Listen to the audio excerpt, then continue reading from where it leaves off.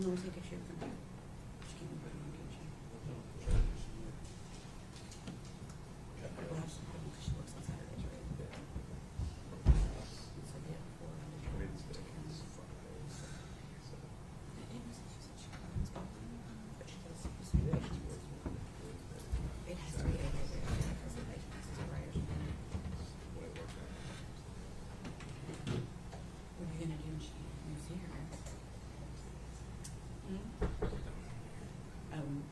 Art C was gonna.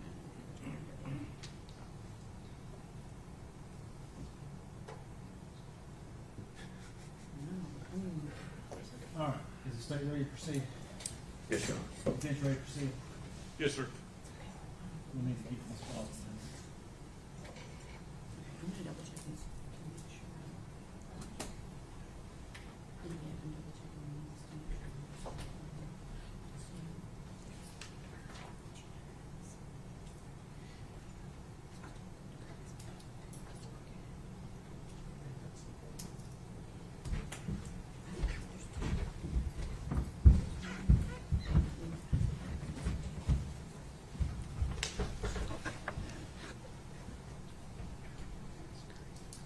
All right. Just need to get, Agent Fraley, I think we were just beginning cross-examination, especially like the Yes, sir.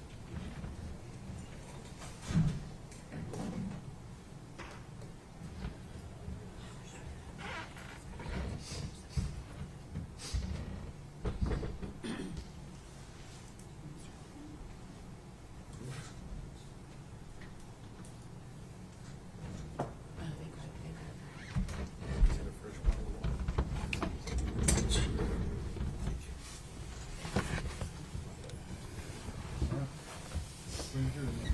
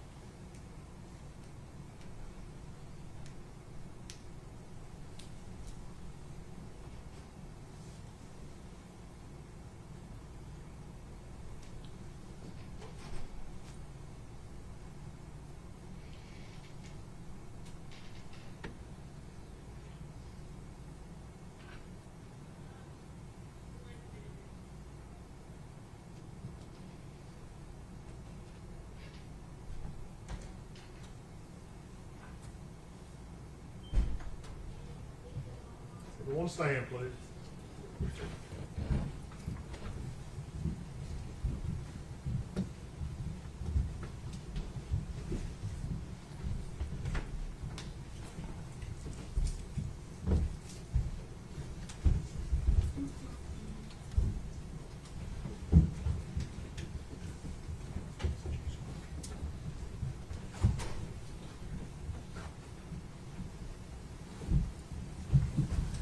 You may be seated, thank you. Good morning, ladies and gentlemen. I gave you certain admonitions yesterday before you left for the day. Does any juror have anything to report? If you do, raise your right hand. Does the record reflect that none of the jurors have raised their right hand? I believe we were beginning cross-examination. Mr. Scott? Yes, sir. Yeah. Good morning, Mr. Fraley. How are you? Good morning, sir. Fine, thank you. I want to start where General Harper left off yesterday. Okay. You were asked, you conducted an interview of Megan on February the 25th of 2000. Yes, sir. Myself and Detective Licklider from the Sheriff's Department. And in that interview, you talked with her about the child being dead Yes, sir. and some other things. Yes, sir. Judge, this time would ask to show that video.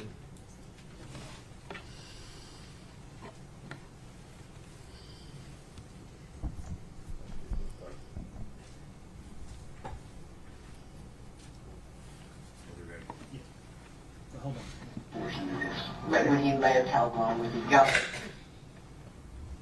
No. Oh, not day you went. You know this, okay. You know this. For sure, but I This is the last day. places. If you If I had, tell you, I think you will look. and we'll work it out. Yeah, but don't We leave need me to on, bring her home, man. don't leave us on like This is going too long. Okay, this is for your baby. This is to give her the proper Where's attention. she at? There's only two places I can think of where she would be. Where's she She at? said they put her somewhere closer. I think she's somewhere at Dad's or at his house. Okay, his house? Maybe somewhere like, you know, that like the dog store. I think she's either there or she's somewhere at Dad's. And she's somewhere close. Underneath the docket hunters. I don't know if she's underneath there. I'm just, Is that what you're trying to tell me? I'm not putting words in your mouth. that is just my theory. She has to be No, more we're, places. no, I don't want to go. We're not looking at theories, honey. You You need to bring her She home. said, he said that she was somewhere close. So there are two places I can think that he would take her. You were honest with you. Okay, but you know this part. I don't know for sure. I'm trying to help you all. I swear I am at this point in time. This is the ending. Okay? Let's bring her home Let's today. bring her home. There's a bunch of places I think that he would even have time to take her. She wasn't going very long. Well, regardless of time, there has to be a reason that you would know that. Okay? Because that He said is she was somewhere close. in that time. There's only X amount of places she could be. Okay? But you're specifically narrowing down those two places. Right? You know. He said she was somewhere close. Help me with this, Megan. When he took her out with the driver, how was she dressed? You know that picture I have of her? She said her old penguin suit. Does she's in the penguin suit? Is she wrapped up in her blanket? She was wrapped up in Did you give her to him? Peter You picked her up, where was she? on the bed. I held her for hours because I didn't want to let her go. And that's okay. We need to bring her home. Okay? We need to bring her home today. Just tell us where we can go get her. I don't know for sure how old you are. I think she's at. Okay, hold on. You held her for hours. Yeah. She was in what? How was she dressed?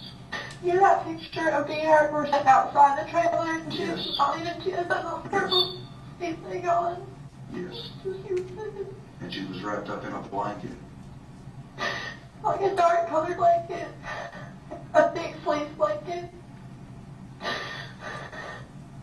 And he took her from you?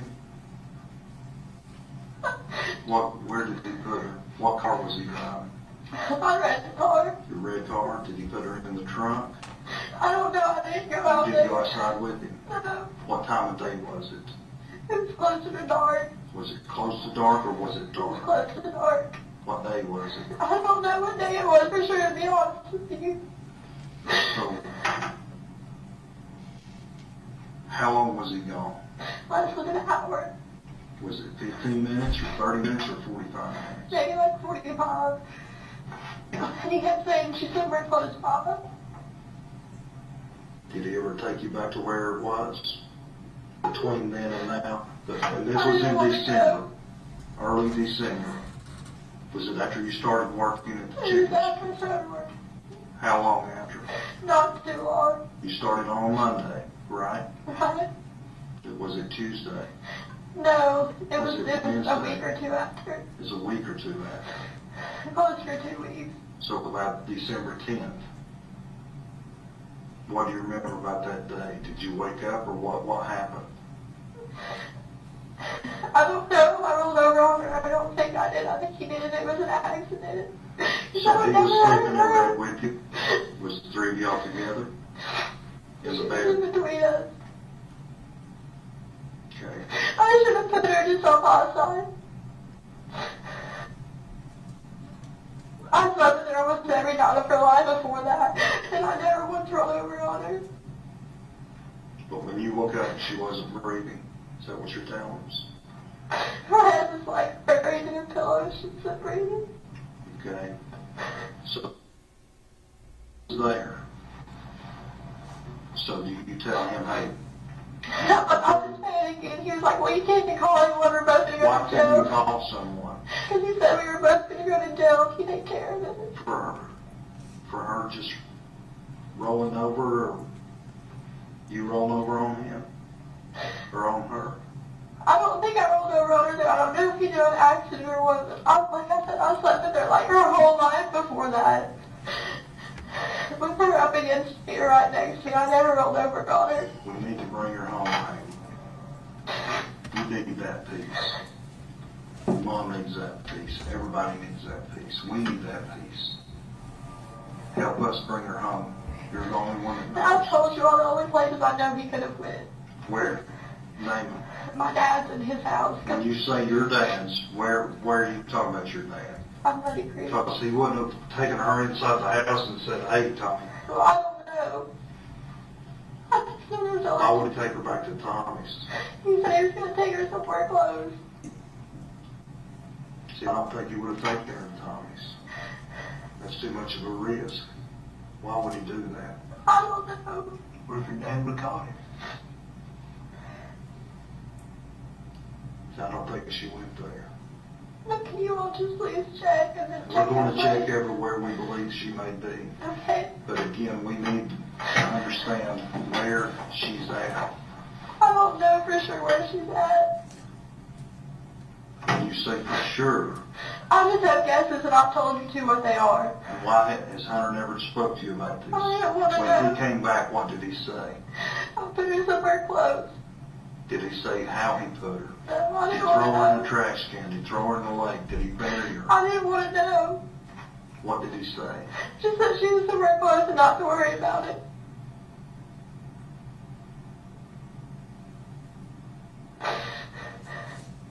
Megan, you lied to us for 6 days now.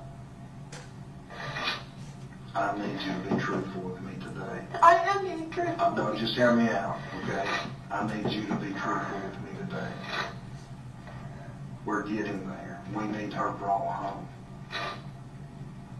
She don't need to be laying out in the woods in the cold anymore. She needs to be buried. She deserves that.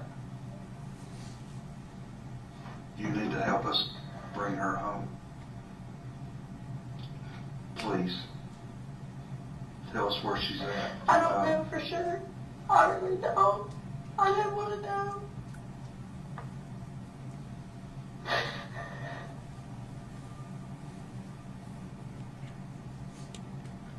I think you do, Maggie. I think you're scared to tell him. I don't. I told you the only two places I think she could be. When you say the boat dock, what do you mean by the boat dock? I don't know if maybe he buried her there or what. Did he mention the boat dock? No, but he said he took her somewhere close and he wasn't gone very long. Did he drive away with her? Was she placed in the trunk? I don't know for sure. You didn't look out the window. No, I didn't want to. Who did you call? Nobody. I was scared to call anybody. Did he call you while he was gone? No. And it was dark. Close to getting dark. It was dark by the time he got back. It was light when he left and dark when he got back.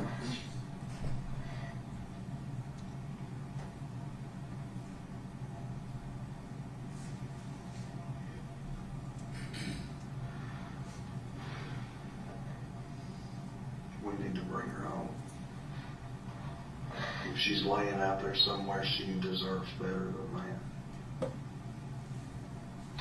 I don't know. I told you the only two places I could think he could take her.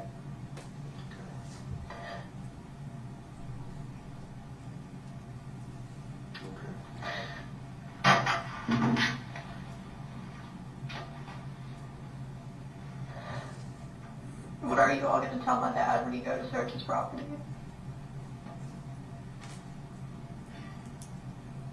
What should we tell him?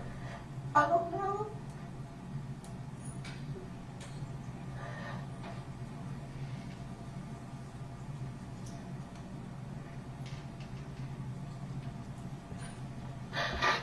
She's buried on that property? I don't know if she is or she isn't. I really don't know. There's the only places I know that he hasn't had time to go to. I think Did that's Hunter take a shovel? No. Did he take a trash bag? Did he carry her out in that blanket, a box, or a box? Y'all put I her in a box. stayed in the bedroom. I just had her wrapped up in a dark colored blanket. How big was this blanket? It was like a normal size, like fleece blanket. So when you say wrapped her up, so you describe that to me. Like, you know, you swaddle a baby. Okay. Like that. So did you leave her face exposed? So it sounds stupid, but I didn't want her to be cold, so I wrapped her up in a blanket. So she was, the whole body was wrapped up. Except for her face. You know how you swaddle a Her face was baby? open. You know how you swaddle a baby? Mhm. So I wrapped her up. I didn't want her to be cold. We don't want her to be cold anyway. She's still out there, and I need to bring her home. And you can help us with that part. There's only 2 places I'm trying to go look for it. I need that. So Hunter's dock, underneath Hunter's dock. Or just around the dog. Okay. I don't think if he did take her to his house, he's not stupid enough to, you know what I mean, just put her somewhere inside the house. Dad owns property right next to that place too. How long did you hold her? For a long time. All day? I didn't want to let her go. How did you know she was dead? Because she wasn't breathing. Her eyes were open. Her eyes were open. She wasn't breathing.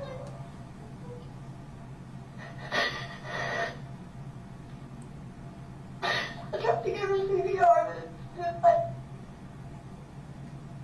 she was already gone. How did you try to give her CPR? Mouth to mouth. What else? That's it. I just held her to lay. She gag or anything while you were trying to give CPR to her? No. How did she feel? What do you mean? Was she cold? No. She's still warm? What about the color? She was still Was she blue? No, not really. What did she look like? Just like her. As the day went on, she got colder, and that's when I threw her in the blanket because I didn't want her to cold.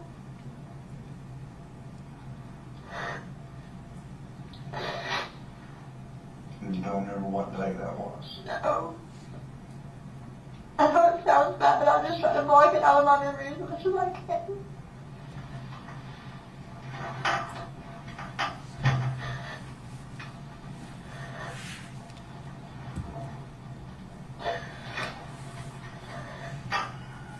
Where would you look at your dad? I don't know if that's a lot of property back through there. Back behind his house? So where does that connect to? Where does the back of his property connect to? I don't know. I don't know. So He you, knows that's what's there, and then that creek is like right up to the asphalt, stuff like that. Is she in one of those asphalt piles? I don't know, I really don't. Is there a lot of asphalt piles on his property? I don't know if there is any or not. So I've not been out there, I don't know, I'm asking. I, Again, that's what I'm trying to do, man. Help us bring her home. She don't deserve another night out there in the cold and alone. She needs to be brought home.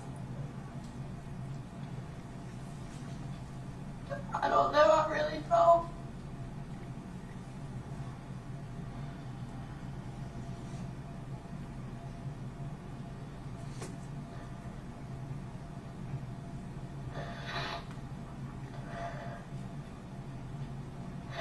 I don't know if he took her in the trash can or not. When he came back, it was gone. I didn't want to ask.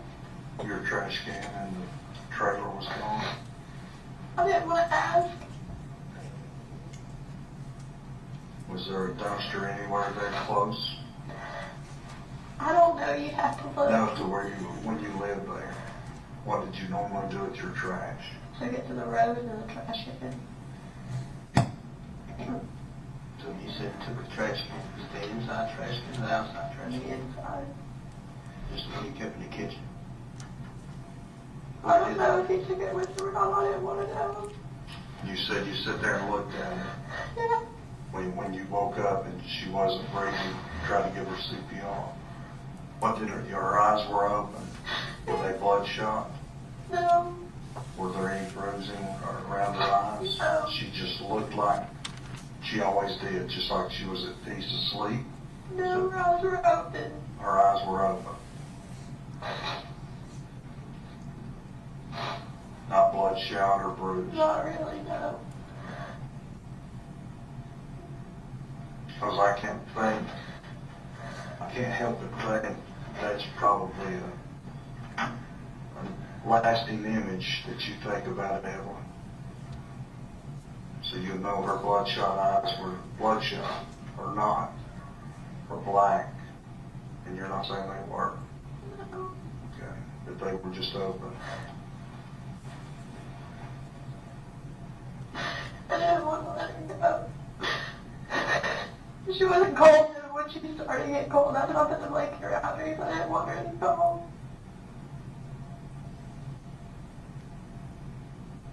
What woke you up? Was she choking or crying No. I just woke or up. kicking? No.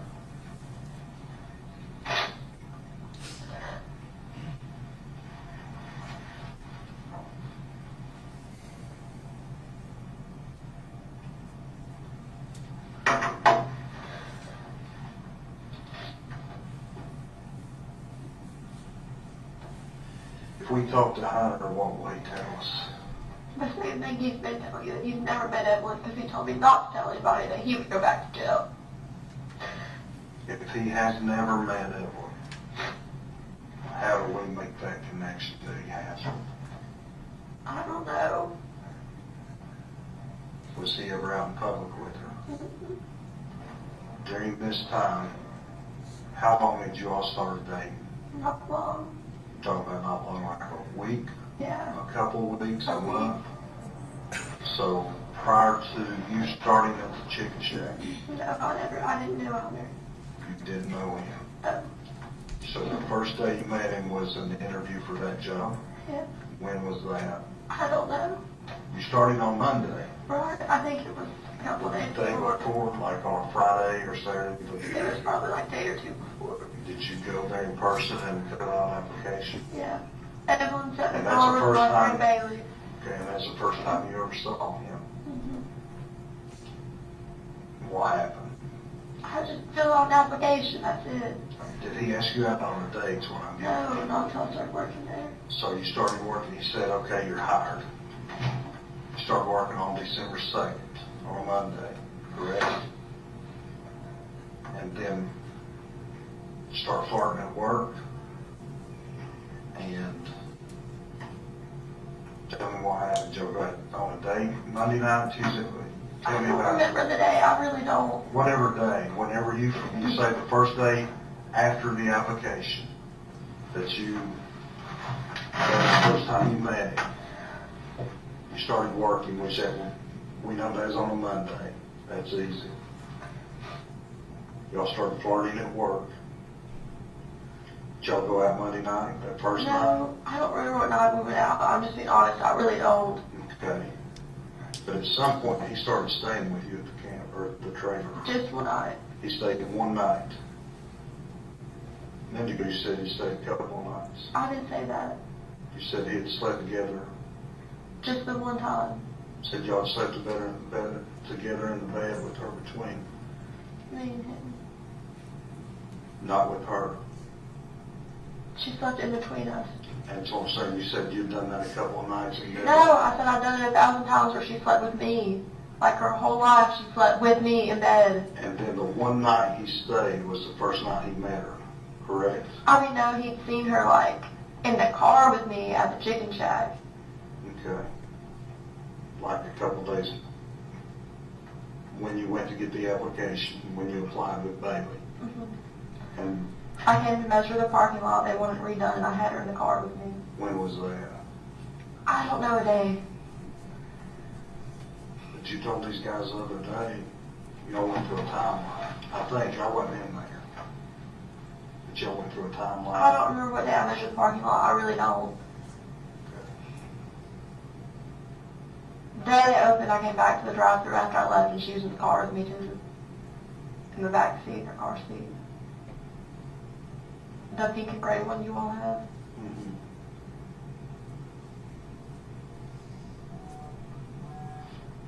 Do you think he took her in that trash can? I don't know, but it was gone. I never wanted to know.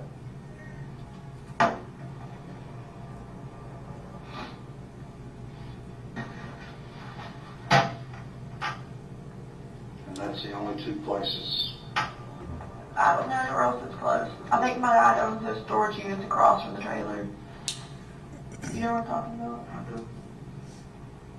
Does Hunter have a storage building rented from him or something there? No, but I mean, Or do you? no, they're abandoned. Where would you put the baby at there? I don't know. You are asking me guesses. I'm giving them to you.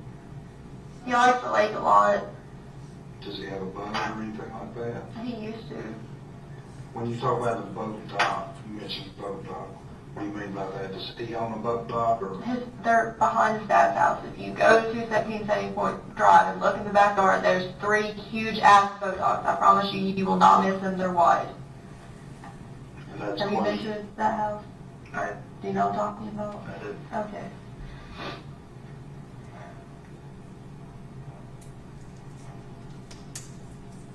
But of those 3 huge ones that you have, which, I don't know. where would you think? I really don't know, to be honest with you. The only thing I think of is maybe put her in the lake or something. Do you think you would walk in from there and walk down to the lake? What do you mean? What do you? There's no water there right now. Well, that's what I'm saying. You would have to walk down the dock and walk to the lake. Well, you can get to the lake not too far from my trailer. Because it was Lakeview Mobile Home Park before my dad. Is there a place you can drive down from there? I really don't know, to be honest. Isn't there like an access, something on Sugar That's Hall? what I'm asking, I don't know. There is. You're talking about the ramp, the new ramp they built down there? There is. You talking about the one on Sugar Hall, or you talking about the one on the Ball Bridge? Just before the bridge. They built a new ramp down there. Oh, I didn't know that. Okay. Which one are you talking about on Sugar Hall? Well, I just passed the one that's the Sugar Hall access part. Okay.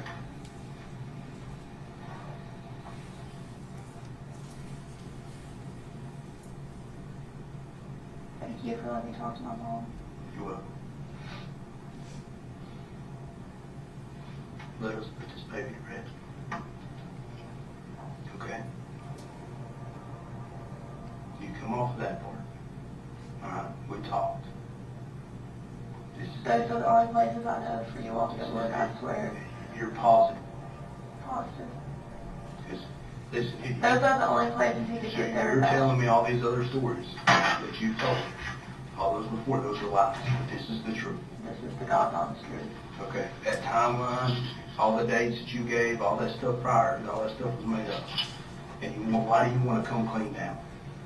What benefit do you have? I don't, but you talk to me. Be honest with me. Is it for me or is it for your baby? For my baby, but you're the one who were like, hey, like, it's been going on long enough, you know what I'm saying? It's time to put an end to it. You have no idea. I told you the only places I think you could have went in that short time frame.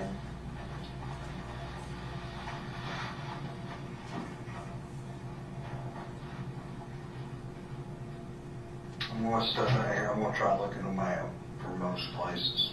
Can you bring me a map and I'll try to mark on it where I think? You agree? All right, I'm gonna grab a chair.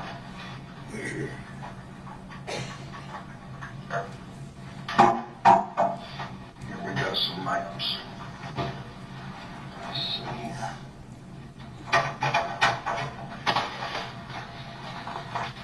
We got that one.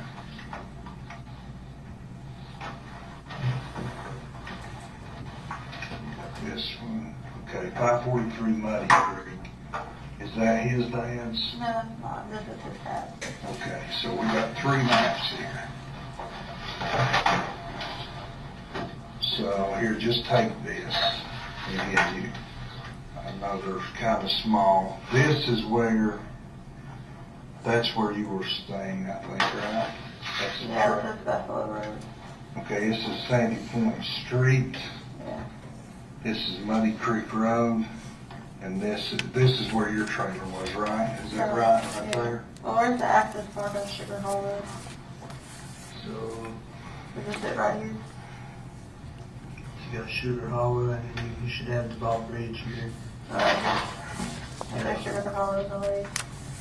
Okay, so right across from here, there's like a storage building, like going back up towards that, whatchamacallit. But you said those are empty, right? Or It's who's on those? I don't know. Okay. I thought my dad might have bought it for You just mark wherever you think, like I said, you'd mentioned that he had just a limited amount of time. Well, those are the only two places I think on this map. Okay, that but we're then you looking. just mark where, This is like the storage unit.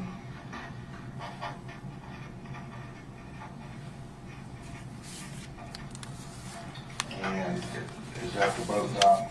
That's an access part of Sugar Where's Hole. his dad's house? Is that here? Yeah.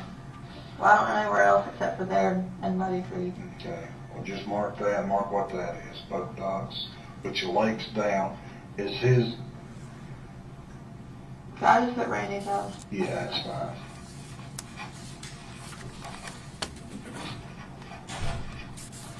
Okay. Anything else you can think of?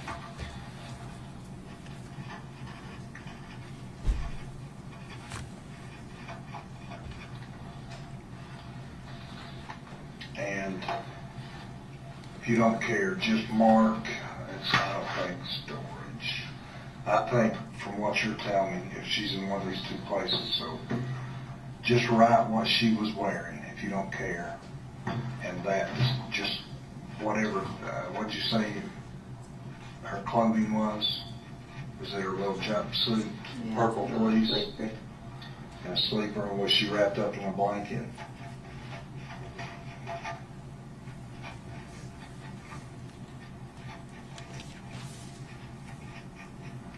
Now those, hey, this might be hard for you. Write down how she was. Her eyes open.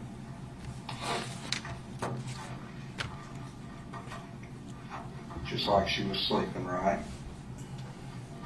No bloodshot, but they were open. She was warm. And all her color was like, she wasn't blue or gray or anything like that, right? Okay. All right. And that would have been 1st of December. Okay, is that right? Like the first week, Second week, probably. second week. And that's December. Anything else you can think of? Anybody else you think Hunter may have told? His best friend, I mean, I'm just asking, you may or may The only not. person I know that he's really close to is his mom. Do you think she knows anything? His mom would defend him like to the end of the earth. Okay. Because I know exactly he's gonna be like, well, I didn't have anything to do with that. He's gonna go back to jail, and his mom will like sit and support him on whatever the hell he says to her. What else he been in jail for? I don't know. Okay, To be honest with you, I don't. okay. All right. Let me go out here. Do you need to leave, or you want to hang out here? What do you want to do? Well, I can't leave. Huh? Why not? I figured you all were going to arrest me after I told you. For what? For withholding information. Why would we arrest you? For withholding information, impeding an investigation. Well, here's how this works, and again, I'm not talking too much, but I need you to understand. Number one, I need you to understand that I'm not going to lie to you about anything, okay? That's not what I'm in the business of doing. I need you to understand, too, that we confer with the DA's office, okay? Before we make any kind of decision like that, that's out of our hands. But I need you to understand that I can help you, okay? You've not helped yourself at all during this whole ordeal. You know that. You're not done. No way in shape or form are you done, Megan. You're smarter than this, than what you've let on. You have lied repeatedly, more times than we. And to be honest, didn't you go on the news last night and say that TBI? Who? Kirsty. You go on the news last night and tell that TBI's not doing our job. You've been up here 100 times. How many TBI agents you see running around? How many Sullivan County investigators you see running around? How many FBI agents you see? We are breaking our backs to bring her home. Then you go out there and do that. That bothers us. But again, we're not in it for anything but to get and bring her home. And you hold the key to that.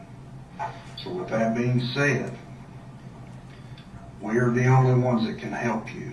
And what I mean by that, and I want you to hear me out, what I mean by that is that when we talk to that DA's office and when they say, hey, what did she, well, they're going to say, hey, because we have talked to them, we know she's lied for 6 days now, 5 days, whatever it is. I haven't seen a, many of us have not seen a full night's sleep in well over a week because of this. But when they go to and say, hey, what did she tell you other than the lies? Because you, how many lies have you told us? How many? Dozens? Just say it. Let me help you. I'm here to help you. How many lies have you told us? A lot. Every day you talk to us, right? I need to go to him, the DA, and say, look, I get it, she lied. She was a scared mother who didn't know what to do. Okay?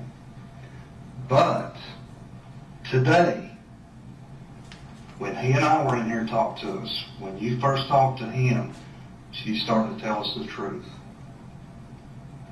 That truth is what's going to be able for me and him to go to the DA and say, hey, we know she told all these lies. She's telling the truth now. We can help her. We'll go to bat for her. And that's what we're willing to do, is to go to bat for her. Regardless of how many lies you told, we can start over right now. And I can go back for you and say, hey, look, she was scared. We just need to bring her home. Hey, you need to help us do that. This is a start. But you should, again, you just need to understand my perspective. You've been lied to before. How did it make you feel? Bad. And that was over probably something trivial. A boyfriend lied to you about going out with a girl or something like that. We're trying to bring her home.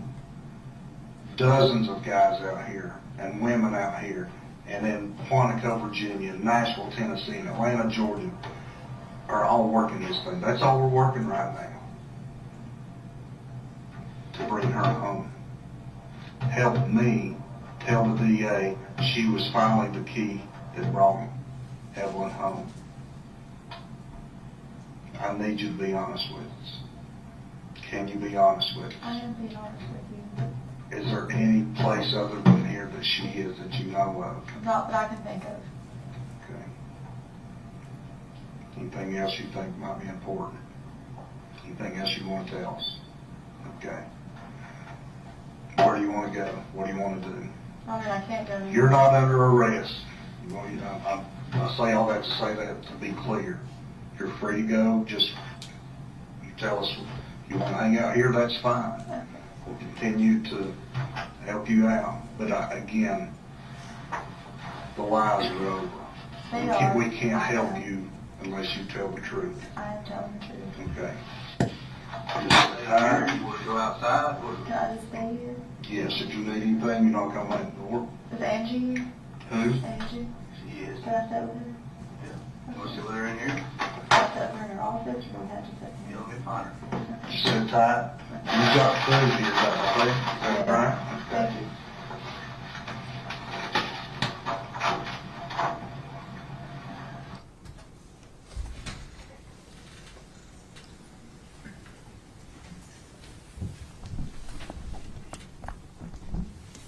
Agent Fraley, is that a fair and accurate depiction of your interview with Megan Boswell? Yes, sir, it is. Judge, I would move that as the next exhibit.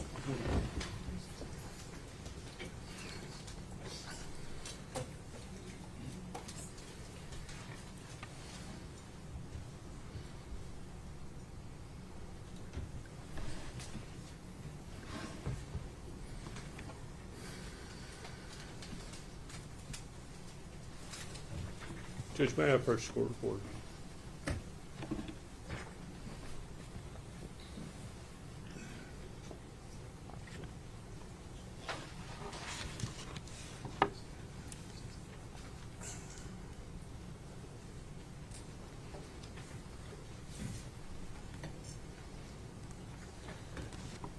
Agent Fraley, I want to, I guess, go back over some of the things she told you. You testified on your direct examination that she had told you she knew the baby was dead, not missing. Correct. Now, I didn't really see that initial thing in the video. Was that somewhere else? I mean, it's obvious from the context of what you all are talking about, but had that happened before that video? Yeah, and in my notes, she'd also talked to other investigators, and that was the first day of the 6 days or whatever day we were on that she told us that she was dead instead of missing. Okay, do you know when did she tell you or did she tell someone else? It was in other interviews, and again, we were all working together. Okay. And it, you know, she'd, like I said, she'd talked with other investigators, but that was the first day.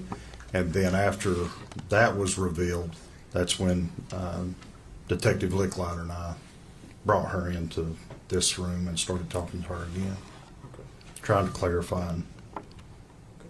Just so we can clarify a few things for the jury, I think it becomes apparent, but there's a lady in a jail uniform as this video starts. Yes, sir. That's Angela Boswell. That's her, Megan's mother. And yes, sir. You all had arranged for her to be brought to the sheriff's department to meet with Megan? Yes, sir. She asked to meet with her, and was able to do that. Okay.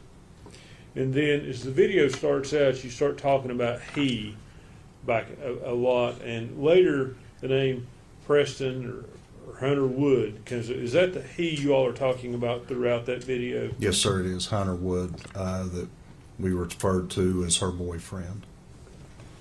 And at some point, I guess the other thing I noticed in the just so that for the jury's context, in the video you all refer to her as Maggie. Yes, sir. Her name's Megan, but she was called Maggie. I think she told us that's what her nickname was from her real name. That's what her family called her. Yes, sir. That's correct. Okay. So she provided you with several locations that she thought the baby could be in. Yes, sir. And one of those was Tommy's property. Yes, sir. Okay. And ultimately, Evelyn was found on Tommy's property. That's correct. Now, this interview occurred on the 25th of February, 2020, correct? That's correct. Okay. When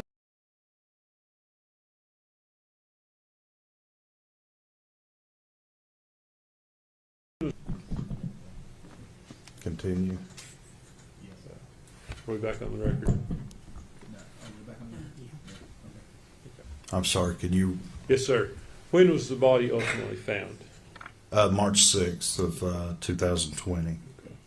Now, there's a conversation between you and Megan about the fact that you're not arresting her that day. Yes, sir. In fact, she was later arrested that night by Mr. Price, was she not?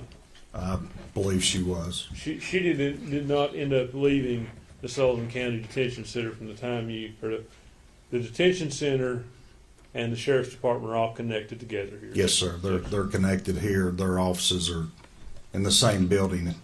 One large building. Yes, connected. sir. So she did not leave there from the time of that interview until she was arrested. I don't think she did.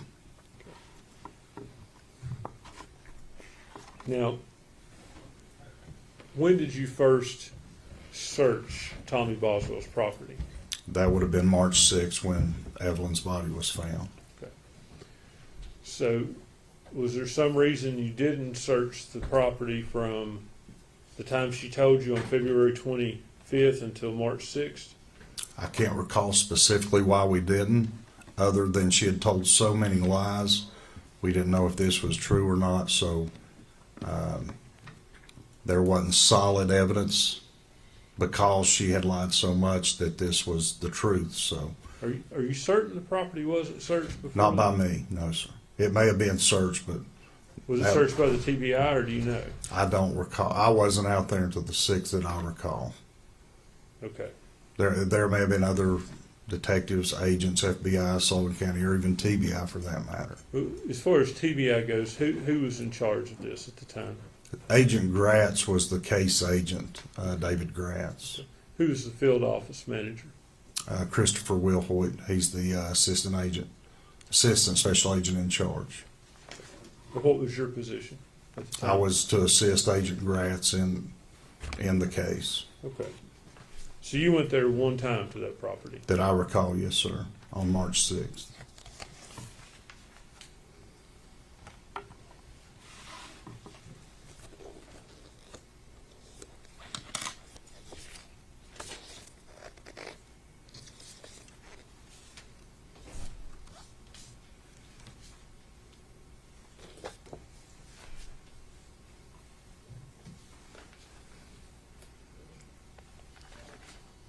I'll be showing you what's been previously admitted as Exhibit 17.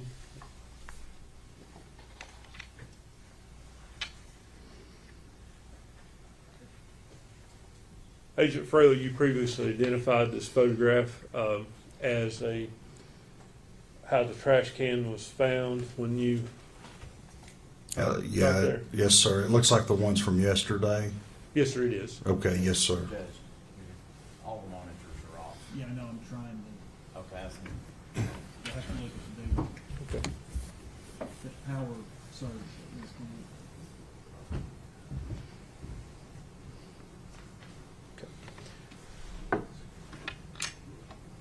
And I believe is this the position the trash can was in when you found it? That's representative of, like I said, once the door was open, on how the trash can and the bags were there. When you say it's representative, was the trash can moved and put back in place, or is that exactly how it was? In this particular picture, I think that my best recollection is that's how it was. It wasn't. At some point in time, I did remove these and we stopped because of the weight of the trash can, believing that Evelyn might be in that trash can. But like I said, my best recollection is that was the way it was when the door was open and we first saw that. Okay. At some point after picking the trash can up, was it placed back in the same position for more photos? I believe, yes, sir, it was. Okay, so some of the photos we saw yesterday, the trash can was not exactly as you found it. It was to the best of your ability to put it back. Is that fair? Yes, and this probably, well, I don't want to probably, but yes, that is correct. It was moved and then replaced. And then, like I said yesterday, we stopped and made some phone calls after we confirmed or believed that to be Evelyn's body. And the trash bag, the black trash bag, that's ultimately where Evelyn's body is found. Underneath, it looks like, yes, there was a black trash bag on top of the one that's in there. Where did you find the body? And what I mean by that is, did you find the body in the trash can after you had removed it? They're giving you a pointer, Oh, so if you okay. need that. After you had Thank you. removed the trash can from the building, or were you still in the building when you found the body? Best I can remember, sir, was, like I said, we opened that door and we saw those items. Now we had the knowledge of, she had said that there was maybe to look for a trash can. So that alerted us. Red flag went off, if you will. That time I think I removed some items on top of that and maybe moved the can, but like I said, once I felt the can, it had some significant weight to it, more so than a regular trash can has household trash in it. Removed some items off the top of that, and then that's when I first saw the leg of Evelyn's body. Like I said, may have replaced it or resituated best I can, stopped what we were doing, and made the appropriate phone calls. So you say you replaced it. Set it back, yes, close Set, to it. set the trash can back in. Did you set the stuff back in the trash can that was on top of the body? I don't recall putting those items back on top. I think once those items were removed, and some of the items I remember specifically, there was a bread bag, an empty bread bag that was in that top portion of the trash, and I recall it having a September 2019 expiration date, which again alerted or alerted us that, hey, this wasn't there like the rest of that stuff I testified to was obvious to me. It had been there for years. And now you had these couple bags of trash in this can that looked out of place or looked more recent.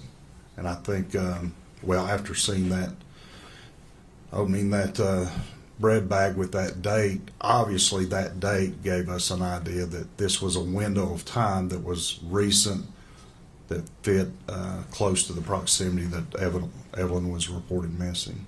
Okay. So the black trash bag in Exhibit 17, it appears to be pressed down in the trash can. Is Yes, that sir. correct? Yes, sir. So at some point you took it out of the trash can. Yes, sir. That was, as I best recall, that was the first thing removed from that can.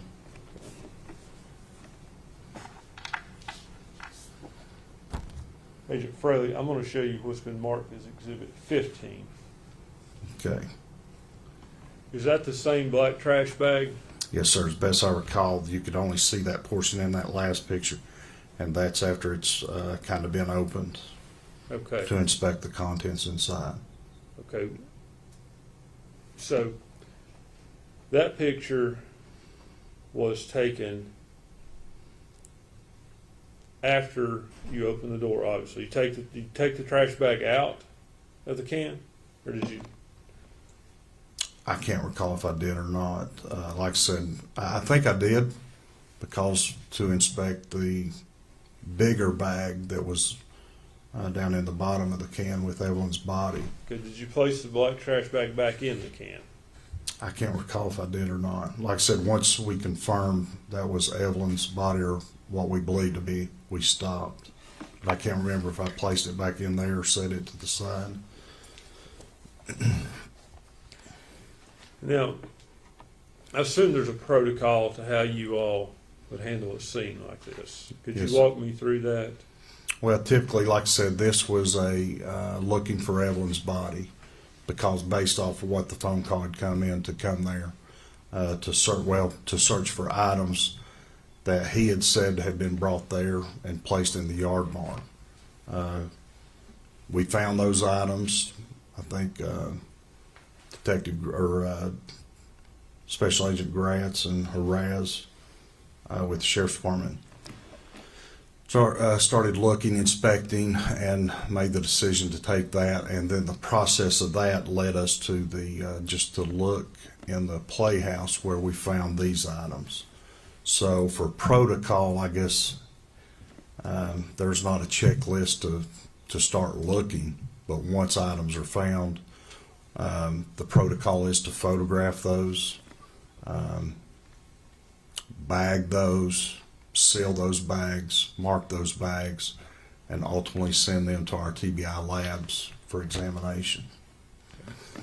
And I assume the protocol would be not to contaminate other pieces of evidence there. You want to keep everything as separate as possible. As best we can. You described a situation where you all placed her body on a clean body bag. Yes, sir. And I think you said y'all put wax paper on the porch prior to doing I that. think it was like butcher paper, this rolled butcher paper, then the body bag on top of that, and then as we were removing the contents of the trash can, it was onto the body bag. The black bag, when you inspected it, anything significant in it? Like I said, the only thing that sticks out is that bread bag with the date. Kind of, like I said, that other stuff had been there for years, it appeared to me, and the others. And this appeared to be recent, and that date on that bag, I recall. Okay. If I could approach the court reporter, Judge.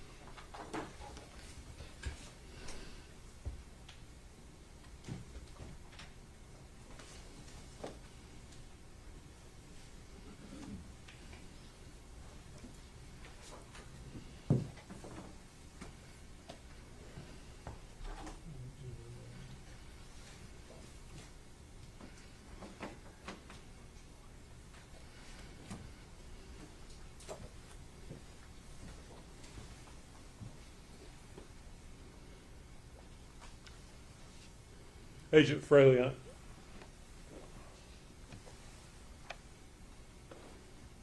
I'm showing you what's been marked as Exhibit 11. You recognize that? That looks like, yeah, that's one of the pictures introduced yesterday. Okay. What does- That's the playhouse with the door open, showing the trash can inside the doorway.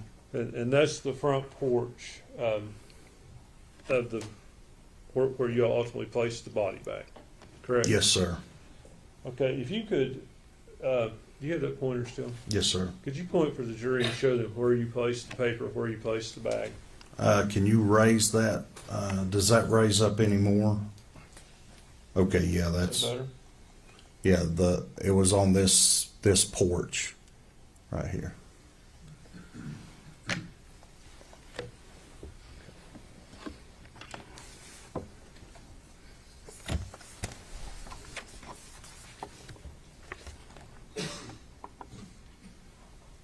And take that one down. Actually, if we could go back to that for just a minute. Okay. Over here on the side, can you see what looks to be like is wire? This right here? Yes. Yes.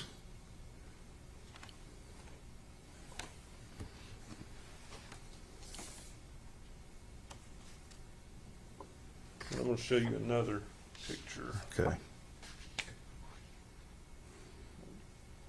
Does that appear to be the same wire? Yes, sir. Okay, and that appears to be an accurate representation of the porch at some point during that night. Yes, sir. We'd move this as the next exhibit, Judge. Any objection? No objection. 46.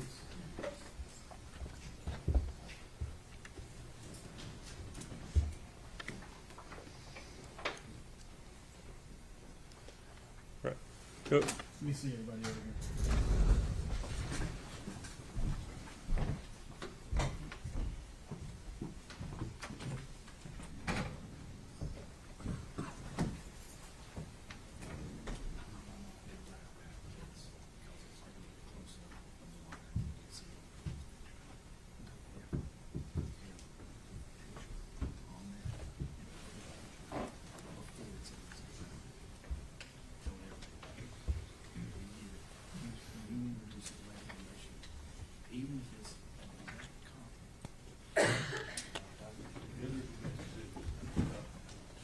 Let's do it again.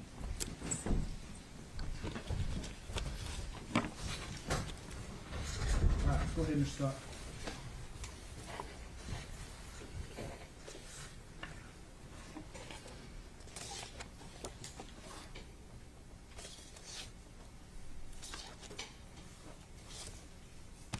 Agent Fraley, I'm going to show you what's been marked as Exhibit 21. Yes, sir.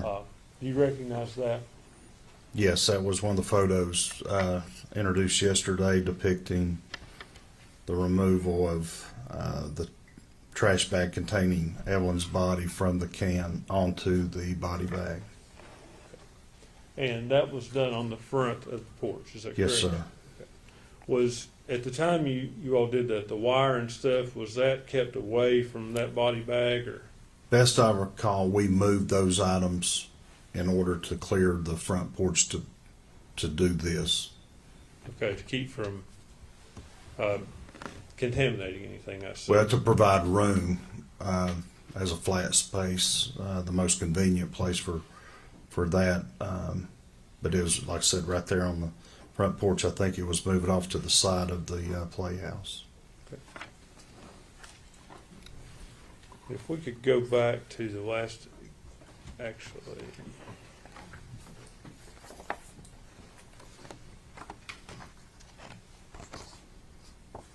We'll put back up Exhibit 46.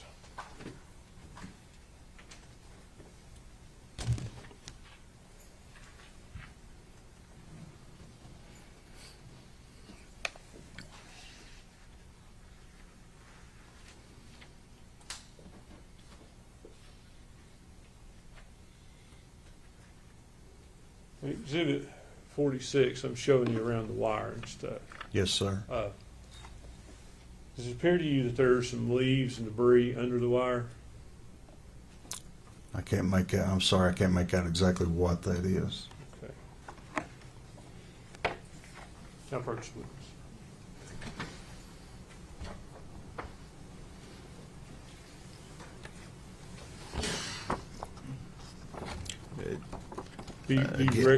Do you recognize what that is? Like I said, that's a little clearer picture. That's not. What is that a picture of? It looks to be a portion of that picture. Sorry. Is it up in this portion here? That area, is that a zoomed in of Yes, sir. that area? Yes, sir. Yeah, there's, that's a little clear. Okay, do you recognize that picture that you have in front of you? Yes, sir. Like I said, it looks to be the middle portion of that. And it's a little clear now that it does appear leaves, maybe some grass or hay or something there underneath that wire in this area. Okay. And also, it appears maybe 2 insect pupae right there. If I may, I would ask that the picture is identified with the next exhibit. You object? No, no, 47.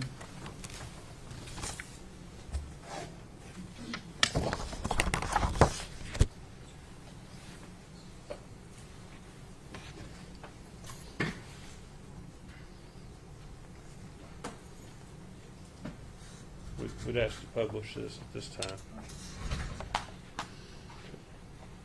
Agent Fraley, is that a better Yes, sir. picture for you to Yes, describe sir. to the jury? It is. I believe you said you saw some leaves. Yes, sir. It looks like maybe right there. Uh-huh. And that might, that area right there is what I said looked like grass or hay, possibly. Okay. And then, I'm sorry, Oh, those go two right there is what it said looked like insect. Okay, you described those as pupae. Yes, that's, You talked about pupae yesterday. What's pupae? it's just where an insect, once an egg is formed, it's formed as larva. In the middle of that stage before it fully develops into an adult, that's the stage of that. Okay, so the egg would be laid and then it forms into, is that what you're saying? That's correct. Yes, sir. Okay. That pupae, do they move on their own?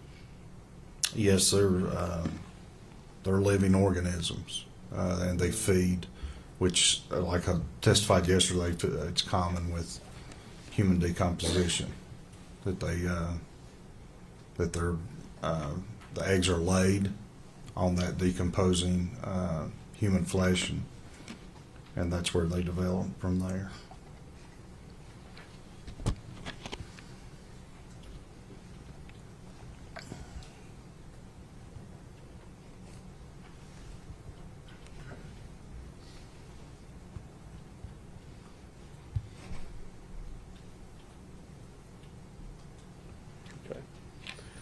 You say they're living organisms, but in fact, a pupae is an insect in its inactive, immature form between larva and adult.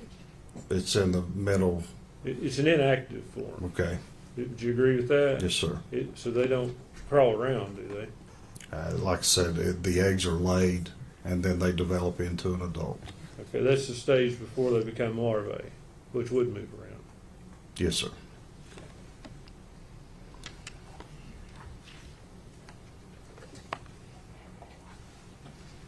Let me ask you about the so when you found the body in the trash can,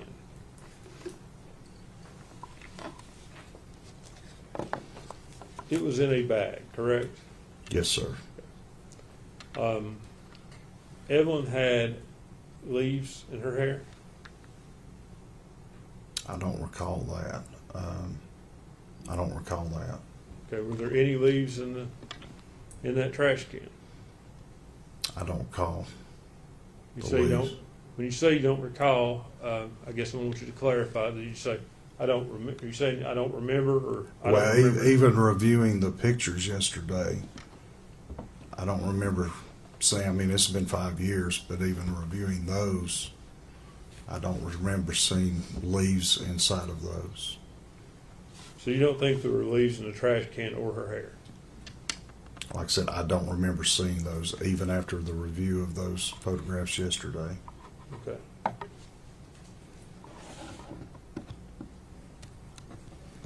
I want to talk about the body.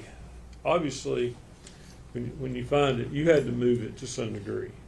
Yes, sir. I mean, you would have done your best to have placed it back in the, you moved it out of the trash can and then placed it back like it was, I'm assuming. No, sir. Okay, tell me what you did. Are you talking about removing the body and then putting it back in? Yes. No, sir. Okay, That's incorrect. okay, tell No, me. once we went into the playhouse, opened that door, saw what we saw, the trash can, the 2 bags that, like I said, were obvious to us that they didn't match everything else in that playhouse. It was, and then confirming, like I said, with the information that Megan had provided to us, that the trash can was in play.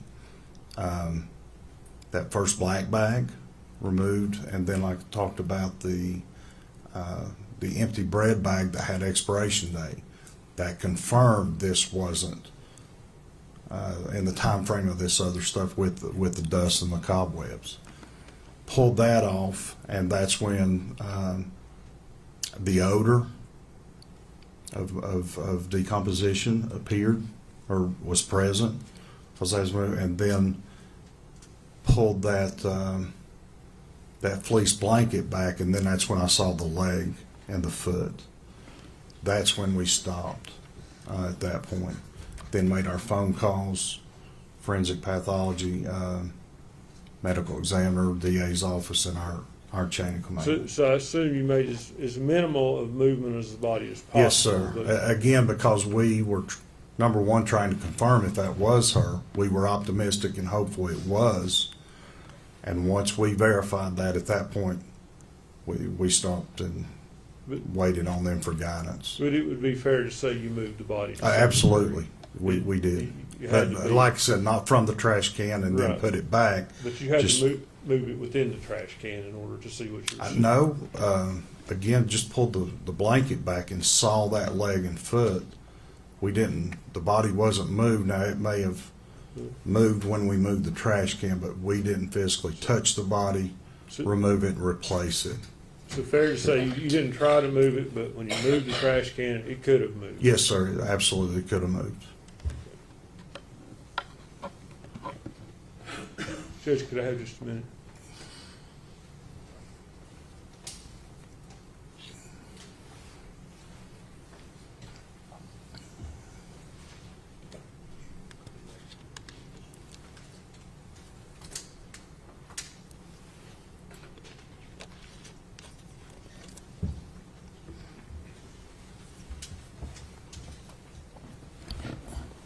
Did you collect any evidence there yourself? I know, and what I'm saying is typically, at least for the jury, I'll explain the question. I know you know what I'm asking you, but typically a lot of law enforcement people are there. One person may collect this, one person may collect that. Did you collect any of the evidence there? I recall when we first got there and we were in that yard barn where all that evidence was. I think Gratz wanted, Special Agent David Gratz wanted all of that taken. I think I assisted in that.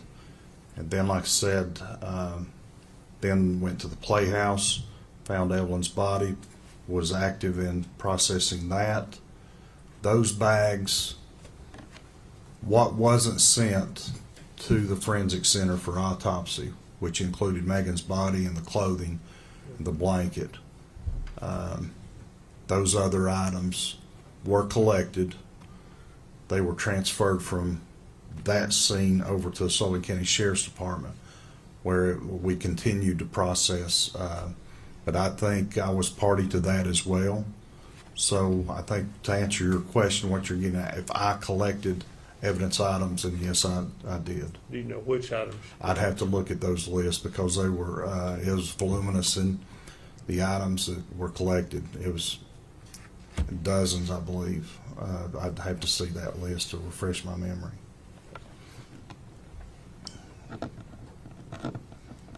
Because that's all the questions I have for Agent Fraley. Thank you. Yes, sir. Thank you. Redirect.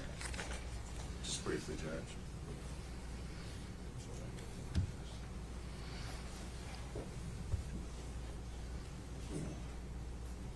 Agent Fraley, Mr. Scott asked you some questions about the moving of the body after you located it in the trash can. When you first saw the trash can and the black bag that was in there, how would you describe them as far as where they were positioned in the trash can? Like I said, trash can, as we've seen in these photographs, the black bag was on top. Then you see it kind of opened. That's where the bread bag was. After that was removed, then was the white trash bag. After that is opened, then the next thing visible was the gray and white fleece blanket. Pulled that back, and that's when I first saw the legs. So, if that answers your question. Well, let me ask you this. I mean, was the black trash bag just sitting on the top, or had it been pushed down inside, or did you have to, in other words, did you have to pull it out of I pulled it out, yes, sir. Okay. And the white trash bag, again, was it pushed down in there, or did you? Yes, it was compressed almost to a degree of compression that it created like a vacuum coming out when we removed the bag from the can. Okay, so it wasn't just gently placed No, on top no, of it? absolutely not. All right. And to the extent that you have already testified, you did not in any way, once you located the body in the trash can, manipulate it, pull it out. You didn't pull the trash bag up to look and see what else was in there. You all didn't do anything else with that until the medical examiner arrived. No, like I said, we stopped, and even once it was removed, it was a gentle process where it was removing the bag containing the body, tilting that can onto the body bag on the. Thank you, Agent Fraley. That's all I have, Judge. Thank you, John. I'll recross any questions. The trash can, you all moved it outside of the building before the medical examiner got there? I can't remember exactly, but that we could have moved that to the front porch to remove that black bag with the bread bag and then placed it back. I can't say 100% if that was done, but it could have been. Thank you. Yes, sir.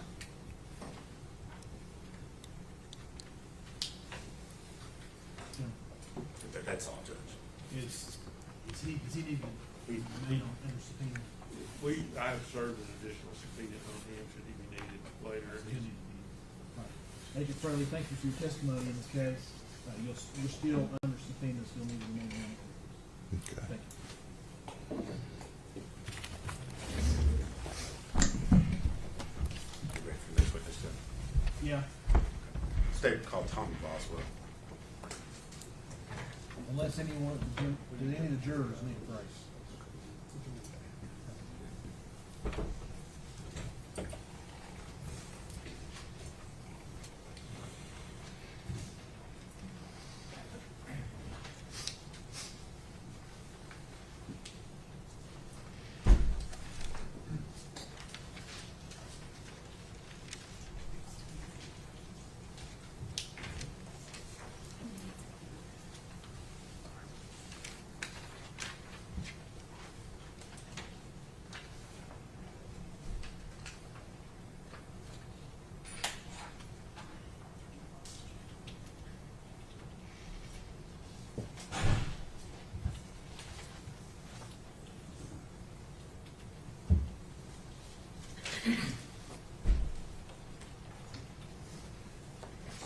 Raise your right hand and be sworn, please. I gotta give you your microphone. Raise your right hand. Yes, sir. State your name. Tommy Boswell, Sr. Solemnly swear affirm testimony you're about to give me the truth, the whole truth, and nothing but the truth, sir. Yes, sir. Let's see. Speak into the microphone,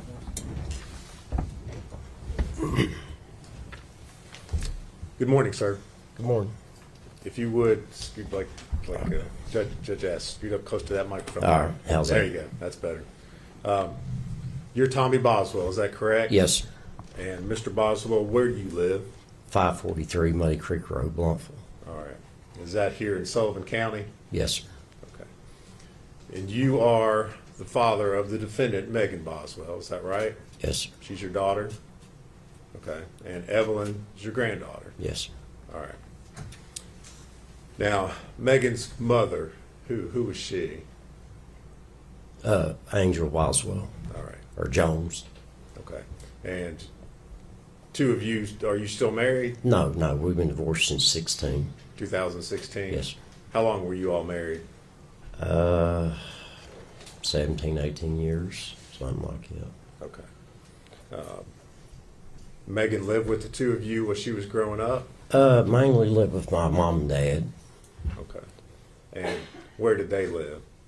Right below me, we lived on the same piece of property. Okay. There on Muddy Creek? Yes, sir. Okay. Now, at some point in time, did you have problems with Megan that eventually led to her being placed in foster care? Well, that's her mother's fault for not sending her to school. And she'd come to stay with me. And then she wanted to go stay with her mom. I said, you got school, and we got to go to court Friday. And I said, you don't go to school tomorrow. I said, they will send you off. Well, she went to stay with her mom. Mom didn't send her to school, went to court. State took her. Okay. Now, let's back up a little bit. This was after you and Angel were divorced? Oh, yeah. Okay. All right. How old was Megan when all this took place? The divorce, or which part? When Megan went into foster care? I think she's about 17. Okay. She in high school? Yes, sir. Okay. Now, while Megan was in foster care, were you aware that she had a child? Yeah. Okay. And who was that child? That was Evelyn, my granddaughter. All right. Do you remember when she was born? I'm so nervous today, I couldn't tell you the date. All right. Which is November 2018? That's right. Sound yeah. about right? Okay. During this time that she was in foster care, were you working with DCS to get her back into your custody? Yes, sir. Yes, sir. I done everything in my power. Okay. What sorts of things were they having you do? I'd meet the foster care parents on different weekends. We went to church events, different things like that, and then they finally let me get her on the weekends, and then she'd come over and stay. All right. And she have Evelyn during this time with her? No, Evelyn wasn't born then. Okay. Did you do that after Evelyn was born? Yeah. Okay. Because Evelyn was born while she was in foster Foster care, care, right? yeah. Okay. Now, at some point in time, did Megan or Maggie come back to live with you? Yes, sir. Okay. Do you remember when that was? I don't remember the exact dates. Okay. But it was after Evelyn was born. All right. Okay. So Evelyn's born in November 2018. Yes, sir. So it was some point in time after that? I can't remember exactly the dates, but she was real little whenever they come back. All right. And that's to your, when you say she came back, was that to your house there at Muddy Creek? Muddy Creek, yeah. Okay. Megan and Evelyn come Okay. back to my place. So they were both living there with you. Who else was in the household at the time? I had my little daughter and my son, and then my soon-to-be ex-wife was there. Okay. And she had her little boy part-time. All right. When you say soon-to-be ex-wife, that's someone different than Angel, correct? Yes, this is Ashley. Ashley. And when you say Ashley, what's her last Rosenbaum. name? Ashley Rosenbaum. Okay. Were the two of you married at that time or dating? No, not at that time. We were engaged. Okay. All right. When Megan came back to live with you, was she working? Did you help her out? How did she support herself? I supported her. Okay. I supported her when she was with them people. All right. Bought her whatever she needed and give her money and stuff. Okay. Well, tell the jury, because we don't know. What sorts of things did you do to help her out? I give her money. She had my credit card number. She'd get stuff on it. I mean, if she needed anything, the baby needed anything, I seen to it that they had it. Okay. We heard some information that came out earlier today about Megan having a car. Did you have anything to do with that? I bought her a brand new car, paid cash for it, get $20,000 cash for it, and her the title to it. Did you help out with expenses for taking care of Evelyn Yes, sir. while she was living there? Yeah, I bought everything while she was there. Okay. Bought diaper genies, just whatever baby needed. Okay. So how long did Megan and Evelyn end up staying there at the house with you? I don't know exactly. I don't want to lie to you. Just a few months. It wasn't that long. Okay, just a few months? Yeah. Well, what happened that caused her not to be living with you anymore?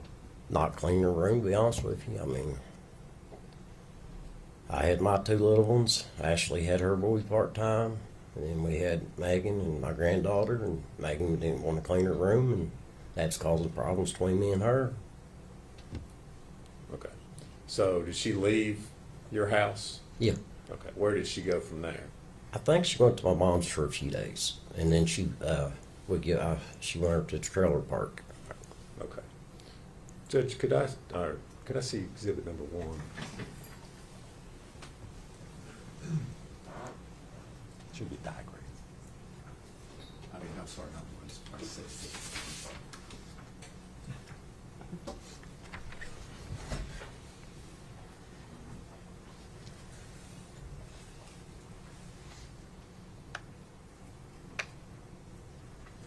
Mr. Boswell, I'm going to show you what's been admitted as exhibit number 6. Do you see that on the screen in front of you? Yes, sir.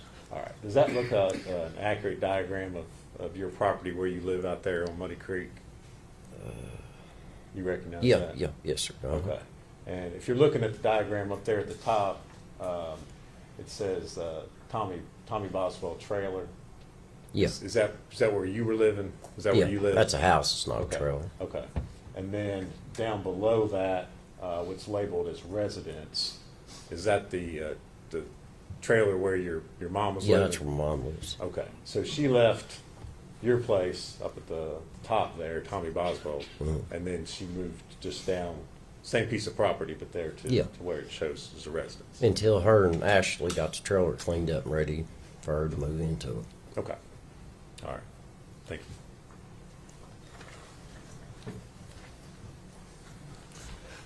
Now, do you know how long she lived there at your mom's residence?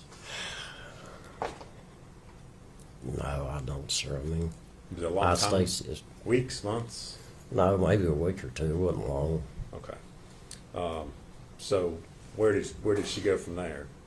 To the trailer. Okay. When you say Trailer park. okay, did you or your son, family members own a trailer park? Yeah. You're referring to it as a trailer park, Yeah. but we don't know what that is. Yeah, we owned a trailer park and we gave her a trailer. Okay. Where was this trailer park located? I can't even think the name of that road. Is it here in Sullivan County? Yeah, it's here in Sullivan County. It's Sugar. I can't even think the name of that road, sir. Did you say Sugar? I think it's Sugar or something. Is it Sugar Holler? Sugar Hollow. Okay. Is that the name of it? Okay. Well, I can't answer that.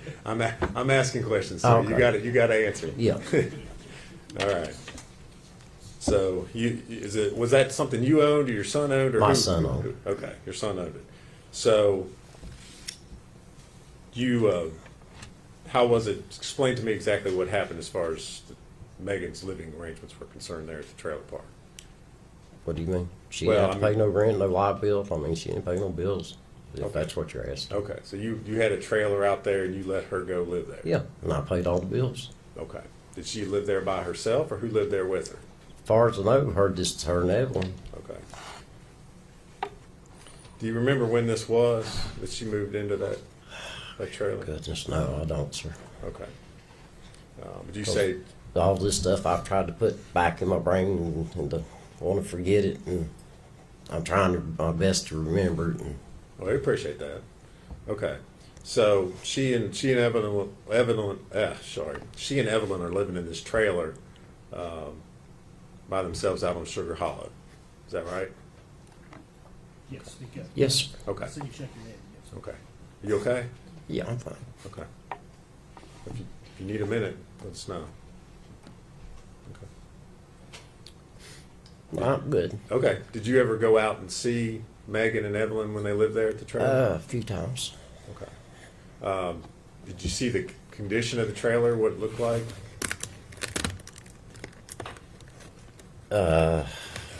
Most of the time I'd stay outside. She'd come outside to be pretty because I'd look around, pick up garbage and stuff. Okay. So you But a couple times I went in, but not that much. Okay.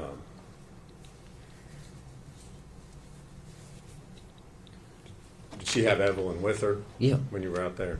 Okay. So did there come a point in time at which you realized Megan was no longer living there in the trailer? Yeah. Okay. Do you remember when that was? Nah, I don't remember the dates. Did you do something as a result of the fact that Megan was no longer? Oh, living yeah, there? I told her, I said, if you're not going to live there, I said, you need to let it snow. I said, we need to rent that. Okay. And did you do something? Yeah, I told her, I said, if you're going to live with Hunter, I said, you need to move your stuff out. Okay. And did she do that? Yeah. Okay. Did you have to clean it out or do anything to it before you could re-rent the trailer? Babe's a guy worked with us. He took care of the park, as you say. He got free rent, and he cleaned it up and done stuff like that and mowed. And Okay. Well, do you remember what the condition of the trailer was when Megan moved out? it was pretty dirty. Okay. Did he have to do anything, or did you have to pay to have anything done to the trailer to be able to re-rent it? Oh, yeah. And what was that? Just cleaned all the furniture and stuff out and cleaned it up, and they had to replace some of the floor, which was bad. Okay. Did Megan leave anything behind in the trailer, or do you know? Did she take her? Well, let me ask it this way: did she take all her stuff with her? I didn't go through the trailer. Okay. This So- guy that you hired. Hired, he did, and I told him, I said, whatever's left, she said she didn't want, and I said, there's a truck there, load it in the truck, take it to landfill. That's what we done. Whoever moved out, we clean them out. That's what we do. Okay. So you loaded up a bunch of stuff in a truck and hauled it off, or had this guy do that? Yeah. All right. Do you know where Megan was staying? You said that she was no longer living She's in the supposed to have been trailer. living with Hunter. Okay. Was that Hunter Wood? Yes, sir. All right. Was that, as far as you know, was that her boyfriend at the Yeah, time? yeah. Okay. Had you met Hunter? Not at that time, I don't think. Okay. Do you remember when the first time that you met Hunter was? Goodness.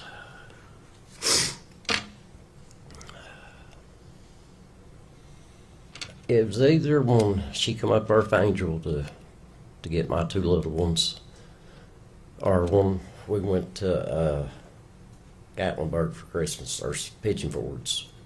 Okay.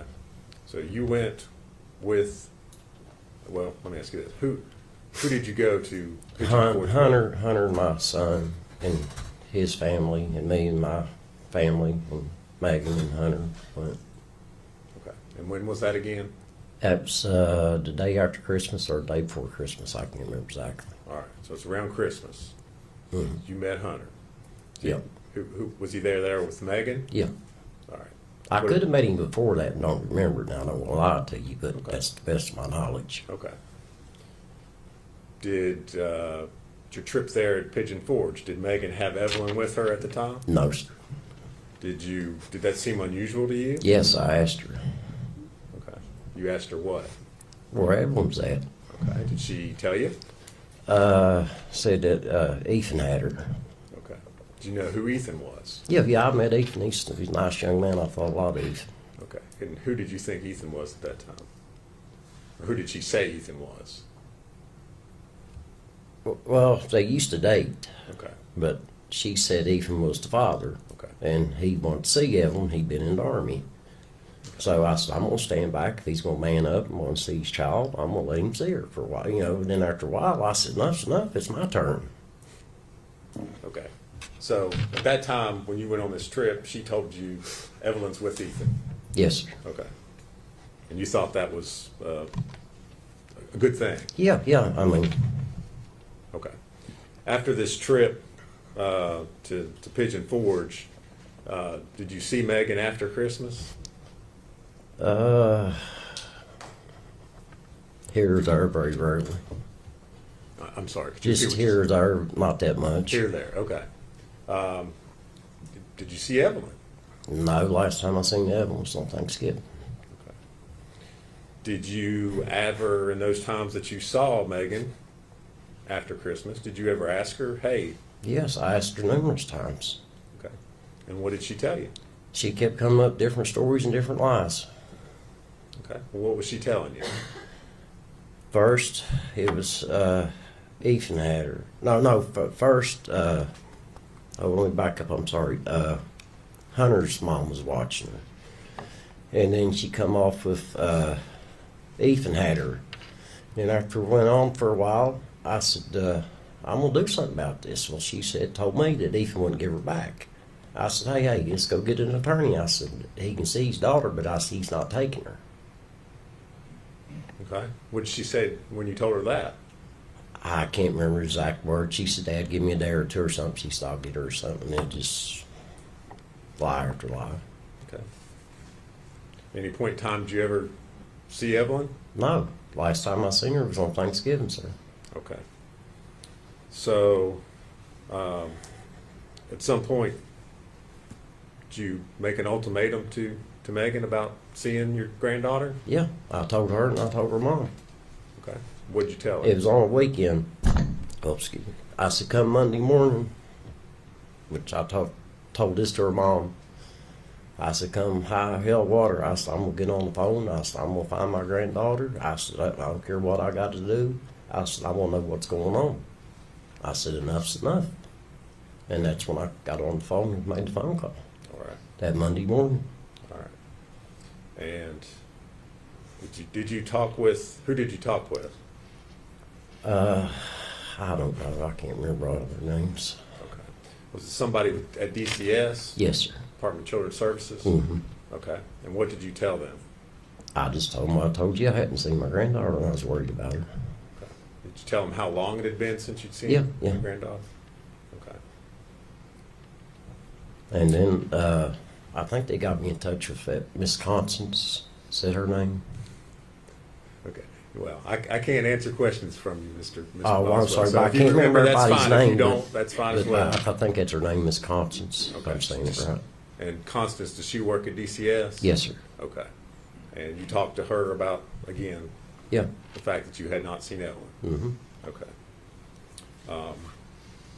What happened after you made this report to the Department of Children's Services? It wasn't long. Detectives was up there, best Okay. I can remember. All right. So after you report it, then you start meeting law enforcement officers Yes, to sir. come to talk Uh-huh. to you? Yep. Okay.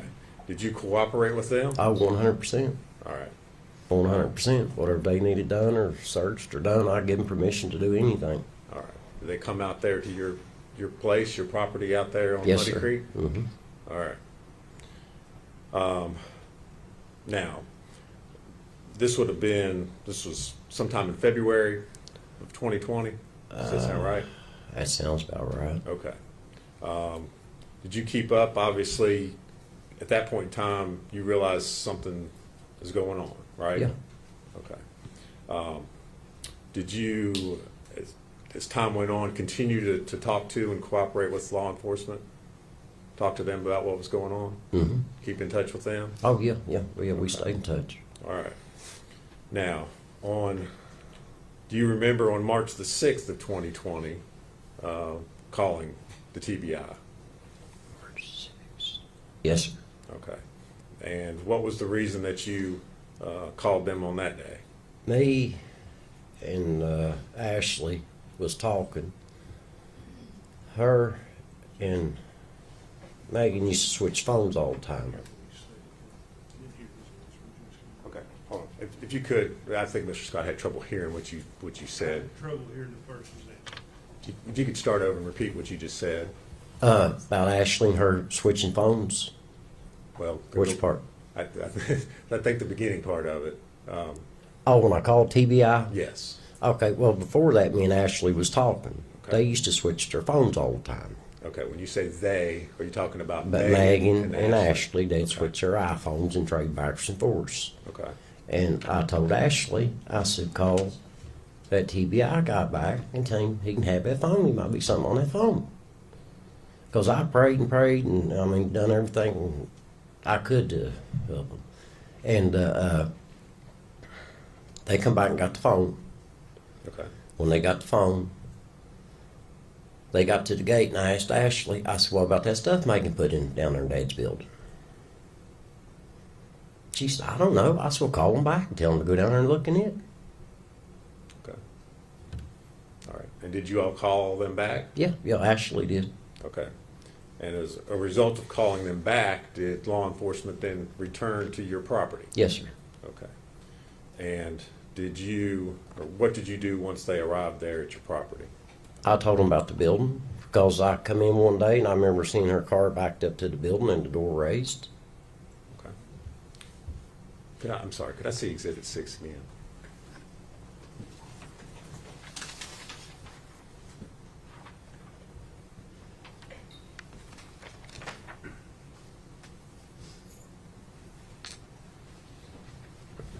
Sorry, Judge. All right. Mr. Boswell, you see Exhibit 6, what's been previously introduced as Exhibit 6 again? Yes, sir. All right.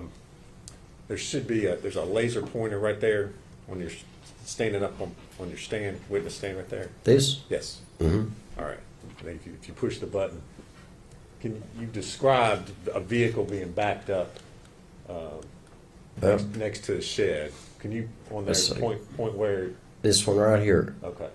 You've indicated on there what's Right there, it's got a roll-up door. All right. That's the one directly below what's listed as residence. Right, yeah. Okay. All right. And so after you showed that to the law enforcement We went officers, down there, I rolled the door up, there's a pile full of stuff, and as I was walking away, I saw there's her playhouse back her dad had built for her. Okay. They said, can we look in that? And I said, do what you need to do. Okay. Let's back up just a second. When you rolled the door up to the shed, Mm-hmm. all right, you saw stuff in there. Just clothes and miscellaneous stuff like All that. right. Had you at any time in the months leading up to that been in that shed at all, or had anybody been in that shed to your knowledge? That one there where her clothes are at, yeah, sometimes we're in and out that one because we got some stuff we keep in there. Okay. All right. So after you look in that building, where do you take law enforcement, or where do you? I showed them where to. Let me show you on the thing. Yes, if you don't care. Let's see. I can't really see it from here. It's right there. Okay.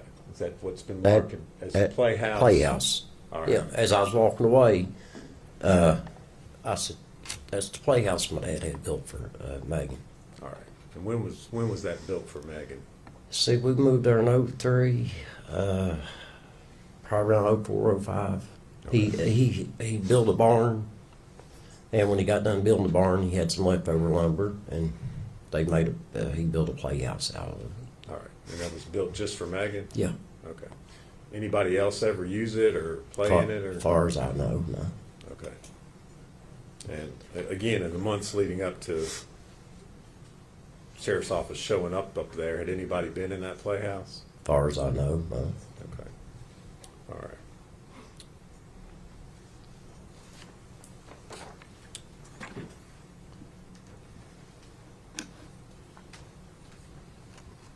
Your property, Mr. Boswell, in order to get onto the property, is there any gates or anything? Yeah, I got a fence and a gate. Okay.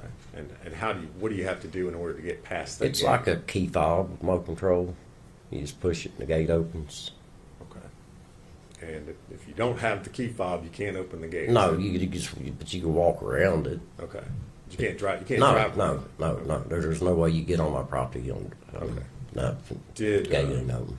did Megan have a key fob? Yes, sir. Okay. So she could get onto the property if she wanted to. Yes, sir. Okay. Did you ever give a key fob to Hunter? No, Okay. Did you ever see Hunter up on your property without Megan? no,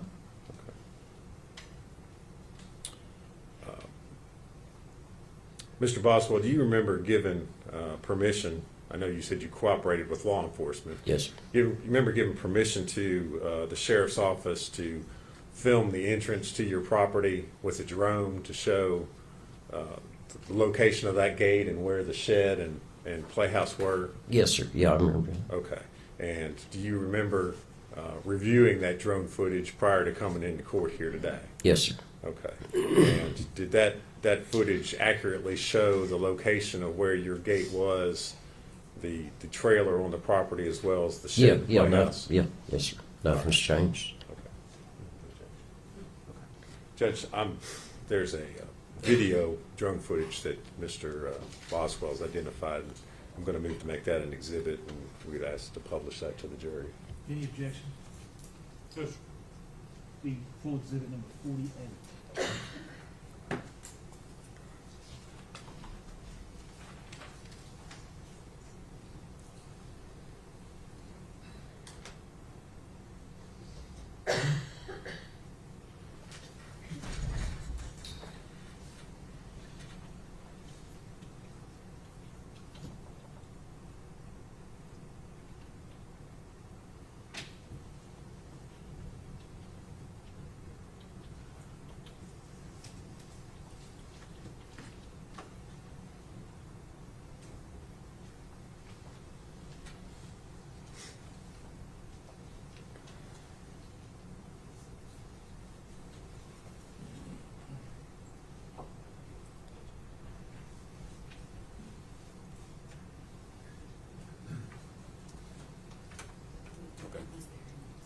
It just went away.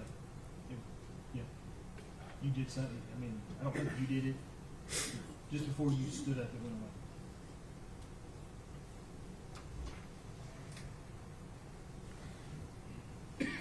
Hold on. I'll be back. Yeah, I can see it.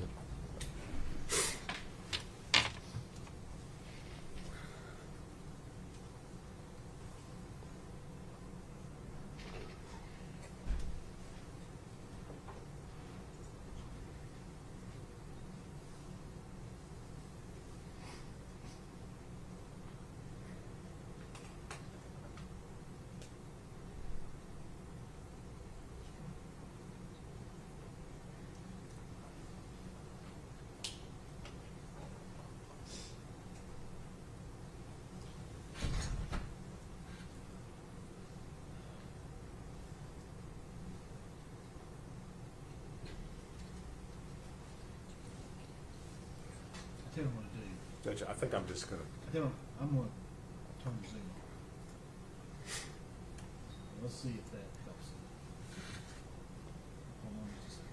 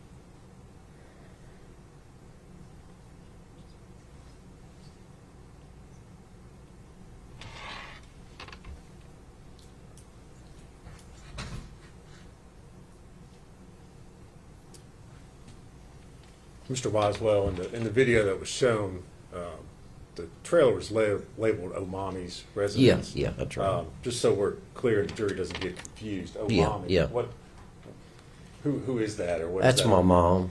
Okay. Is that a nickname that? Yeah, Megan it's a had? nickname Okay. we always start calling her. Okay. And so that's where she lived. Yeah. Okay. Mr. Boswell, at any point in time, did you ever see, or did Megan ever come up to your property with Hunter and have Evelyn with her? No. Not that I can remember of, no. Okay.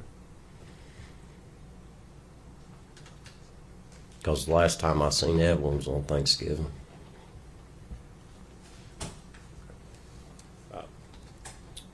Mr. Boswell, one other thing that was shown in the drone footage there, Mhm. there was a camper that was sitting in front of Mhm. the trailer. That camper was not sitting there No, back no, in 2020. no, Is that right? That's right. Okay. But everything else as far as... Everything else is actually the same. Positions of the buildings. Yeah, other than the camper. Okay, that was accurate.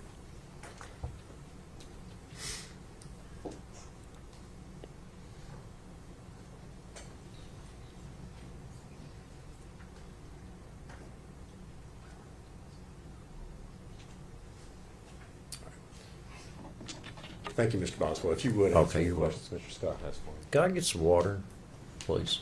Something to drink. Tell you what, before you start, let's take our morning break. We'll take about 15 minutes. Okay, thank you. One stand, please. Okay.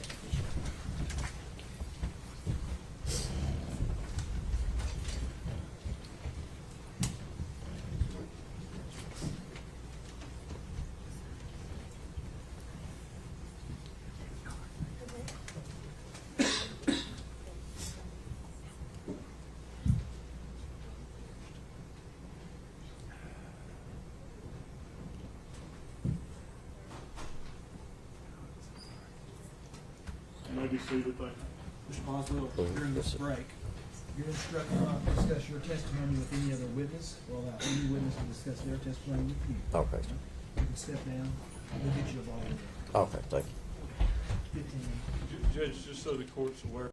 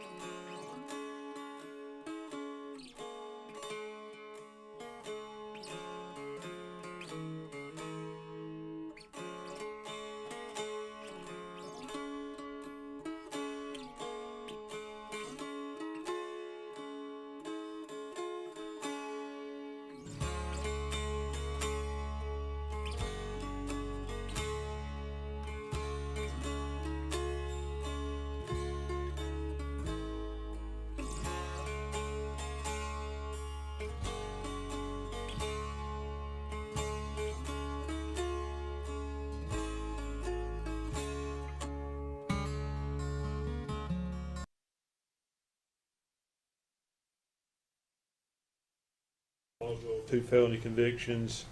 They are dated,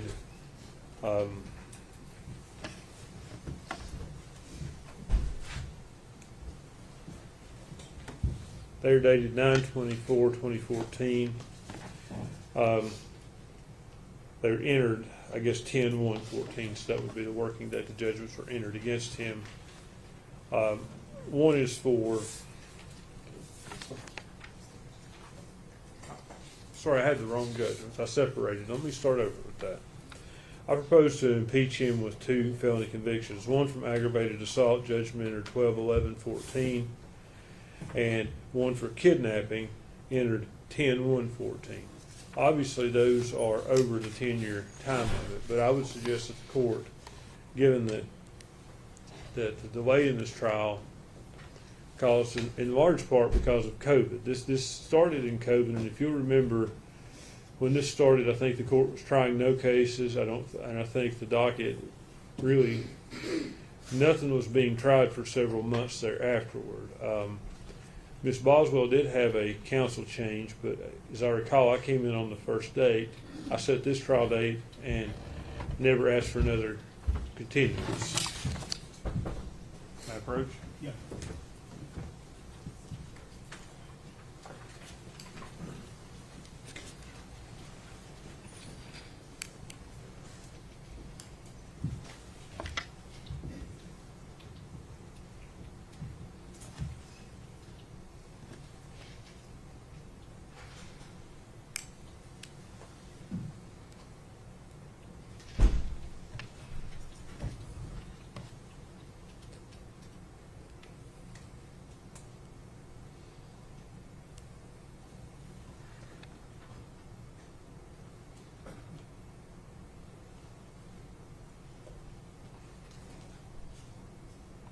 Okay.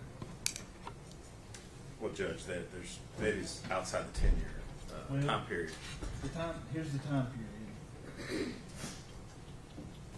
Evidence of the conviction under this rule is not admissible if a period of more than 10 years has elapsed between the date of release from confinement and commencement of the action or prosecution. If the witness was not confined, the 10-year period is measured from the day of conviction rather than release.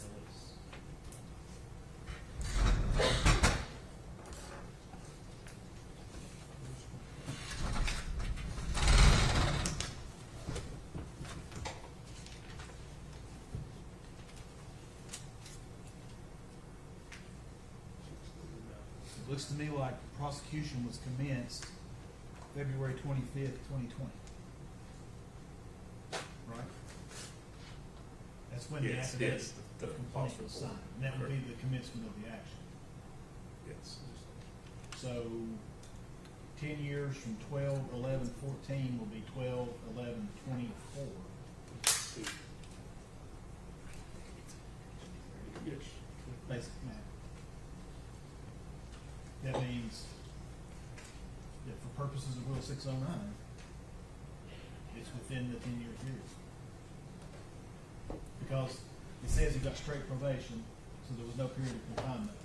So you go from the date of conviction.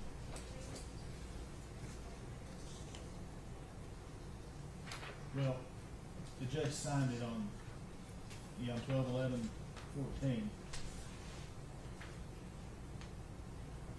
Sentence was imposed on 12/9/14. So 2/25/2020 is within the 10 years.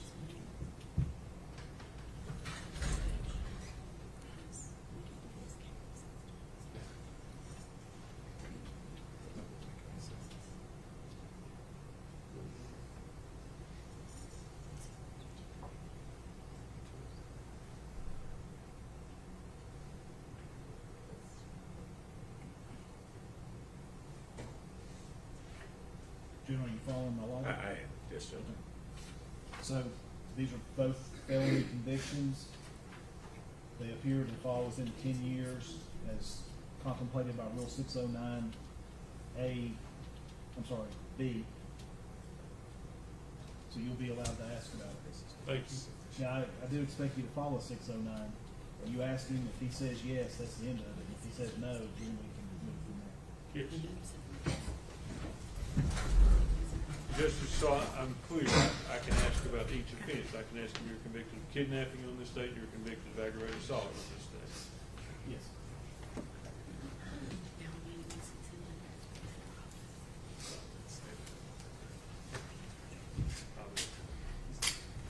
Do you want Mr. Boswell back on the witness stand before the jury comes in? Now, are we ready to proceed? Yes, yes, sir. Yes. Did we get him a bottle of water? I think so, didn't you? Yes, sir.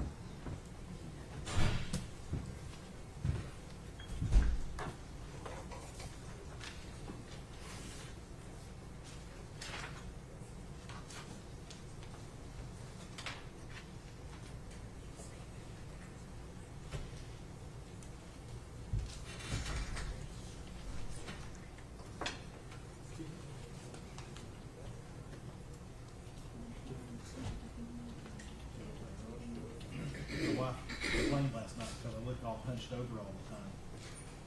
She's like, sit up straight. The problem is I can't see if I don't hunch over. I hunch over because it gets the distance from my reading glasses.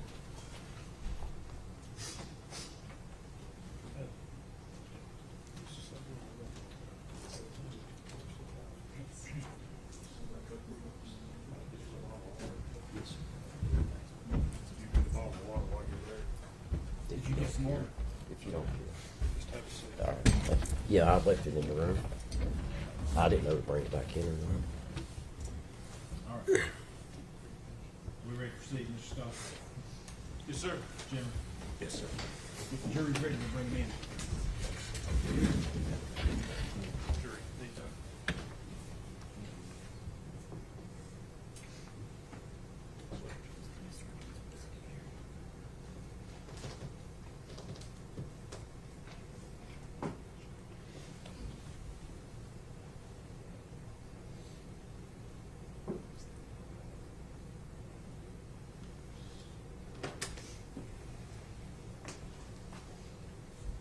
I'm gonna close this if that's okay. That's all. Everyone stand, please. Thank you, sir.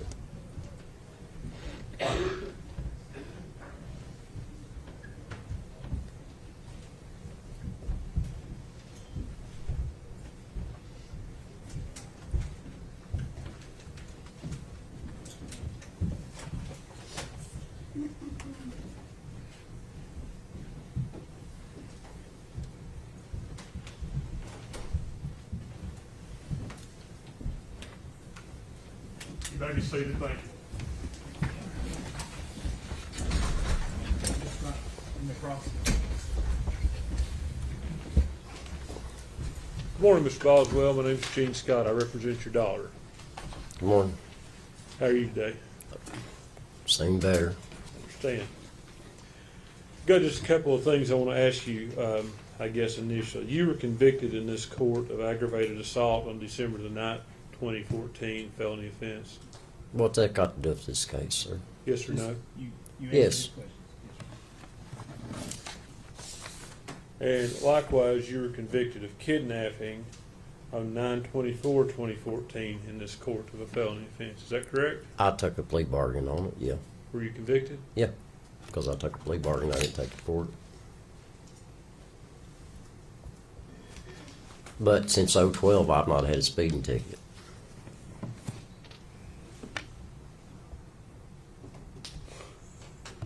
Well, Yeah. sir, you were convicted in 2014. You said since 2012 you haven't done anything? 2014. No, that was 2012. I don't think this line of questioning is.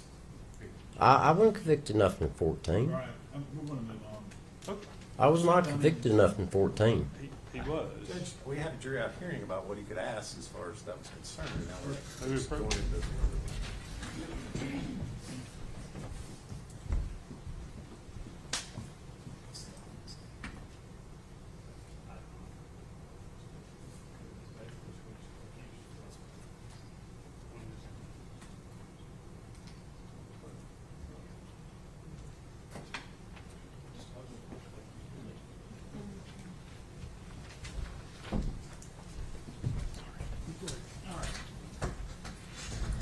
Go ahead, Mr. Scott. You can- Mr. Boswell, I want to ask you just a few questions to follow up on your direct examination testimony. Yes, sir. Initially, I'll just start going backwards. We saw that drone video of your property. When was that taken? Do you know? He stated the date. I don't remember dates and times. That was taken after this investigation Yeah. had commenced. Yeah. Correct. After Evelyn's body had been found, obviously. Yeah. And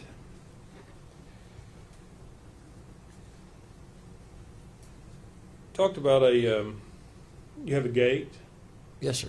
clicker, and I think you volunteered in your direct testimony that appeared on the drone video. If someone wanted to walk into that property, they just have to walk around the fence. It's not, you could walk in there. Yeah, you can walk in there. It's not secured that someone couldn't walk in there.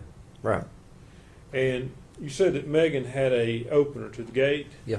What kind of openers are those? It's like a little key fob thing, and you stick them on your sun visor just like your garage door opener, sort of. Okay. And that was something she kept in her car? Yeah. So anyone who had her car would potentially have that. Is that reasonable? Yeah, somebody had her car. You talked about a day that you saw Megan backed up to that yard barn with her trunk open. Yes, sir. Did you talk to her that day? No, I was in a hurry. My boy, I think, had a seizure or something going on, and I had to get back up the hill to take care of him. But as I drove by, I seen her car backed up to that building with the door that rolled up and the trunk open, but I never seen her. You didn't see her, just the car? Just the car.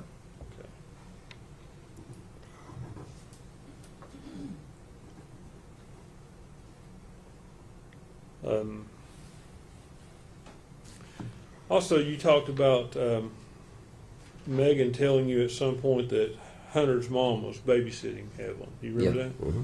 Was Hunter present for that conversation? No, not that I remember of. It's not that you can remember, or do you know, one way or the other? I don't think so, sir. I don't want to lie to you, but I don't Appreciate think so. Were you present for all the searches conducted by law enforcement on your property? Most time, yeah. How many searches were conducted on your property? Just the one, I think. You don't recall a search on February 23rd of 20? That's when they brought the dog out, I think. Okay. Who brought the dog? TBI guy, I guess. I don't know who he was. And that was prior to Evelyn's body being found? Yeah, that's before. Okay. And obviously they didn't find anything that day? No, Did you watch them run the dog? not really. I watched some of it. I mean, Okay. Did you see the dog pass in proximity to the playhouse? they was mainly concerned down in there, in that bottom where it's filled in at, and back, like that farm Mm-hmm. that joins my property, back around in there. They searched the whole property though, didn't they? I don't think they brought the dog on top of the hill. I don't know. I didn't watch them the whole time. You didn't watch it? You No, when they got the dog out, that's where they were at, down there in the bottom, and then I turned around doing something else.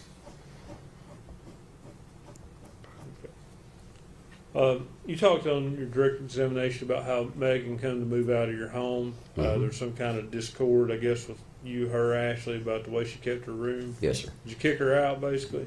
No, I didn't kick her out. What'd you do? She went to my mother's, and I had a trailer waiting on her that her and my soon-to-be ex-wife Ashley cleaned up and got ready for her to move into.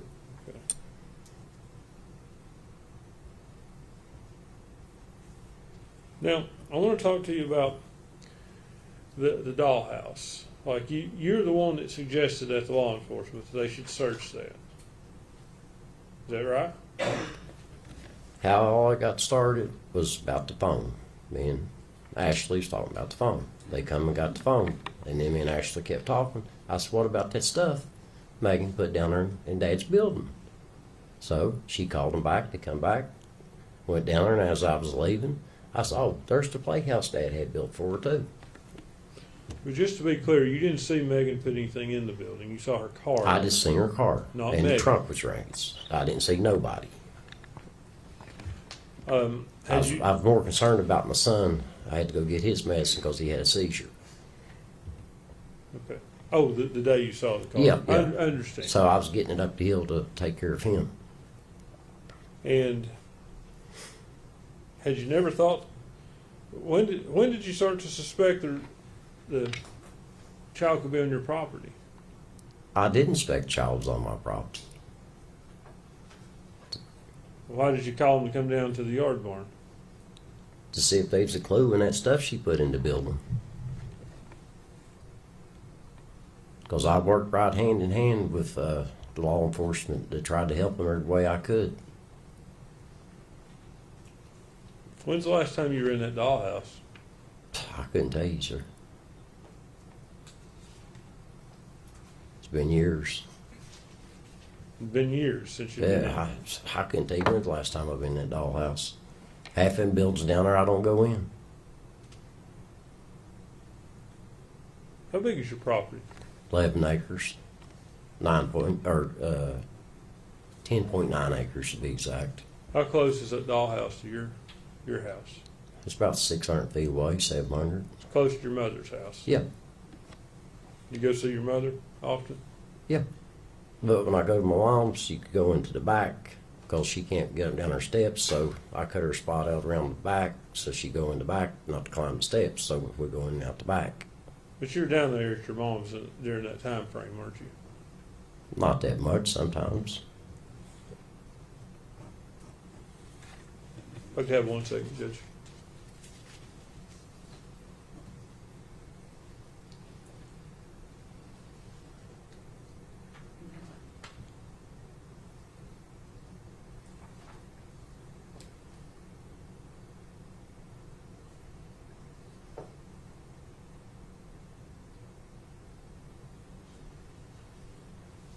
No further questions. Thank you, Mr. Boswell. Read Rick. No, Your Honor. Is he free to go, or does he need to remain under subpoena? I would say, under subpoena, Judge, we would ask that he not watch the trial or talk about it. We instructed them as far as Mr. that's Boswell, you're finished with your testimony for now. Okay, You're sir. being subject to recall. Okay. So you're not to discuss your testimony with any other witness or allow any witness to discuss their testimony with you. And you're specifically ordered not to watch the live Class 2 trials. Okay. Oh, I never watched TV anyway. Thank you, sir. Go for it. Sorry, next. State would call Austin Feller.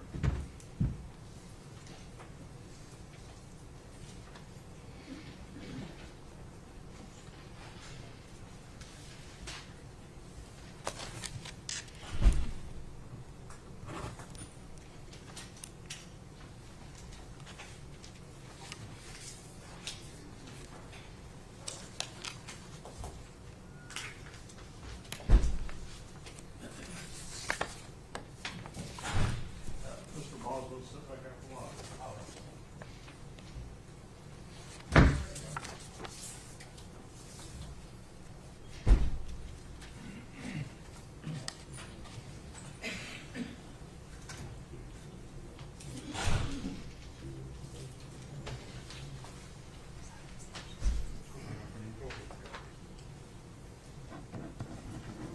Let's go straight up the ramp to what you stand on the list, speaking of the microphone, remain standing so the judge can swear you.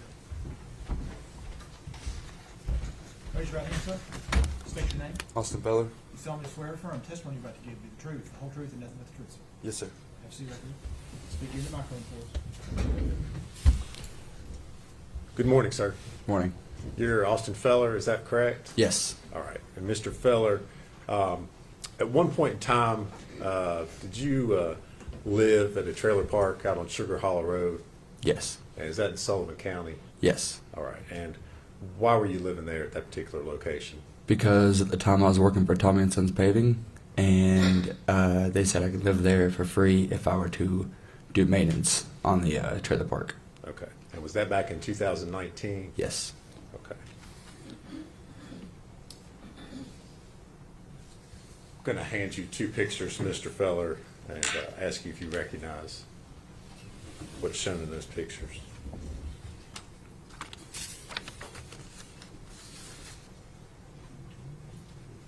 Yeah, I recognize them.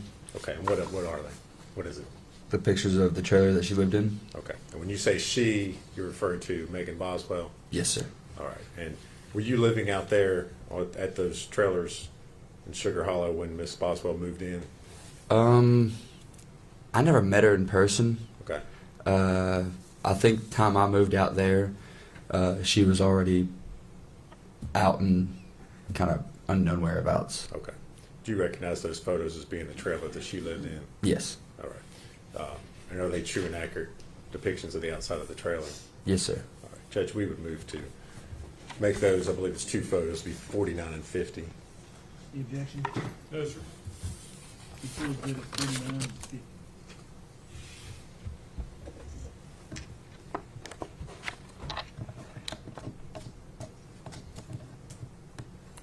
I'm going to publish those to the jury.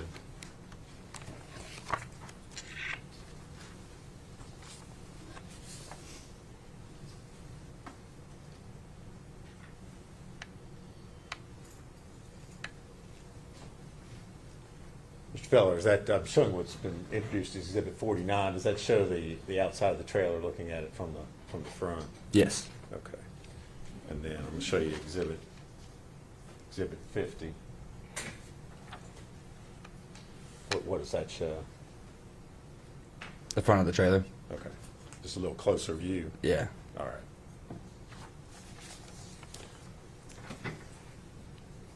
Now, at some point in time while you were working out there, living in those trailers for Mr. Boswell, were you asked to clean out that particular trailer? Yes, sir. Okay. And do you remember when that was?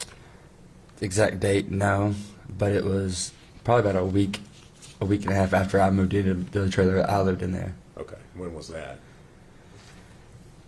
It's been like 5 years ago. Okay. I couldn't give you an exact date. All I'm right. sorry. That's fine. All right.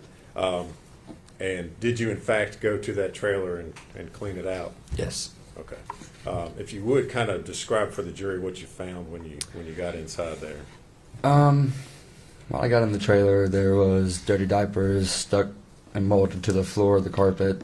Couldn't even open the fridge. It was so bad. I just left it alone. Let Tommy and them deal with it. There was open jugs of milk in the oven.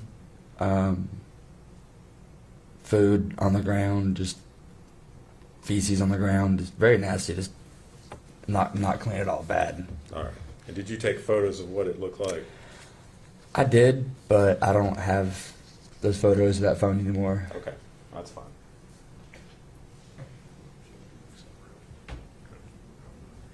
Okay. All right. Good approach.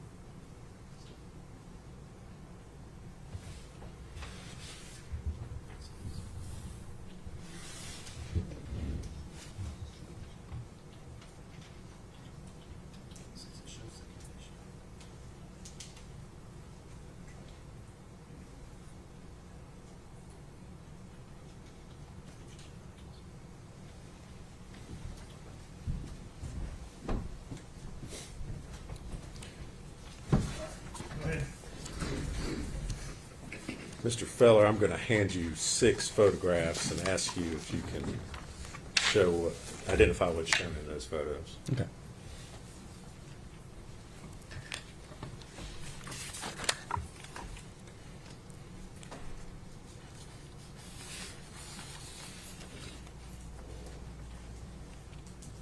Yeah, that's it. Okay. Those are the photos you took that show the inside conditions of the trailer. Yeah. All right. Do they accurately depict the condition of the inside of the trailer when you found it? They do. All right. Judge, I'd move to make those the next 6 exhibits. The, 51 through 56. 51 through 56.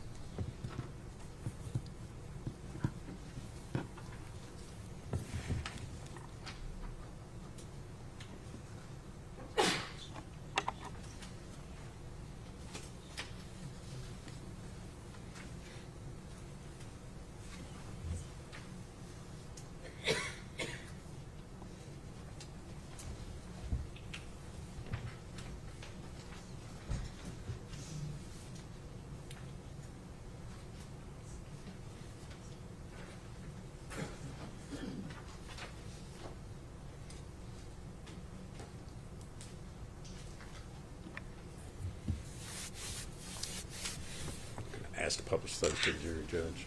All right.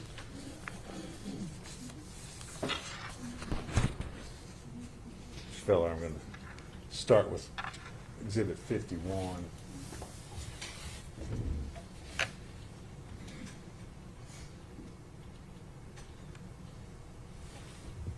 Can you tell us what we're seeing in this particular photo?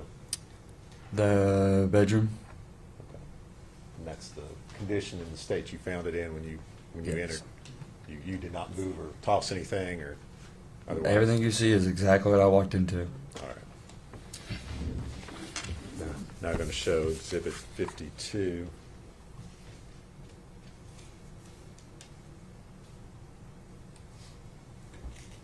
What are we looking at there? The hallway into, I believe, the daughter's bedroom. All right. And again, you did not. Objection. William approach.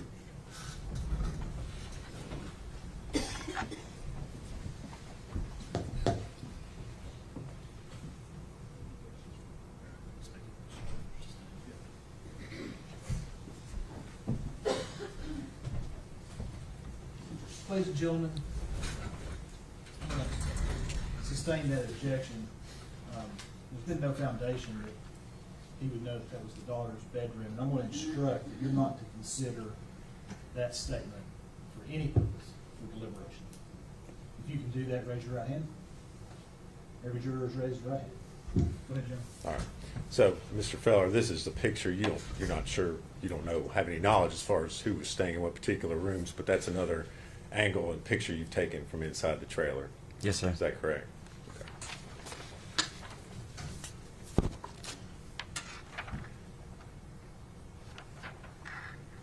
Now showing Exhibit 53. I think that was the walking into her room, Megan's room. Well, don't speculate as to whose rooms. Gotcha. Okay. Same instruction. Okay. So you've taken a photo looking into another bedroom. Is that Yes. correct? Okay.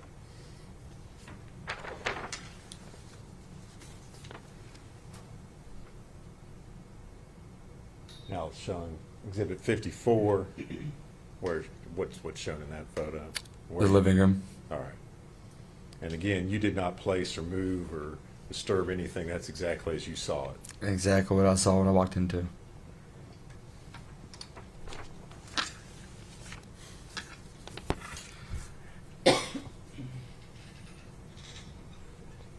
From the kitchen going into the living room. All right. This is Exhibit 55. All right. You're standing in the kitchen. Yeah. Is that where that's taken from? Yes.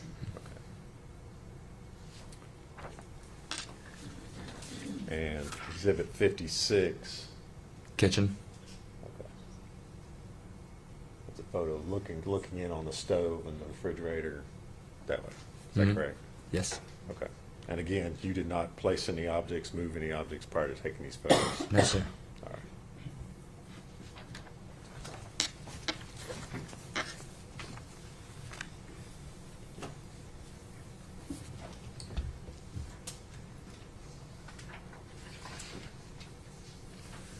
After you removed all these items from, or what did you do with the stuff after you took these photos? I was instructed to take it to the back of the driveway where the Tommy and Sons had a big dump truck, and they just used equipment and put most of it in there. Okay. Did you remove all that, lack of a better term, trash and stuff that we saw? Everything, trash, carpet. I mean, completely remodeled the whole entire thing. Okay. What was the condition? I mean, was it like inside after you got all that stuff out of there? After I got everything out, I mean, I had to rip up subflooring and put down new subflooring and linoleum, and I mean, it was bad. Okay. Was there any sort of odor or anything in the trailer? I had to use respirators to enter the house.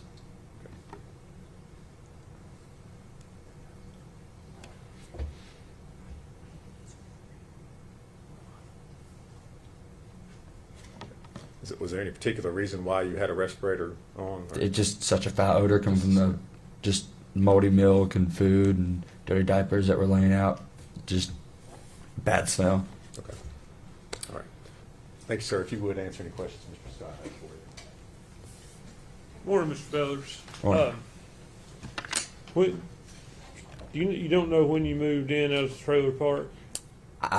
It's been so long, I couldn't really give you an exact date. Without giving me an exact date, was it before or after Christmas of 2019? I think after. I think so. Do you remember what the weather was like when you were cleaning out the trailer? It was warm. It was warm. Yes. So probably February. Probably before Christmas, then if it was warm.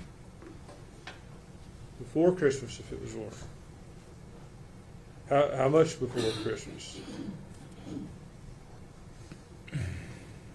I like I said, I couldn't give you an exact date or anything like that. I just knew that it was pretty warm outside. I didn't really need much of a coat, just some long sleeves or, you know.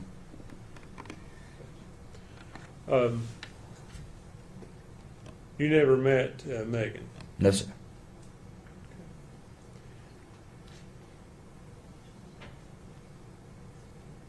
So the pictures, you took those contemporaneous with cleaning it out? Yes. Why did you do that?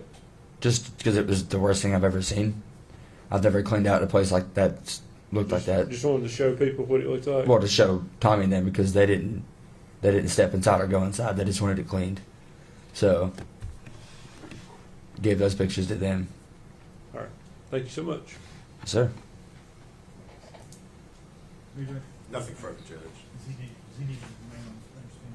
I don't think, Judge, I think he can be released. Mr. Feller, thank you for your testimony today. You're released from your subpoena. Before you go. Thank you.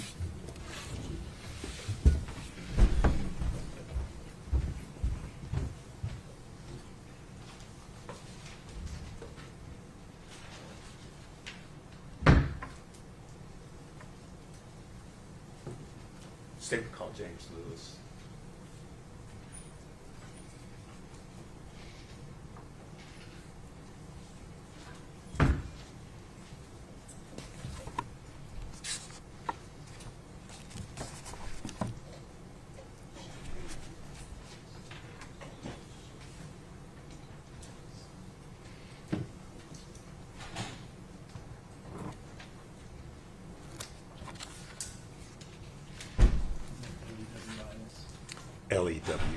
Lewis, yes.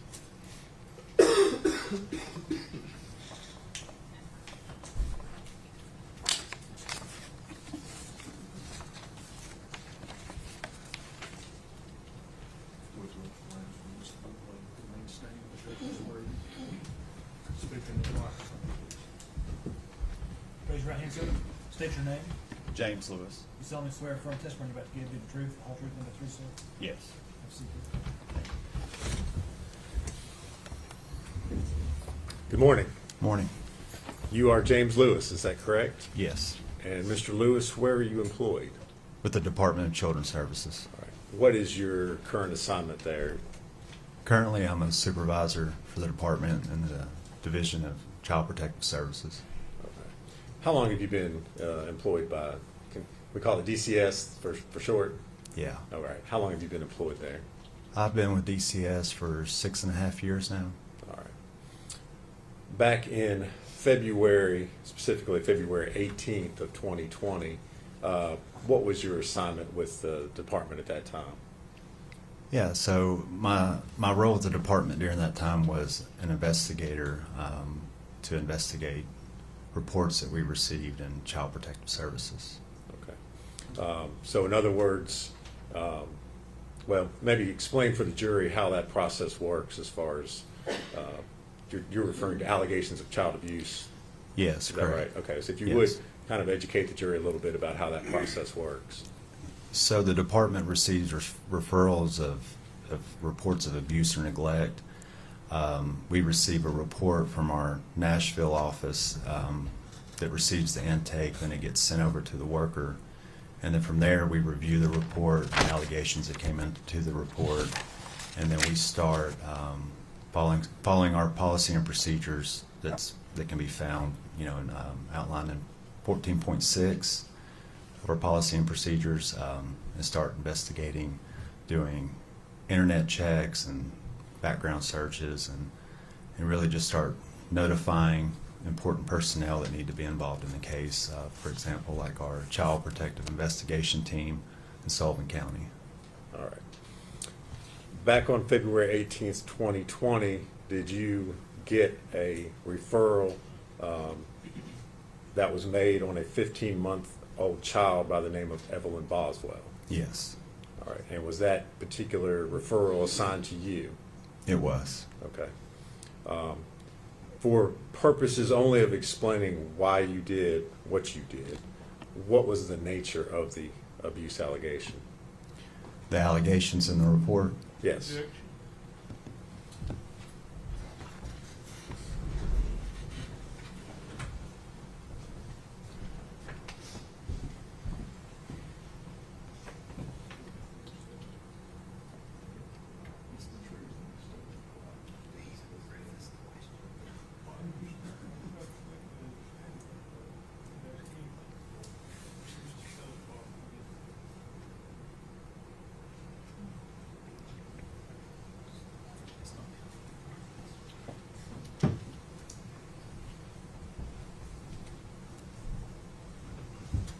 All right. If you would, Go ahead. go ahead. okay. The allegations that came into the report that day state a lack of supervision and physical abuse. All right. In regards to Evelyn Boswell. Is that Evelyn correct? Boswell, yes. Okay. So after you get the referral, what's the first step you take after that? Typically, the first step when we receive these reports is we would reach out to the person that made the report, and then we would see if there was any additional information that needed to be added or to clarify the report in general. And then from there, my next step was to reach out to any collateral contacts and notify our Child Protective Investigation team partners. Okay. You used a term or a phrase, collateral contacts. For those of us who don't know, what are you talking about? Yeah, so a collateral contact would be someone that lives outside the home, anybody that would have information to the report. That's what we refer to whenever I say collateral contact. Okay. You've identified, and we've talked about the fact that this referral involved Evelyn Boswell. Were you able to identify who the parents of the child were? I was able to understand that, come to learn that the parents of Evelyn Boswell was, only to my knowledge at that point in time, it was Megan Boswell, the mother, Okay. was the parent. All right. And did you attempt to locate where Megan Boswell was at that time? Yes. Okay. As part of your file there at DCS, do you all obtain birth certificates or other documents that would, I guess, identify who the parents of the child were? Yes, And did you, in this case, obtain a copy of Evelyn's birth certificate I did. as part of your case file? Yes.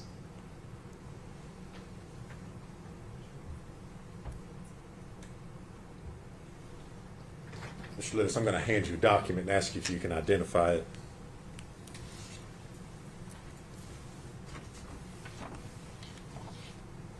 What is it, sir? So this is the certificate of live birth for Evelyn May Boswell, child. Okay. And is that the birth certificate that you obtained of Evelyn for this Yes. particular case? It is. All right. Judge, we would move to make that exhibit. I believe it's 57.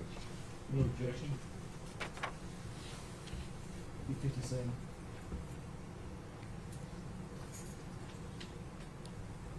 All right. Mr. Lewis, you indicated that you were able to learn where Megan Boswell was that particular time. Did you then, what was the next step in your investigation?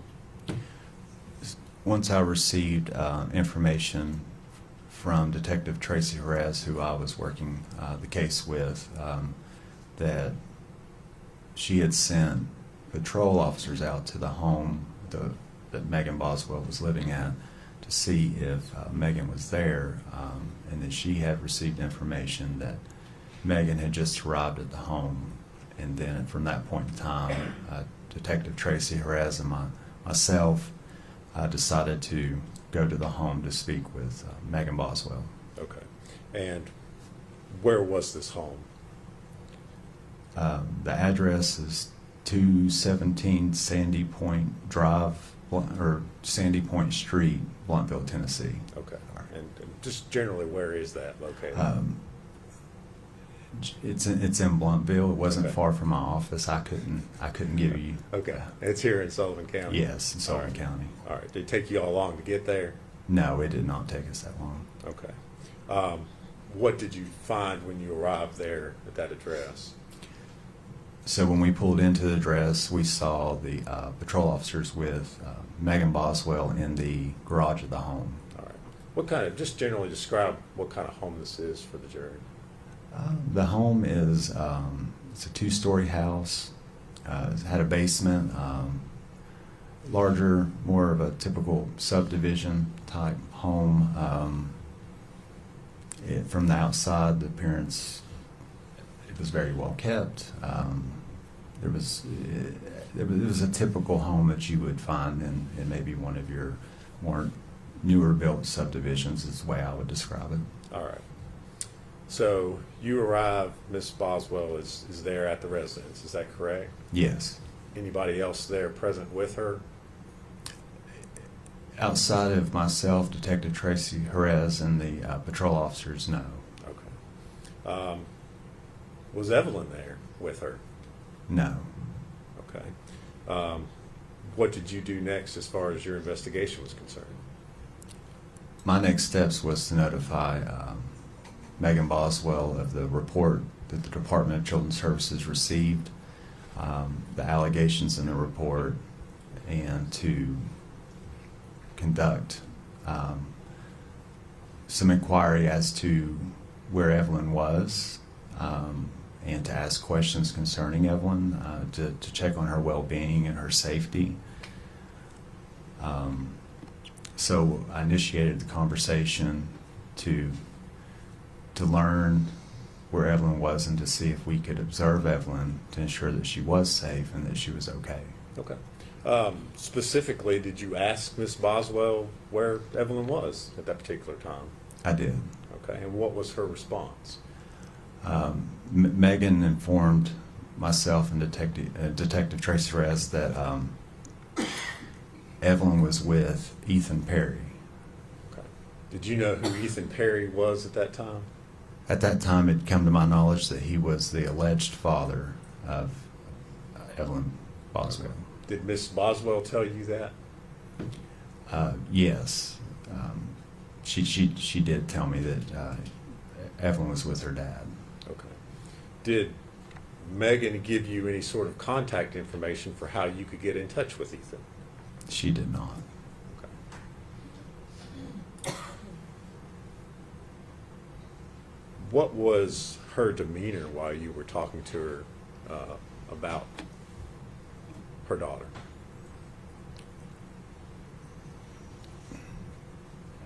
The way I would describe Megan's demeanor,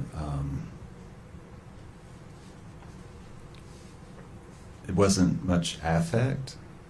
When I say that, I would say there wasn't much emotion as concern. I didn't notice any concern when speaking with Megan.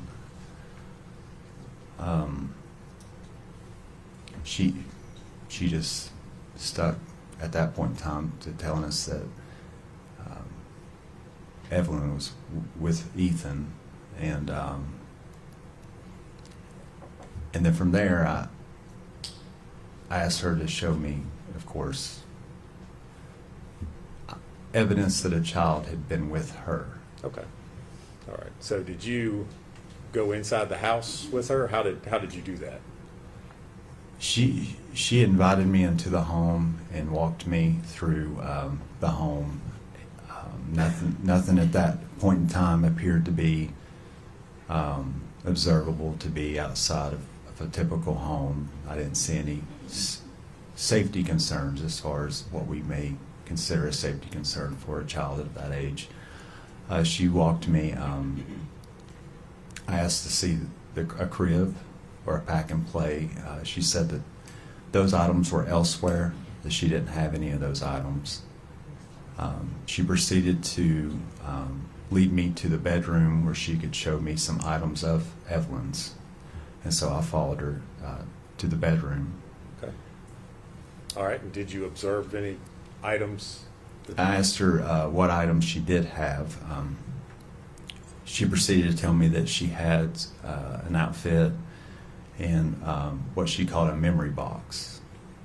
Okay. You said an outfit. Was that one singular outfit? I observed one outfit, yes. Okay. Do you see any other baby items, diapers, No. anything like that? After she showed me the memory box and opened it to observe some of the items in it and the outfit that was still on the hanger, it was new and it hadn't been worn. And she took me downstairs to show me a sippy cup. Okay. And did you take a photograph or a picture of these items that she showed you? I did. All right.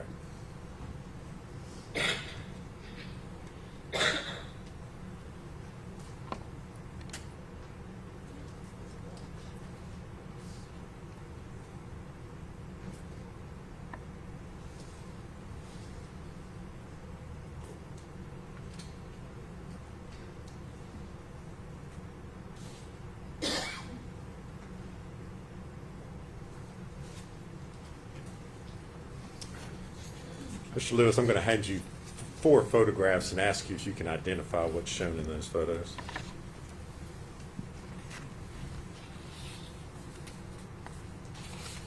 Do you recognize those? Yes. What are they photos of? This first photo is the photograph of what she described as the sippy cup. Okay. That's fine. Go to the next one.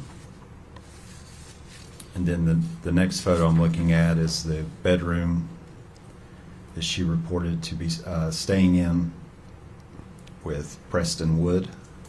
Okay. All right. And the next one. The next photo is the photo of the what she described as the memory box. Okay. Is there one more? And the next photo is the outfit that she showed to me All right. on the hanger.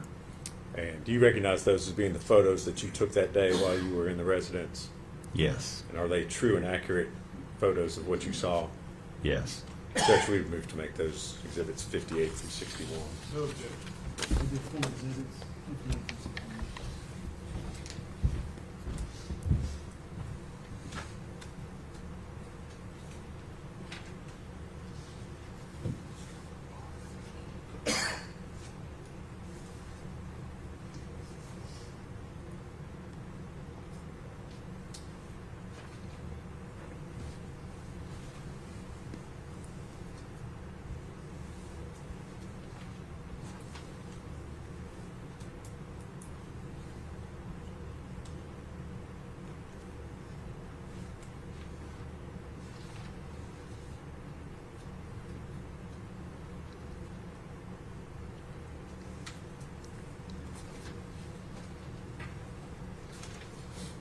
Judge, I'm going to ask to publish those if I could.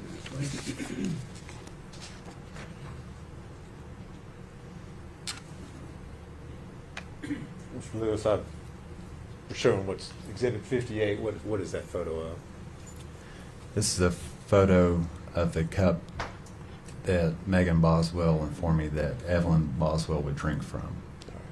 Is that the only kind of dish or spoon or item of silverware that she showed you that Yes. belonged to Evelyn?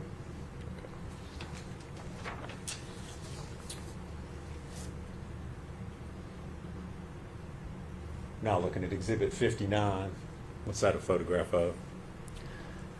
That's a photograph of Megan Boswell standing in the room where she reported to be living with Preston Wood. Okay. Did you observe any items, any baby items, toys, clothing, anything else in that room? No.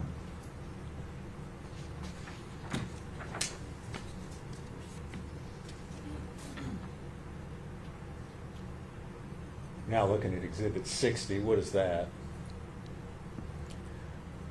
That is the box that Megan Boswell has showed to me,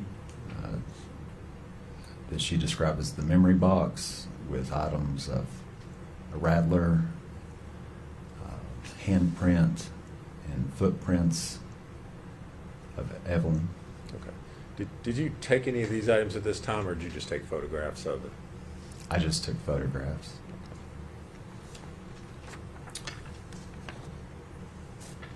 And now showing you Exhibit 61. This is a photograph of the outfit that Megan showed me was Evelyn's, but it was still on the hangers and had tags on it. It was new. Okay. You tailed off a little bit there. Did you say it still had tags on it? Yes. Okay. Any other items of children's clothing that she was able to show you? No. Okay.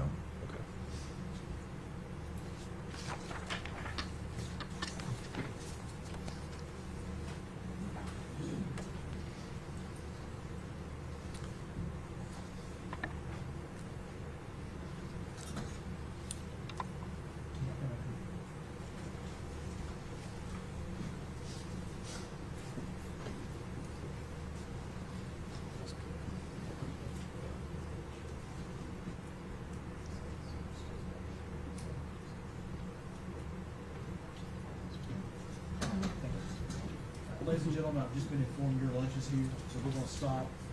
We'll be back at 1:15. Mr. Lewis, I'm gonna instruct you not to discuss your testimony with any other witness, or allow any witness to discuss their testimony with you. I'm not watching the live stream of the trial. Can you cut that now? And, come back to 1:15. Yes, sir. So we'll stand, please.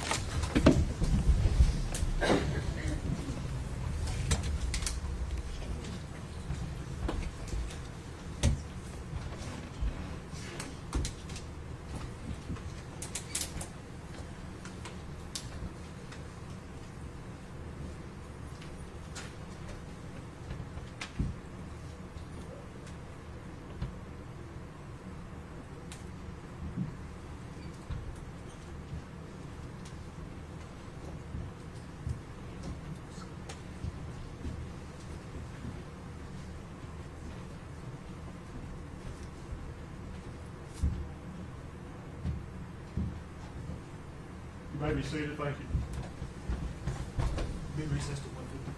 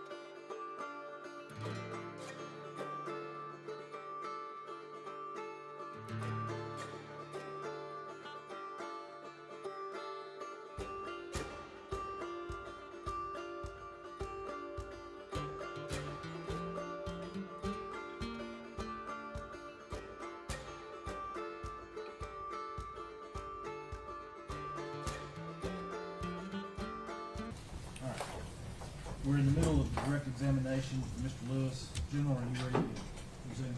Yes, sir. Mr. Scott, are you ready to proceed? Yes, sir. Jury is ready, let's bring him in.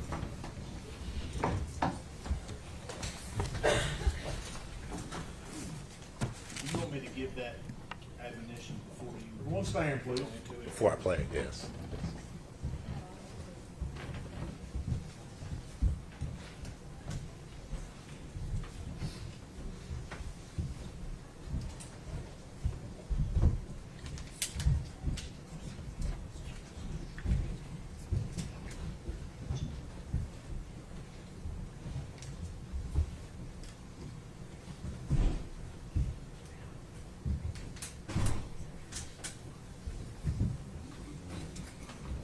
You may be seated, thank you.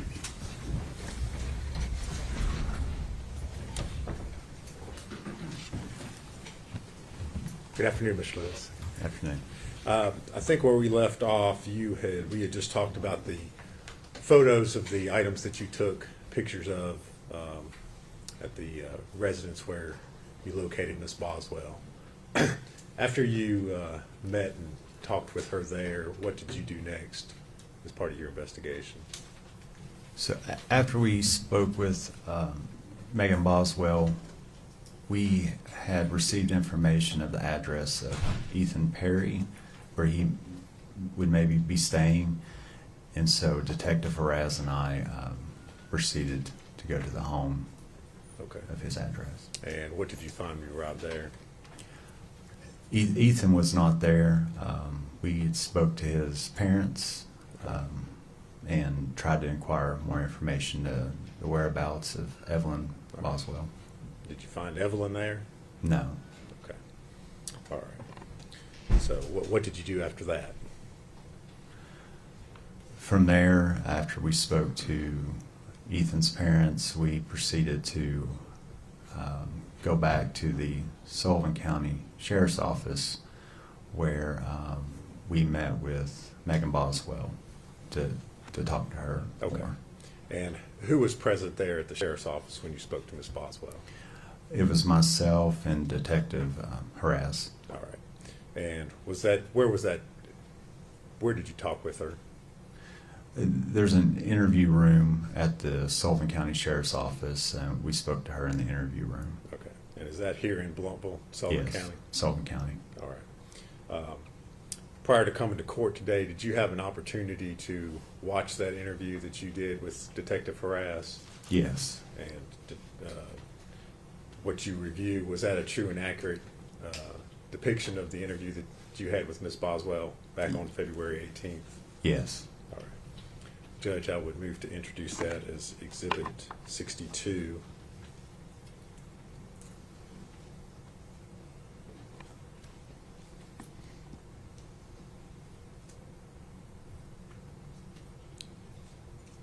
Be full exhibit. All right, and if I could, I'd like to play and publish that to the jury. All right. Ladies and gentlemen, this video that you're about to watch has, well, what I'm going to call subtitles on it. Those are to aid you on the actual evidence is what's said here in the video. Does everybody understand that?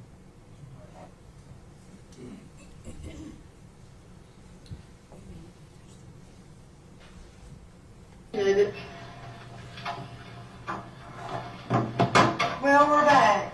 Hello. Ethan does not have the baby. But I don't know where she's at, so she's home yet or last. He has not seen that baby since he was down here for Christmas. He has seen her. I promise you. Yeah. And he went back to where is he at? Fort Polk, Louisiana. Are you sure he didn't take her with him? I'm positive. Well, then I don't know what he did with her. Does that not concern you? I mean, yeah, but like, you all not know at all where she is? No. Well, what can we do? That's what we're trying to figure out. Can you put out like an Amber Alert or something? When is the last time you've seen her? I guess more than a couple weeks ago. It was around January. Well, he went back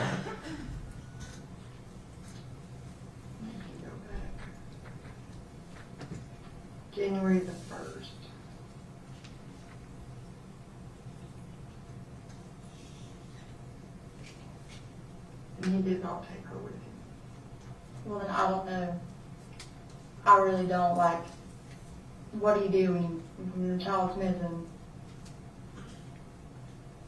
And you told us you were gonna meet him tomorrow in Colonial Heights. Now, what was that about? I was gonna try to contact him and get him to meet me. You said he lived in Memorial Boulevard. That's where the last time that I, like, went to go see her was. How was you gonna contact him? You said that you didn't have a phone number. I was gonna try to message him from Hunter stuff, get a hold of him.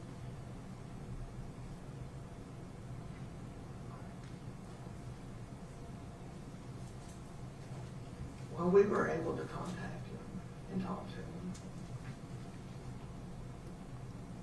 And he said that the last time he seen her was, you come up and seen him in late November, early December. And then he came back up in December. Right. And then you came over New Year's, and you didn't bring the baby because she had the flu. I did have her with me. Me and Hunter went because Ethan got her some Christmas stuff. You didn't have her with you because she had the flu and I didn't because have of the her. grandmother. I didn't have her with me. He says you didn't. Well, I did. I don't care what he's telling you, I did.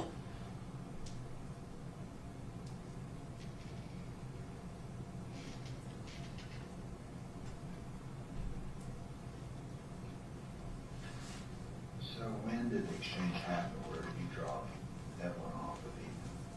That you're saying that this happened? It must have been a couple days after that. New Year's. It was before New Year's because me and Hunter didn't have her on New Year's. Me and Hunter went to a party on New Year's.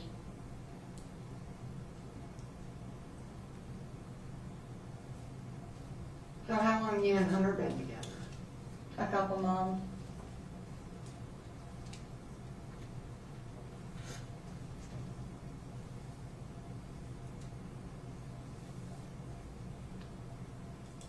Are you going to put out an ambulance or anything, or what are you going to do? Yeah, my supervisors are on their way. Okay.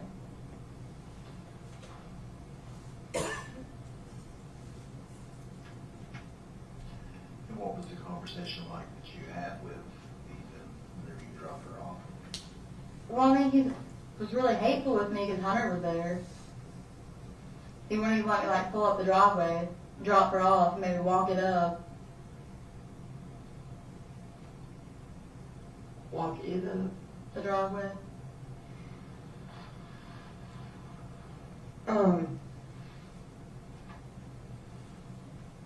What kind of relationship do you and Ethan have now, as far as, What do you mean? are you able to communicate, are you? I mean, no, not really. He does not want to talk to me about anything ever. He's been that way since me and her got together. He barely talks to me.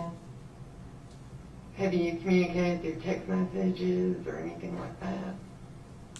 You've not sent him any text messages? I've tried to call him and he doesn't answer me. Have you tried through text messages to contact him? Yeah, but he's not responding. I mean, I delete him off on his phone. I'm not going to lie to you. I'm just asking. Yeah. I mean, I've tried to text him. He's not responding. I've left him voicemails and stuff. He just does not answer. Does not call back. And what do you ask him in these text messages or voicemails you're leaving? Well, I've been like, hey, can you call me? I want to see her. He just does not call back. And do you see your real mom? My real mom? Yeah. Yeah, well. I was just wondering if she's still living in West Cartersville. She's not there right now. I really don't know where she's at. She's going to go to the hotel for the night.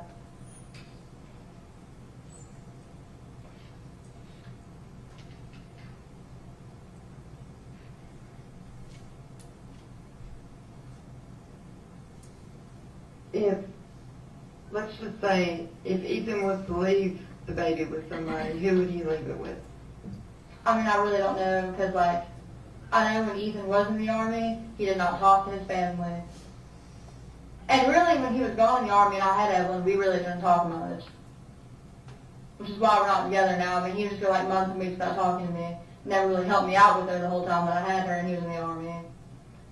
So, I mean, I really don't know who he talks to, who he fools around with or nothing. He didn't talk to his grandfather or the one. I mean, I guess he did when he came up here, but, like, as far as I knew, any time that, like, they tried to contact him, he just didn't respond.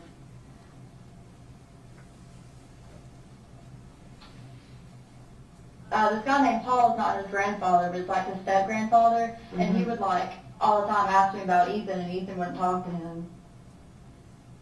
How come? I don't know. I really could not tell you. He just kind of, like, stopped talking to his family because they didn't really help him out while he was here, or went to the Army.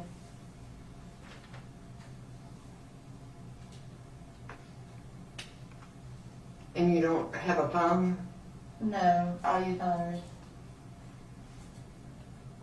You need to get your phone. Okay. Do you want a description of her? Do you want me to try to find pictures of her? Yeah, we'll need a description of her. I'm worried about, too, the broke arm. I don't think he ever took her to the hospital and found out it was broke, though. I just know it was bruised. And that's all I know. I mean, I won't lie to you, when she was with me, there were a couple times that when she was trying to walk, she would, like, fall and bruise her cheek, you know what I'm saying? But, like, she was never bruised. I never whipped her. Like, I can't whip a kid. You know what I mean? I know some people disagree with that, but, like, I mean, I just can't. I mean, they're gonna fall when they. Well, yeah, but I walk, mean, whenever that happened also, my dad was like, Mama called and said that you abused her because she has a bruise on her cheek. And I was like, you can't do that, like, because for one, like, I'd never hit that baby. Ever. And I wouldn't, you know, because when kids are bad, bad, I believe, like, oh, you should take a toy away from them or something, like. And like I said, I know a lot of people disagree with that, I feel like you should spank your kids, but I'm not one of those people.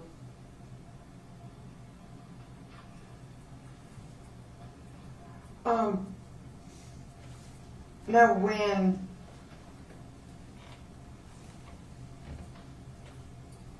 you gave the baby to Ethan, what did you do with all your stuff for the baby? Because when we went to the house, there was no baby stuff.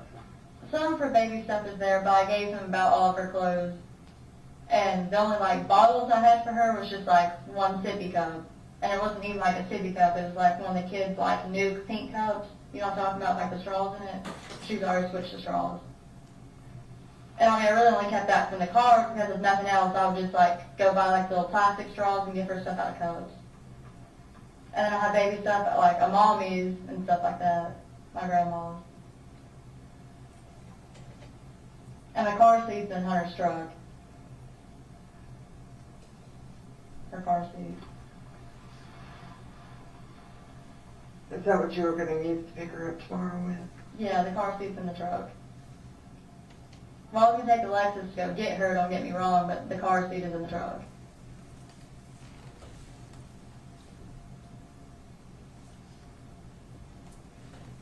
So, tomorrow at 4, who were we going to meet down there since Ethan? I didn't even know he went back. I thought he was still up here. To be honest with you, because he really did not tell me anything.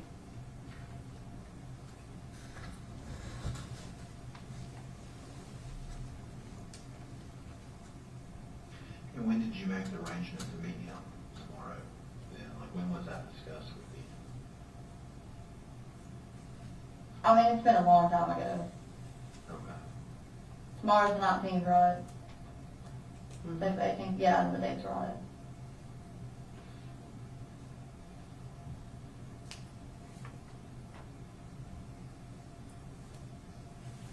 Was it after he took Evelyn with him? Yeah. I mean, I'll be honest with you, he got mad because he asked me if I have custody of her, and I said, you'll have to take me to court over it. I was like, I would not keep her from you, you know what I'm saying? But I was like, if you want half custody, we're gonna go to court and it's gonna be set up, like the right way. But I'm not just gonna sign half of her over to you, you know what I mean?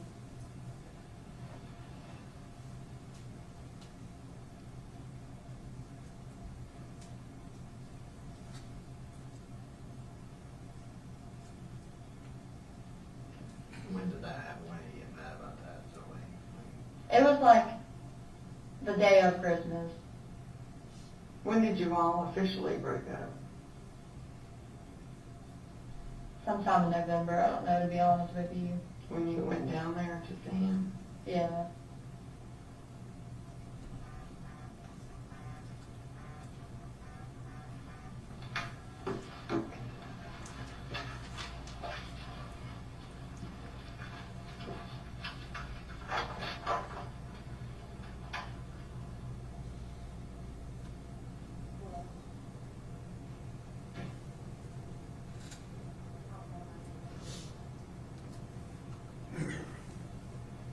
Whenever you and Ethan went to that party, whose house was that party at? Me and Hunter went, and it was at this guy named Clint's house that Hunter's friend with. You and Hunter went to a New Year's Eve party? Yeah. Hunter's first name was Preston. I'm sorry if that confuses you. I've always called him Hunter. It's fine. Went to a New Year's Eve party. And where was that at? It was in Piney Flat at Clint's house.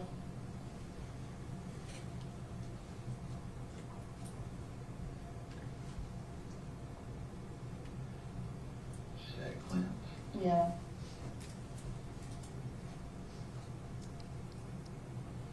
Who is Clint? Just a friend? It's one of Hunter's friends.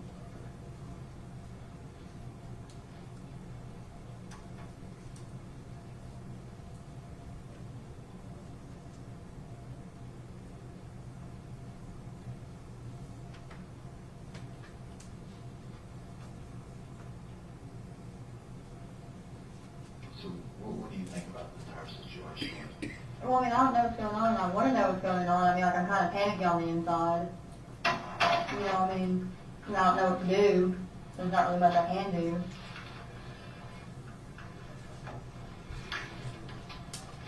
Michelle, she's on her way down to get the phone started. Is that your supervisor? She's one of the ones that works with me, and there's my supervisor. They're on their way from Kingsport. Okay.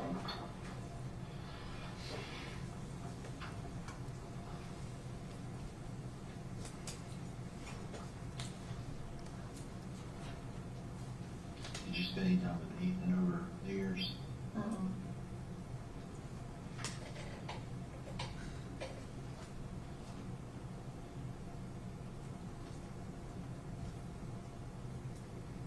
Like I said, I know he went back down to Louisiana or wherever he's at. Mississippi or whatever you all said, I know he went back down there.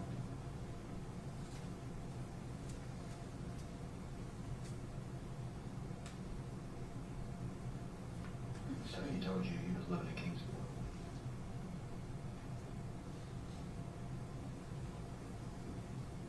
Earlier, didn't you tell us he was living in Lumberville, though?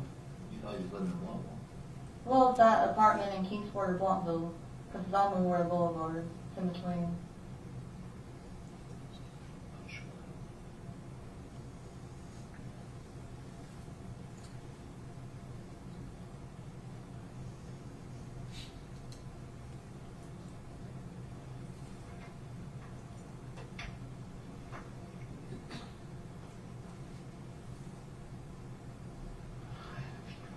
Questions?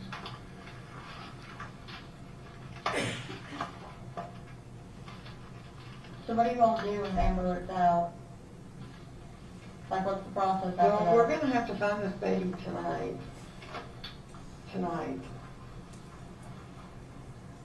And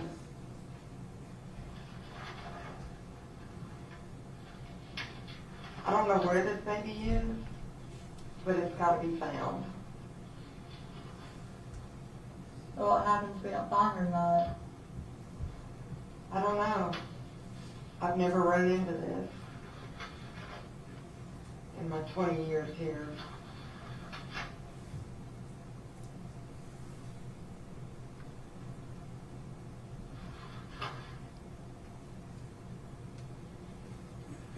but we've got to find her.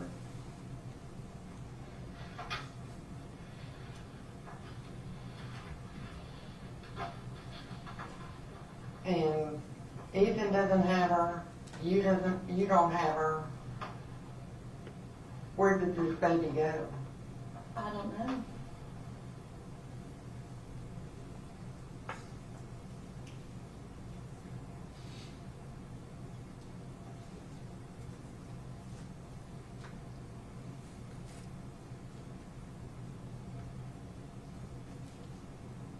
What did Preston think about the baby? What do you mean? Or Hunter, do you call him Hunter? Yeah, that's his middle name, I'm sorry. Okay, That's well, not from there. I didn't know what you called him by. Was Hunter jealous of the baby because it was by another No. person? I was just asking, because some people, are like that. No, he's not like that. Maybe one of the questions that popped in my head, maybe he didn't want the baby. Ethan? No, Hunter. No. But Ethan and I used to get into it, and he used to tell me he didn't want Evelyn, that I wasn't his baby. We used to have thoughts like that all the time. I'd be like, I'll give you DNA test, I know this child's yours. There's my supervisor.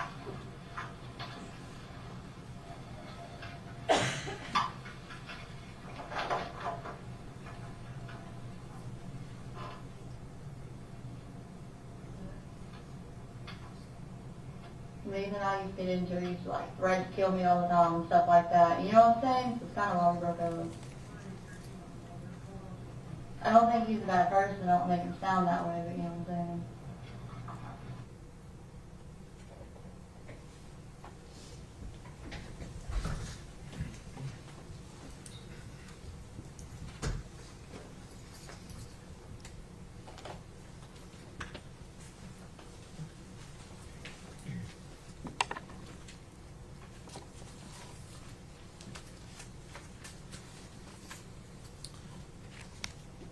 All right, Mr. Lewis, this interview took place February 18th, 2020, is that correct? Yes. Did you as an investigator at DCS continue to search for and attempt to locate Evelyn Boswell? Yes. And were you able to do that? Were you able to find her? No. All right. Did you ever, did DCS, or you personally ever receive any reports from the defendant Megan Boswell that her child was missing? No. Okay. Did Megan Boswell ever produce Evelyn or bring her to you? No.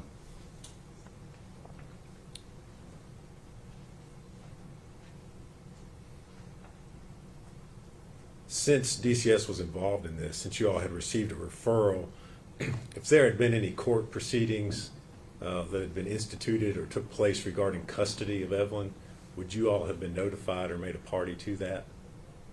Yes. Okay. At any point in time, were there ever any custody proceedings or custody petitions filed seeking custody of Evelyn? No. No. Okay. Either by Megan Boswell or any other person? No. As a result of the fact that she could not produce Evelyn, she could not be found, what did you do next as far as your role as an investigator was concerned? My next step was I consulted with DCS supervision, and we had decided to file a petition for requesting an order to produce the child. And was such an order obtained? It was. And was that what was that through? Which That court? was through the Sullivan County Juvenile Court. Okay. And as a result of that, was Miss Boswell ordered to produce the child, produce Evelyn Boswell? Yes. And did she ever produce Evelyn Boswell? No.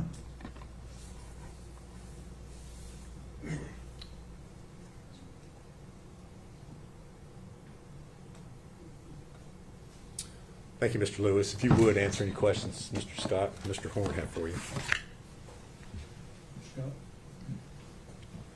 Good afternoon, Mr. Lewis. My name's Gene Scott. How are you? Doing well. I just have a little bit of questions about the timing of these interviews. You went to the house where Megan was and interviewed her. What time of day was that? Approximately 4:45 p.m. It was on February the 18th? Yes. Okay. And then that video we just watched, was that the same day? Yes. What time was that? I want to say approximately at 8 o'clock. Okay, so a time period of about 3 hours, 15 minutes. Is that, Sounds right. Yeah. okay. Did you take any further statement from her that day? No. Okay. All right. Thank you.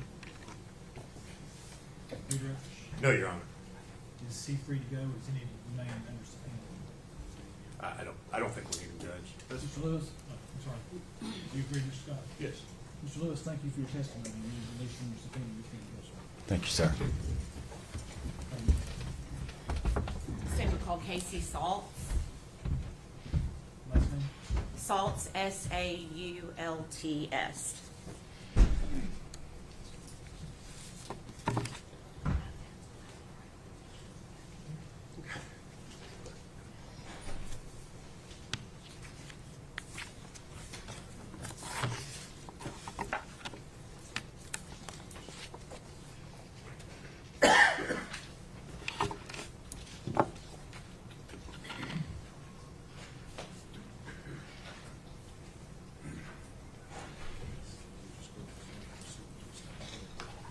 Remain standing for each one to speak.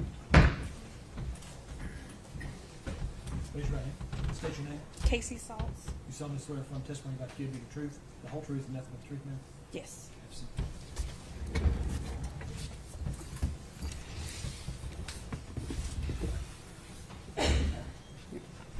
Good afternoon. Hi. Your name is Casey Saltz, is that correct? Yes. And where do you live? In Elizabethton? Okay. Do you know the defendant, Megan Boswell? Yes. Can you tell us how, and I'm going to ask you to maybe go just a little bit closer to that microphone so we can catch your voice. Thank you. Tell us how you know Megan Boswell. She was a foster child to my parents. Okay. And what is your mom's name? Gail Kite or Patricia Kite. Okay. And so did Megan Boswell live with your mom, Gail Patricia Yes. Kite, when she was pregnant with Evelyn? Yes. Okay. And did she also have Evelyn while she was living with your mom? Yes. Okay. And do you see Megan Boswell in the courtroom today? Yes. Can you point her out to us, please? She's right there. Okay. Can you describe what she's wearing, please? A blue jacket, navy blue jacket. Okay. Your Honor, we'd ask the court to acknowledge that. Just identify the defendant. Okay. So during this time frame, are we talking about 2018 and early 2019? Or do you, and you may not know the answer to this, when she was living with your mom? I'm thinking it was just 2019. Okay. Let me ask it this way. Do you remember when Megan gave birth to Evelyn? Yes. And where were you working at the time? Premier Pediatrics. Okay. And obviously we probably know the answer to this, but what is Premier Pediatrics? A pediatrician's office. Okay. And where was Premier Pediatrics located? In Johnson City. Okay. Do you remember how many, is that place still open? No. Okay. That's why I'm asking in kind of in the past tense. It's now closed, is that correct? Yes. Okay. How many pediatricians were working there at the time? 2. Okay. And what were their names? Dr. Pugh and Dr. Trosen. Okay. And what was your job description there? Receptionist, front office. Okay. Can you tell us a little bit about what your job duties were at that pediatrician's office? Scheduling and making appointments, answering phone calls, medical records, all the front duties. Okay. Would you check people in? Yes. Check in, check out. Okay. Okay. And were you able to like see the waiting room when people would come in, or would they come up to the window and check in? How would that work? They would come into the waiting room, or no, they would come into the front office to the window and check in, and then we had 2 separate waiting rooms, one for well visits and one for sick visits. You could kind of see in there from where we were from the doors open, but to actually like see in there, you had to get up and walk in there. Okay.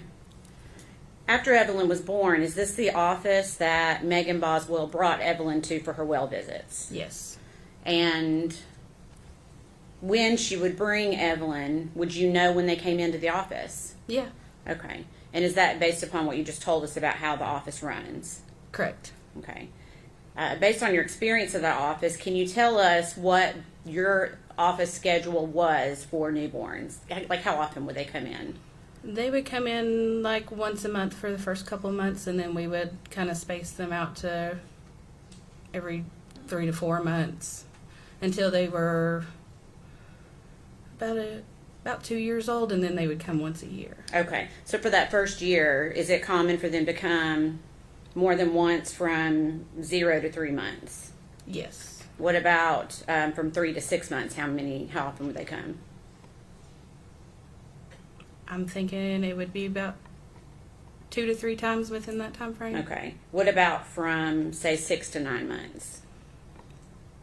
Probably just once at the end. I think by then it was like every 3 months. Okay.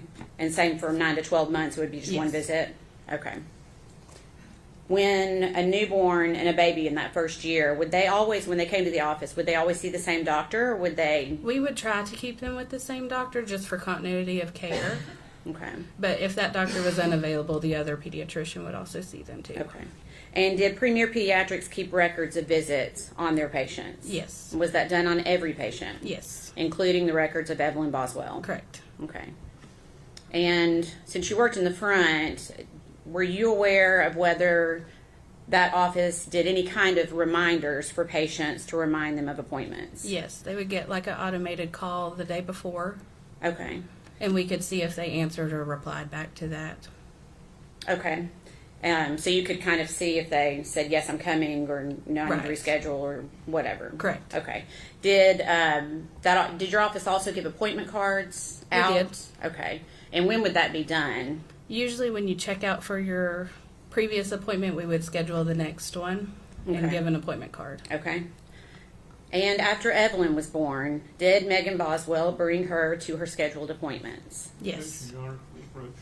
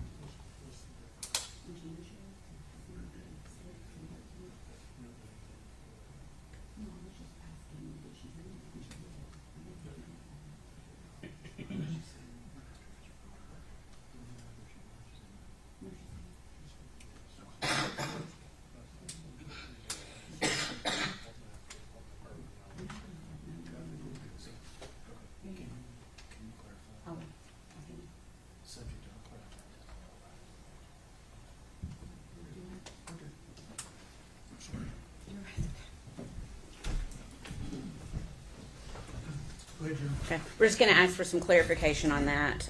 When I asked that last question, did Megan Boswell bring Evelyn, and I'll ask it in a different way maybe, did she bring Evelyn to her normal appointments for, say, the first weeks that she was supposed to bring her? Did she bring Evelyn to those appointments? Yes. Okay. And did she continue to bring her to appointments up until a certain time closer to the end of 2019? Yes. Okay. For her 12-month visit, is that something that would have been scheduled at Evelyn's last appointment, her previous appointment? You're right. Okay. Yes.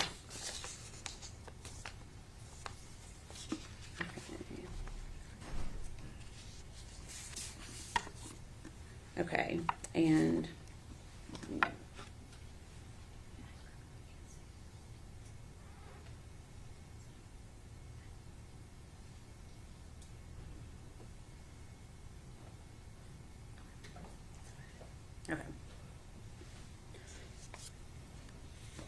And so we asked about the appointment card. Do you recall anyone babysitting Evelyn during that same time, around early December? Yes. Okay. Who babysat Evelyn? My aunt, Okay. What was her name? Sue Whitson. Okay. And is that your mom's sister? Correct. Okay. And do you know when she babysat Evelyn? I don't know like the exact dates, but I do know that she kept her a few times. Okay. Do you know what month that was in? In early December. Okay. And do you recall receiving a photograph? Yes. Okay. What was the photograph of? Evelyn's had a really bad diaper rash. Okay. And that's a photograph that you saw yourself? Yes. Of Evelyn. Okay. Can you describe what it looked like? Really blistery, and you could kind of see like on the sides of her legs where she had been scratching, possibly some scratch marks. Okay. Since you're working at a pediatrician's office, did you show that to anyone? I did show it to one of the nurses. I don't recall which nurse I had showed it to, though. Okay. And you're not going to be able to say what they told you, but then what did you then tell your Aunt Sue about what she needed to do with Evelyn? Objection. I think we're getting far afield here. I'm not asking to elicit hearsay. I'm asking what she told.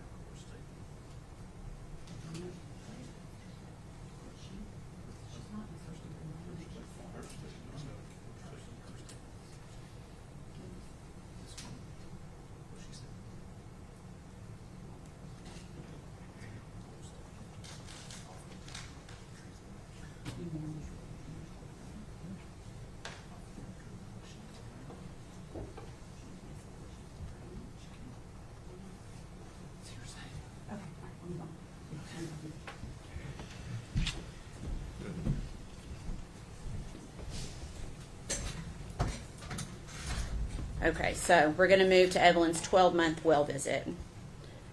Did Megan Boswell bring Evelyn to her 12-month well visit?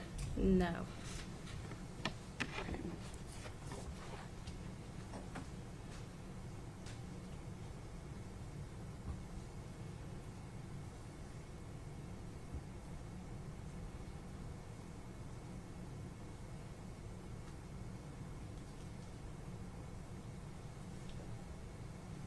I'm going to pass you a document and see if you can identify it.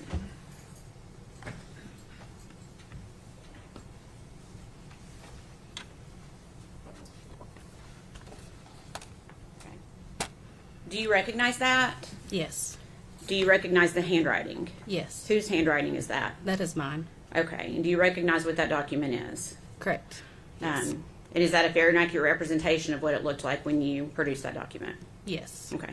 Your Honor, we'd be asked for that to be admitted as exhibit number 63. Oh, my bad. Okay. What is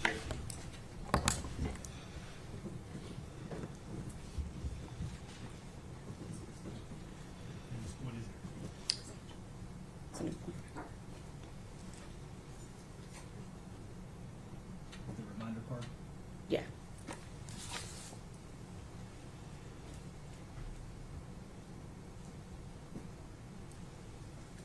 Permission to publish to the jury, Your Honor.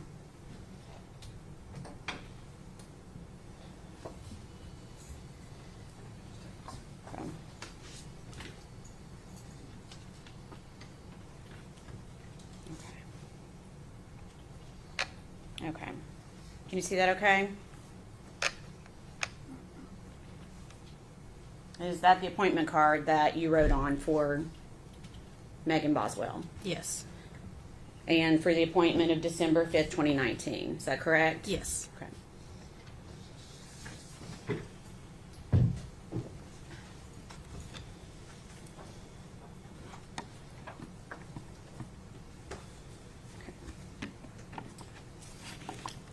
So when she did not show up for her appointment, what did you do? I texted Megan. Okay. So you had her contact information? I did. Where Okay. she was part of the family, we did keep in contact. Okay, and how would you contact her? Through Facebook Messenger mostly. Okay. And had you communicated with her before on Facebook, or was this the first Yes. time? No, I've communicated with her before. Okay. And is that how you reached out to her that day? Yes. Okay.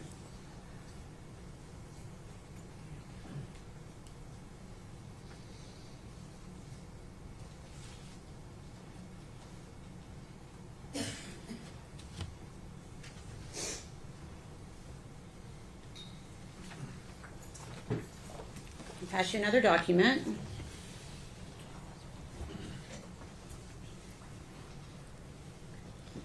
And I'm going to ask if you recognize that. Yes. Okay. Can you tell, without telling me what it says, can you tell me what it is? It's the text thread of off of Messenger where we were talking. Okay. And is that a fair and accurate representation of your conversation via Facebook Messenger with Megan Boswell? Yes. Okay. We'd ask that to be admitted as exhibit number 64, Your Honor. Any objection? No, sir. Be full exhibit 64.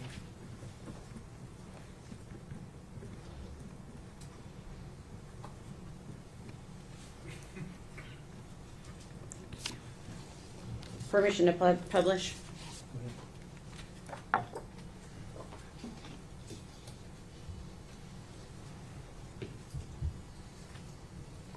Your Honor, we've got a few more of these. Would you like for me to leave the Elmo up until we're done? Okay. Okay. Okay. So obviously that's your name on the left. Is that correct? Yes. And so then Megan Boswell's is in blue. Is that correct? Correct. Okay. And can you tell us what you said, the message that you sent to Megan that day? That Evelyn had an appointment today. Do you need me to reschedule it? It was for her 1-year baby check. Okay. And then what did Megan Boswell say in response? That she had thought it was the next day. Okay. And then I'm missing part of that. What did you say in response to her? I had asked her where she was. And what was her response? That she was working. Okay. And I meant to ask you, the date is December 5th, 2019? Yes. Okay. And this would have been after her appointment, after she'd already missed the appointment? Right.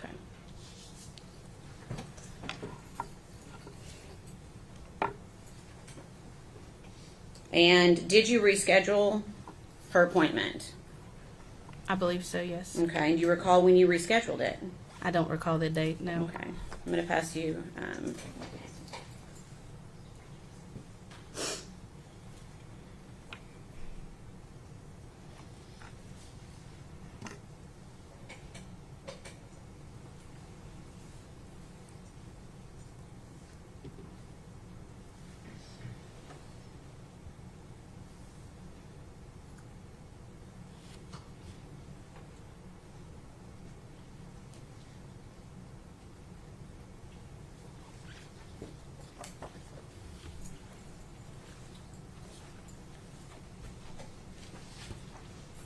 going to give you a second to read through that. I believe it's 2 pages.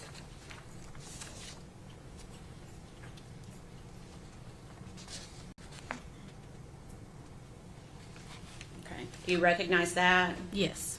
Is that a fair and accurate representation of an additional conversation that you had with the defendant? Yes. And how did you have that conversation? Through Facebook Messenger. Okay. And what is the date of that conversation? December 6th and December 11th. Okay. And does that December 6th date help refresh your memory on the date that her appointment was rescheduled for? Well, I did ask about the baby's appointment today, so I would say that I did reschedule it for the next day. Okay, so that would have been December 6th? Yes. Okay. Your Honor, we'd ask that be made exhibit number 65, please. Any objection? No, sir. So the December 6th message. Actually, I think I'm going to go ahead and let her look at this one too and keep it together as 1, 6, and 11. Sorry. To keep this is one continuous.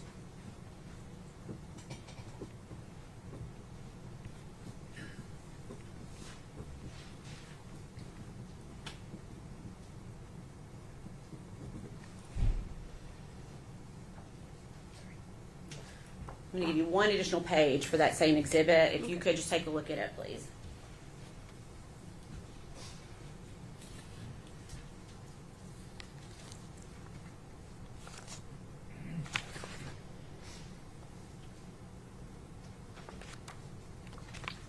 Okay. And do you recognize that as also being part of that conversation? Yes. Does that go into the date of December 11th as well? Yes. Okay. But that's to be that collective exhibit number 65. Before exhibit 65. Yes, sir.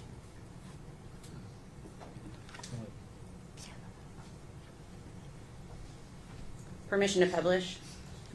Okay. Ms. Saltz, I'm going to go through one page at a time with this, okay? Mm-hmm.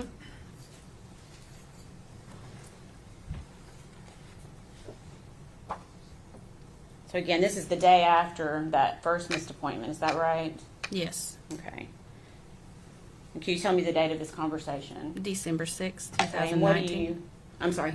December 6th, 2019. And what do you ask the defendant, Megan Boswell? What about the baby's appointment today? Okay, and what does Megan say to you? That she says I had to come in. I've been called in since 4:30 a.m. I'll have to reschedule it. That she'd been working crazy hours. Okay, and what did you ask her? Where she was working. And what did Megan Boswell say? The chicken place. And then what did you tell her in response? To just tell me a day when she can come for sure. Okay. And then did she respond to you? Yeah, she said that she'll figure it out and that she's working all day tomorrow. Okay.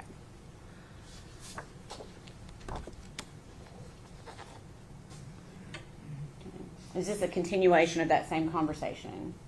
Yes. Okay. And then what do you say back in response to Megan Boswell? I told her it was okay. I just didn't want her to get too far behind on her shots. Okay.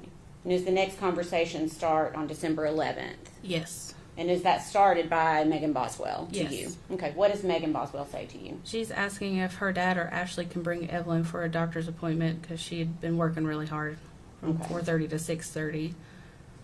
Okay. And does she say that she's staying past 6:30? Oh, yeah, it does say. And then she's staying after to clean, too. Okay. And what is your response to her? I told her that, yeah, it was fine, that they could bring her. Do I need to make an appointment? And then what does Megan Boswell say to you? That when her dad wakes up, she'll ask him if he can. Okay.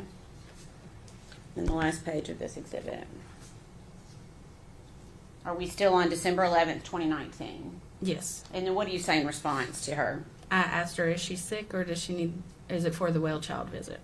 Well, at the top, I think you responded to her first at the very top.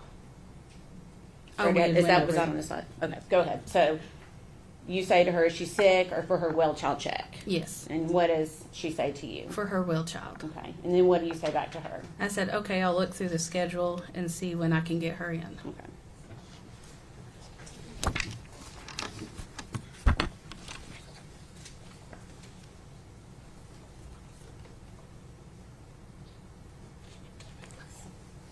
Okay.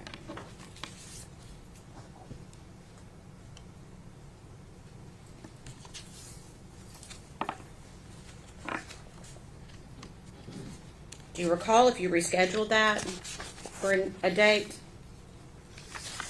I want to say that I did, but I don't remember an exact date. Okay.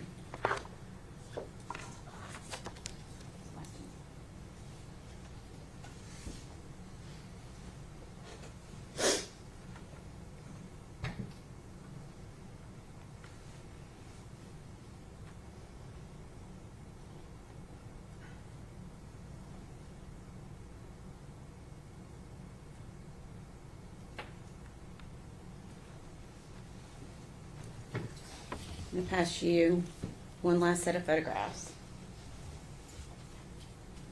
I'll give you a second to read through them.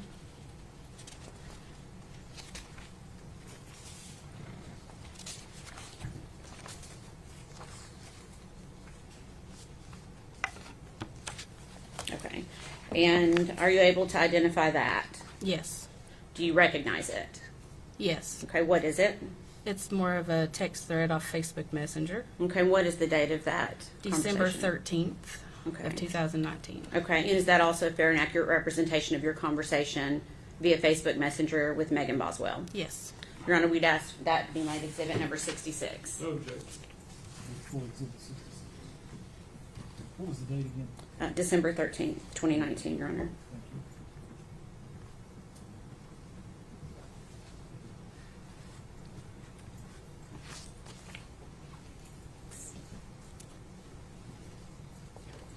Permission to publish. Go ahead. Again, I'm going to show it to you one page at a time. Okay, so you said the date on that was December 13th, 2019, is that right? Yes. And what do you say to Megan Boswell? Is Evelyn coming today? Okay. Is that because she had an appointment scheduled for that day? Yes. Okay. And then what did you say? I had said Actually, I should ask you this. Did she respond to that message at all? no. Okay, so then what did you say? I said I need to know. Dr. Pugh was asking. She's not happy about her missing these appointments. Okay, and what did Megan Boswell say in response to you? That she was going to switch her pediatrician to somewhere closer. Okay, and does she say anything else? That she could pay for missed appointments or whatever. Okay. And then what do you say in response?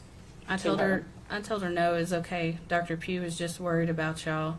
She said it's not like y'all to miss appointments. That was a typo. She was asking me if I knew what was going on. Okay. All right. Okay.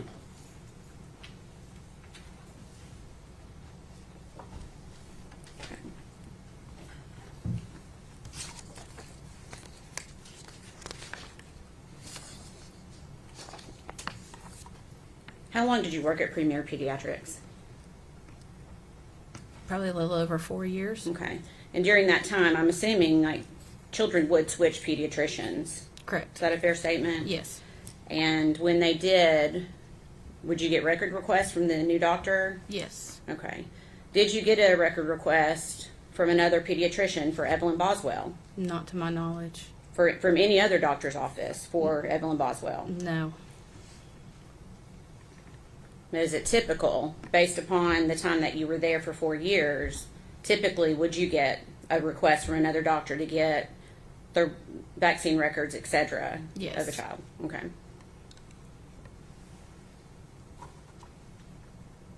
And I'm assuming you personally, you've met Evelyn yourself, is that right? Yes. Do you recall the last time that you saw Evelyn alive?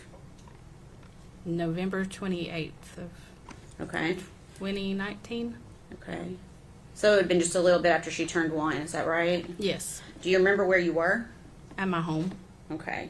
And do you remember why she was there? I think Megan and Evelyn were going to visit with my parents, and they were busy, so she stopped by to visit with me.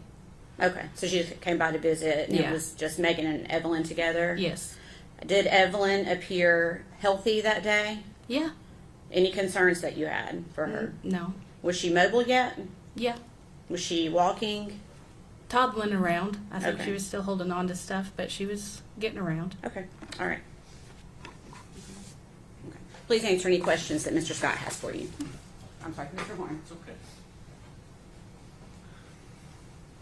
Ms. Saltz, right? Yes. My name's Tim Horn. I'm one of Megan's attorneys. I just want to ask you a couple quick questions to make sure I understood your testimony. And that is, since Evelyn's birth, up until roughly right at the 12-month mark, Megan was bringing Evelyn in as recommended for these wellness checkups. Correct. It would be a fair statement to say that she did that up until Ms. Massengill asked you right at the infancy or the onset of December. Correct. So a year. Yeah. And during that year period, you said you'd worked in a pediatrician's office for about 4 years. Mm-hmm. It would be normal or customary that if, when you're examining a child and you saw signs of abuse or neglect, you'd have a duty to report that, wouldn't you? Yes. And that's a statutory duty that's imposed upon physicians and doctors to do. Correct. So I'm gleaning from your testimony that Megan was doing everything that a mother should or that we would want a mother to do for this first year of this child's life. Correct. And to your knowledge, there was nothing documented, or there was no concerns about Evelyn's welfare. Is that correct? As far as I know, that's correct. And so essentially the substance of your testimony here today is that at the end of December, or at the empty of December there, she just didn't show and never showed from that point on. Right. That's all the questions I have. Are you ready? No, Your Honor. Can she be released from the stand?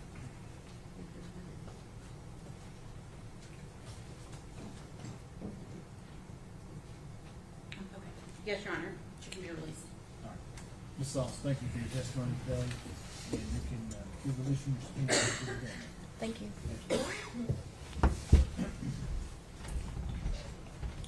State was called Dr. Barbara Pugh.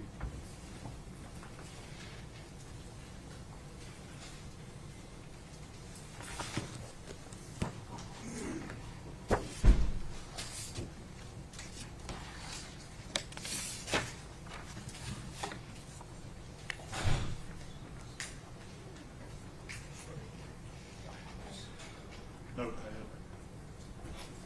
Is everybody doing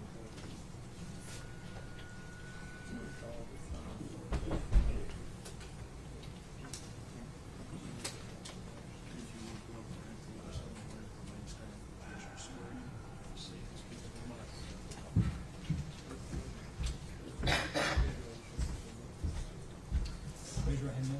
State your name. Barbara Elaine Pugh. You solemnly swear or affirm testimony about you is the truth, the whole truth, and I do.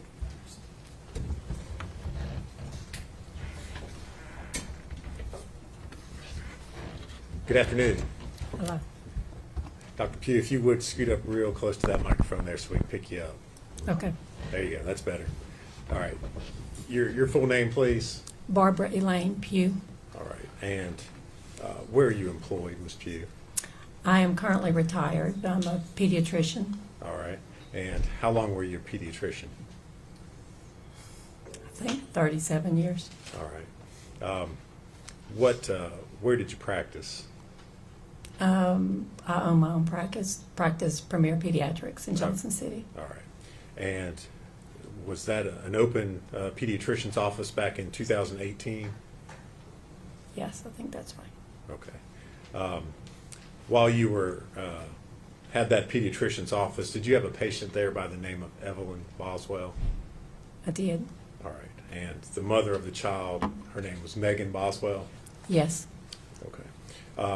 How many doctors were in the practice there at Premier Pediatrician?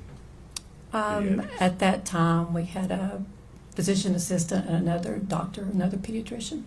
Okay. So how did that work when you had a patient there at the office? Did one doctor, was that assigned to a specific patient, or was it just kind of on a Well, they could rotational request basis? who they wanted to see, but most often they saw the same one for their physicals, usually. Okay. And did you see Evelyn shortly after she was born there in your office? My partner at the time, Dr. Trozen, saw her for the very first time at 8 days of age. All right. And would you all have reviewed her birth records from the hospital as part of your usual protocol in taking her on as a new patient? Yes, and that was in the chart when Dr. Trozen got the information. All right. And you had an opportunity to review Evelyn's chart? Yes. Okay.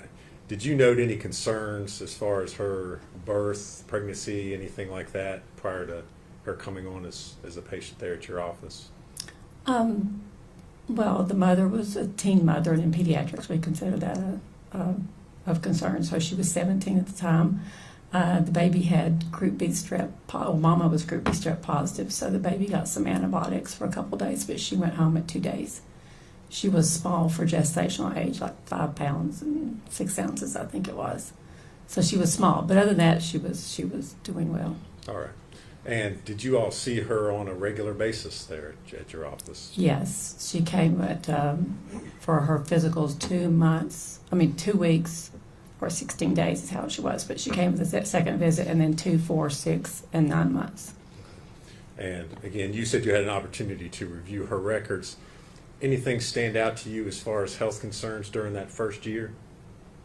No, I mean, the last time we saw her was for a sick visit. She was about 10 and a half months old. So that was the last visit in October of 2019. But her 2, 4, 6, 9 months visits, in 2 weeks, she was doing well. Okay.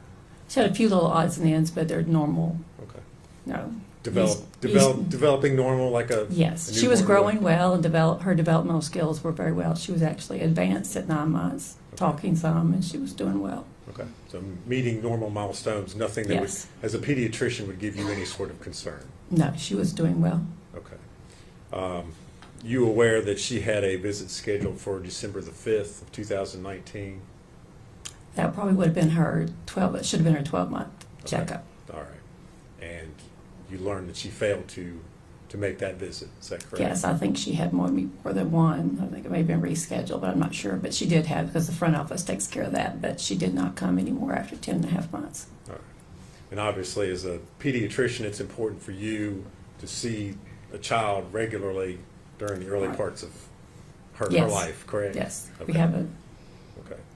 So did that concern you when she did not show back up for her year visit? Well, yes, but in pediatrics, it's, sometimes people move, they change, so you don't always know as the doctor, you may not know why they don't show up. But all you can do is call and try to find out and follow up. Okay.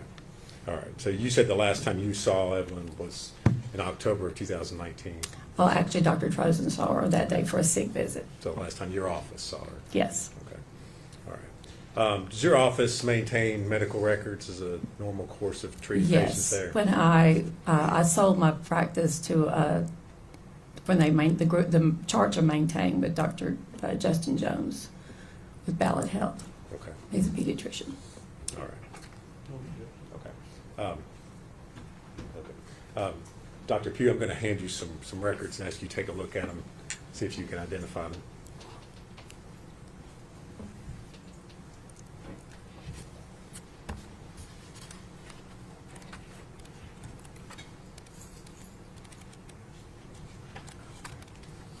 Yes. And what are those? Those are the charts from my office. Okay. And is that a true and accurate copy of the medical records of Evelyn Boswell Yes. that were maintained by your office? Yes. All right. Judge, I would move to make that exhibit 67, please.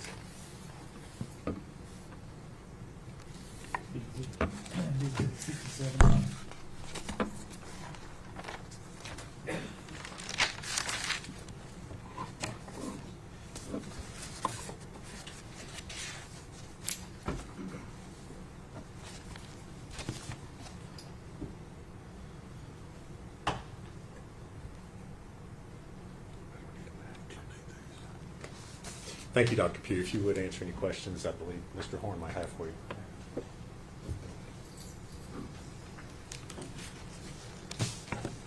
So, all but the first visit you saw Evelyn. Is that my understanding? Not the first and the last visit, I didn't Okay, see the her. last. But you would have had access, when you did treat her, you would have access to all of her medical records. Yes, they would be in the chart.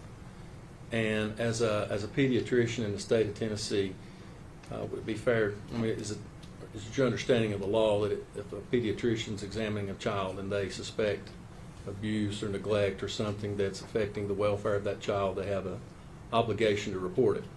Yes.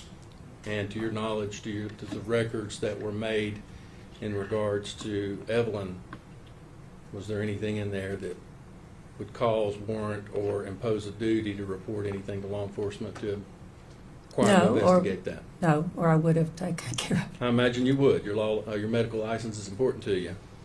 So, fair statement to say that Evelyn was progressing the way Yes. she should progress, and that Megan was fulfilling, up until the point you last seen her, her maternal responsibilities as far as it relates to the child. Or, yes. That's all the questions I have. No, you're right. Is she free to go? She is. Dr. Pugh, thank you for your testimony. Thank You're you. released from your subpoena and you're free to go. All right, next. State called Paul Miller.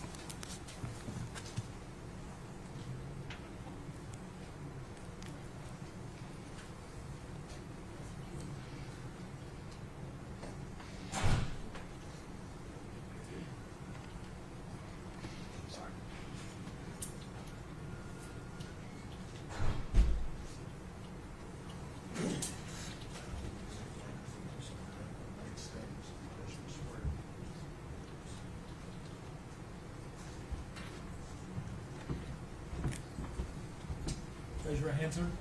State your name.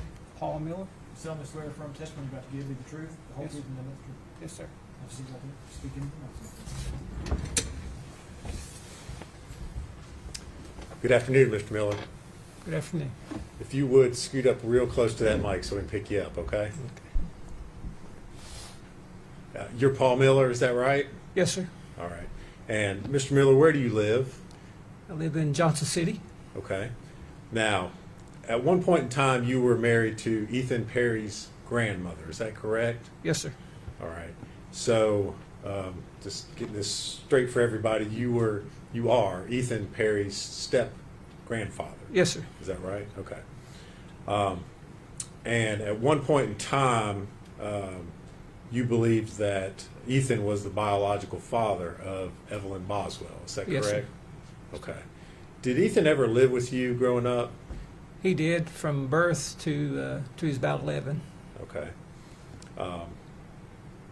And do you know the defendant, Megan Boswell? Yes, sir. Okay. And how is it that you know Miss Boswell? She was dating Ethan.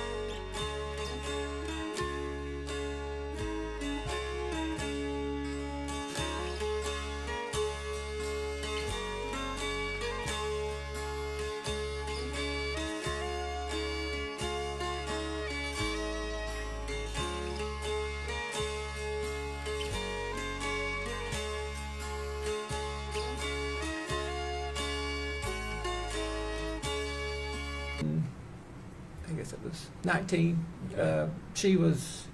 I'd called her and we set up a meeting. Told her I would like to meet her, and so she met me and my wife at the Cracker Barrel, and we got to meet her. Okay. So something that was important to you to get to see your granddaughter, right? It was great granddaughter. Right. Yeah, Great yeah. granddaughter. Sorry. Yeah. Yes. All right. And you said this was late October 2019. Okay. Did you see Ethan at any point in time that year? Not before that. I didn't see him until right before Christmas. Okay. And what happened right before Christmas? I had tried to get Megan to bring Evelyn to the house. I wanted her to give her a gift and get to see her, and so I'd set that up with her, and then I found out Ethan was in also, and anyway, he ended up getting them both to come. I didn't know if they were going to come at the same time, but they did. And they Right. came. They came at the same time in the same car. All right. And so they both came over to your house there in Johnson City. Correct. Right before Christmas. Correct. Okay. Was Evelyn with Megan? She was not. Okay. Did you inquire where she was? I did. And She told me that Evelyn had the flu and was staying with her grandmother, and that she was sick and didn't want to expose us. okay.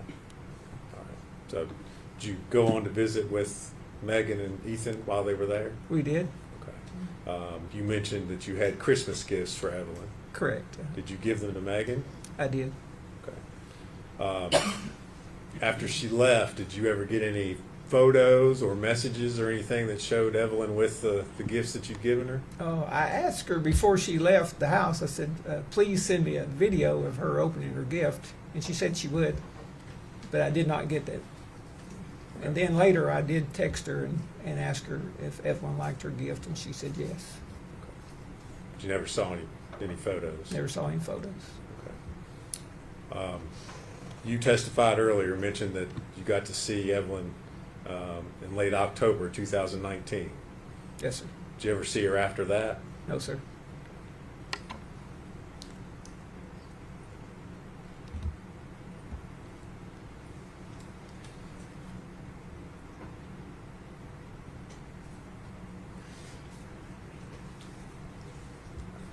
Thank you, Mr. Miller. If you would answer any questions Mr. Scott may have for you.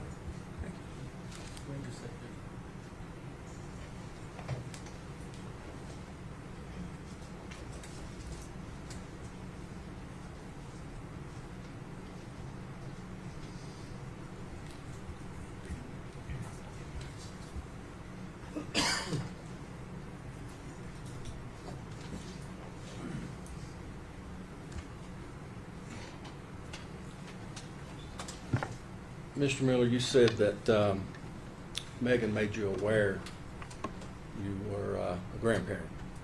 Correct. And that y'all were friends on Facebook. Yes, sir. And that Megan posted pictures of her and Evelyn frequently. Yes, sir.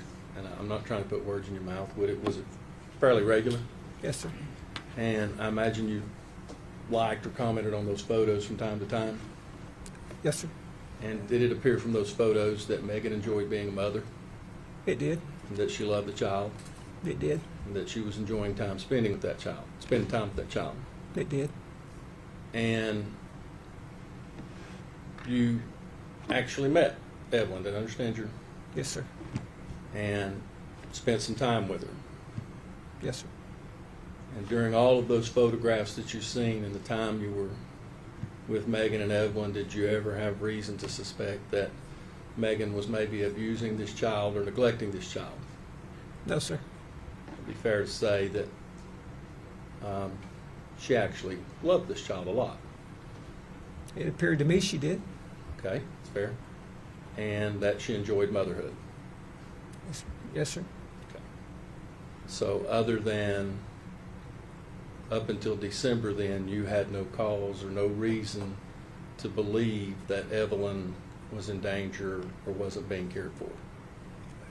Correct. That's all the questions we have. He be released. He can't do it. Yes, sir. Mr. Miller, thank you for your testimony. You're released from your subpoena, sir, and you're free to go. Thank you. We approached it.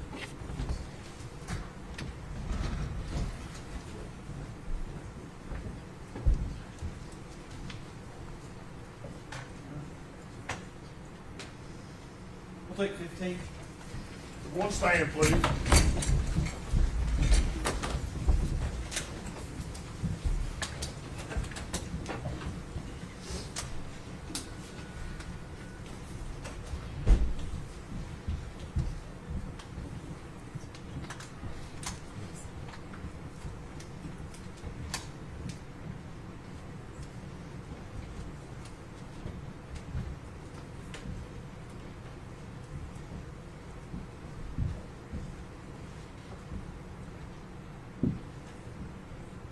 You may be seated, thank you.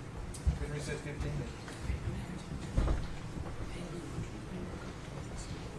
Stand for recess.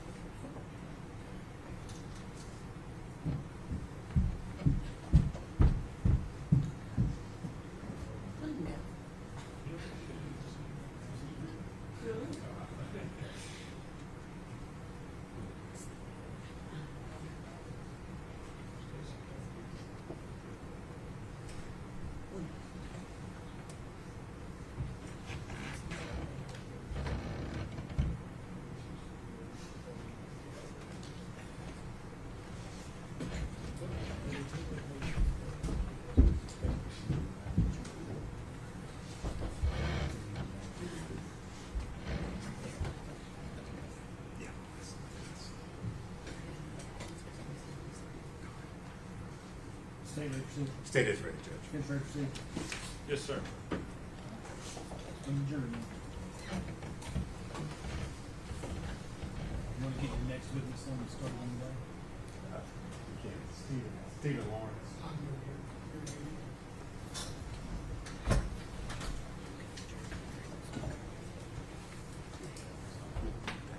One stand, please.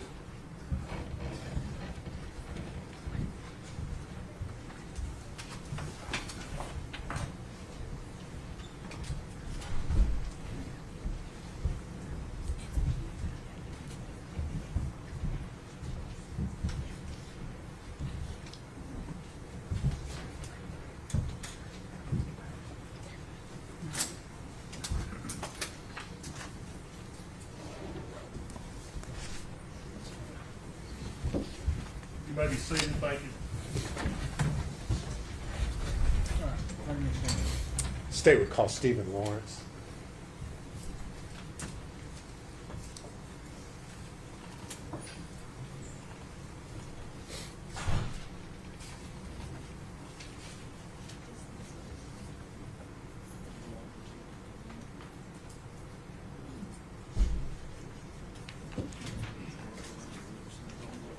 Stand and be sworn, speaking of Michael.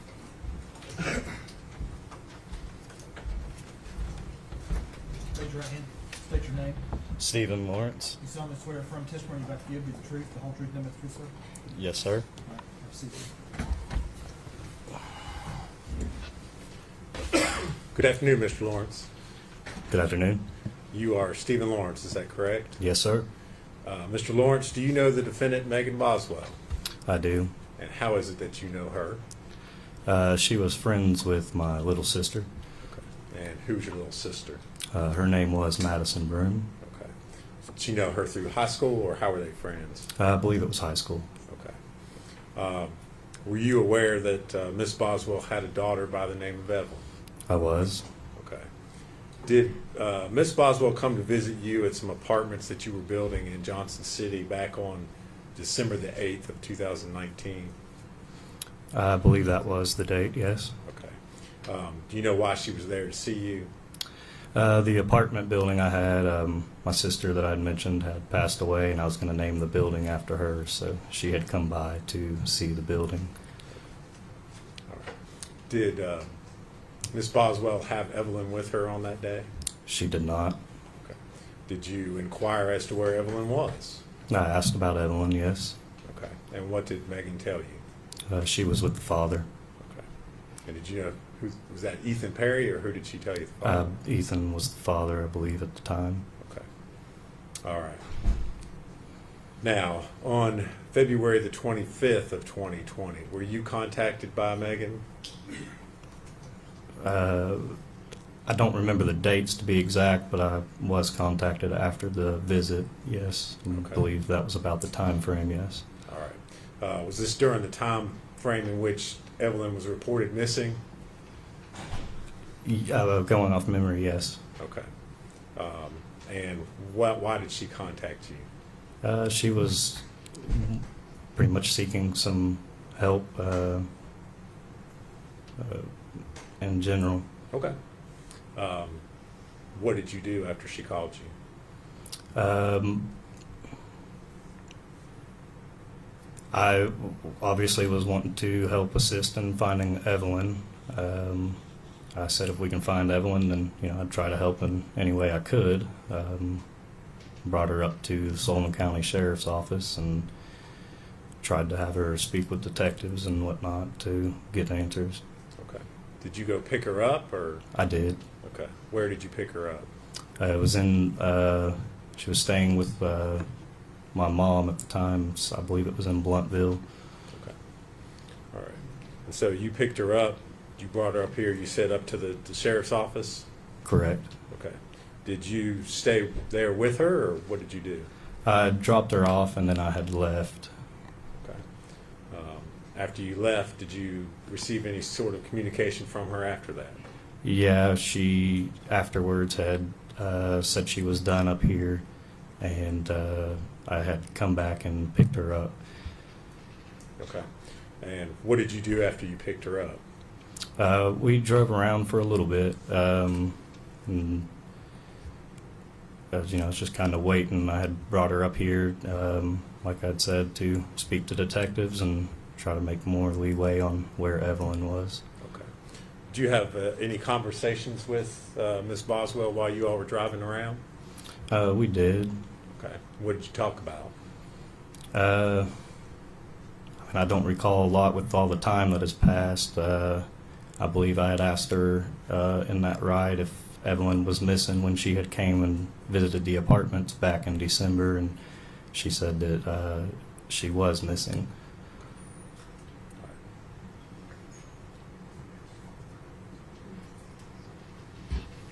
Thank you, Mr. Lawrence. If you would, answer any questions Mr. Scott may have for you. Go ahead, just a minute, Judge. Yeah.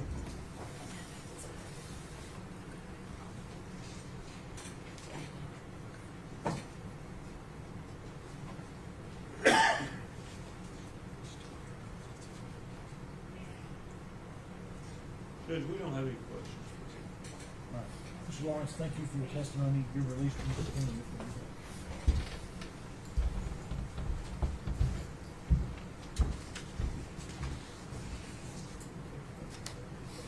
State would call Audrey Gibbs.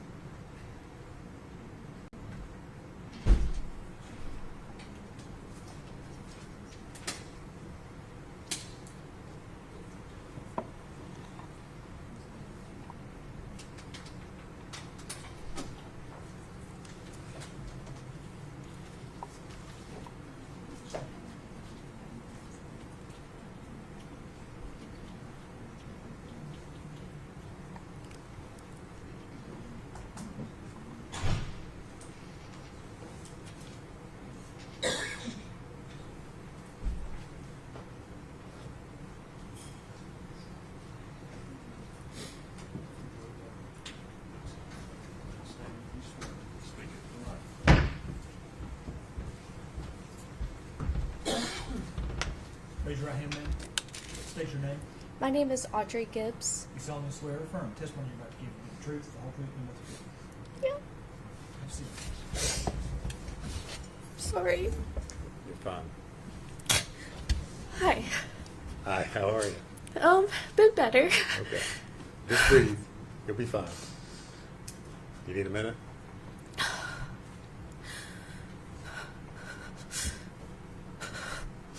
Okay, I'm fine. Okay. All right. You need to just let me know if you need to take a breath, okay? Okay. All right. If you would state your name for the record, please. Yes, it's Audrey Gibbs. And Miss Gibbs, where do you live? I live in Kingsport, Tennessee. All right. Do you know the defendant, Megan Boswell? Yes. And how is it that you know Miss Boswell? We met in 7th grade. Okay. You known her since then? Yeah. How long ago was that? It's been quite a minute. Over 10 years here. Okay. Did you also attend high school with her? Freshman year, yeah. Okay. And where was that? That was at Central. Okay. Here in Bluntville? Yeah. Okay. Did you know Miss Boswell's daughter, Evelyn? Yes. Okay. Were you friends with Miss Boswell after Evelyn was born? Yes. Did you ever see her or visit with her? Quite often, yes. Okay. When you say quite often, how often are we? How Almost- frequently are we talking? Almost every day. You know, in 2019 we hung out a lot.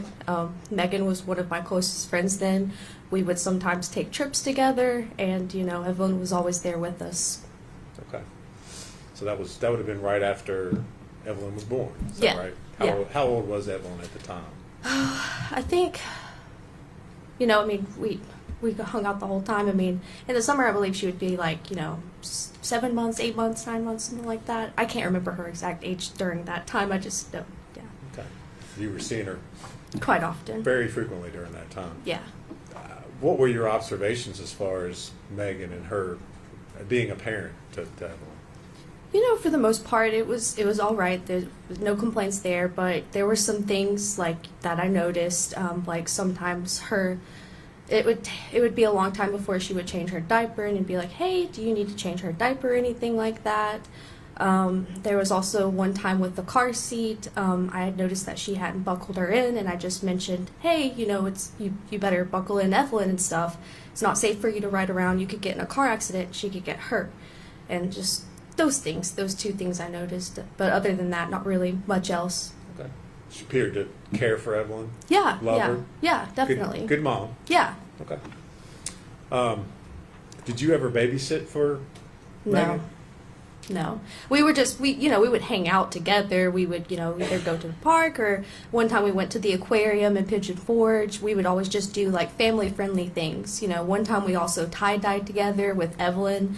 I made like a onesie for my daughter that day because it was before she was born. At some point in time, do you leave the Tri-Cities area? Yes. So after my baby shower, I did move to Knoxville with my the father of my child to live with his family at just Knoxville. Okay. Do you remember when that was? Yes, it would have been early November. Of 2019? Yes. Okay. All right. It's kind of a silly question, but did you have your child? Yes. Okay. And when was that? That was December 9th, 2019. Not going to forget that date. All right. Did Megan come to see you while you were in the hospital? Yes, she did with my other best friend Bailey. Okay. What's Bailey's last name? Bailey Hawkins. Okay. So the two of them, you were in Knoxville, correct? Yes. Okay. And so the two of them came together to see you while you were still in the hospital? Yes, it was right after I'd given birth. Okay. Did Megan have Evelyn with her that day? No, she didn't. Okay. Which would have been the first time I saw her without Evelyn ever. You trailed off a little bit there at the end. Did you say ever? Oh, yeah, that would be the first time that I would ever see her without Evelyn. Because every time otherwise we hung out together with Evelyn always. Okay. She always had Evelyn with her. Yeah. Okay. Did you notice anything unusual about Megan that day? Yes. So I was just trying to tell my birthing story because, I kind of had a little bit of a traumatic one. So I was just, telling her and Bailey about that. And Megan's behavior that day was just a little weird. She just kind of had like a weird look in her eyes, and then she just kept saying over and over to me like, I love you, and just like, I love you, I love you, I love you. And it was just over and over until I would acknowledge that. And, eventually I had to say like, I love you too, but I was trying to tell a story. Okay. So that was not her normal behavior? No. Not the normal way you all would interact? No, normally, we'd have just like a regular old conversation back and forth. Did you ask her where Evelyn was? Yes, I did. I asked her where Evelyn was, and I can't remember who she said she was with, but I just thought that was kind of strange at the time because, normally she couldn't find a babysitter. It's hard for her, too. After her visit, did you communicate or stay in touch with her? Yes. Okay. And how was it that you communicated with Megan? Mainly through Instagram.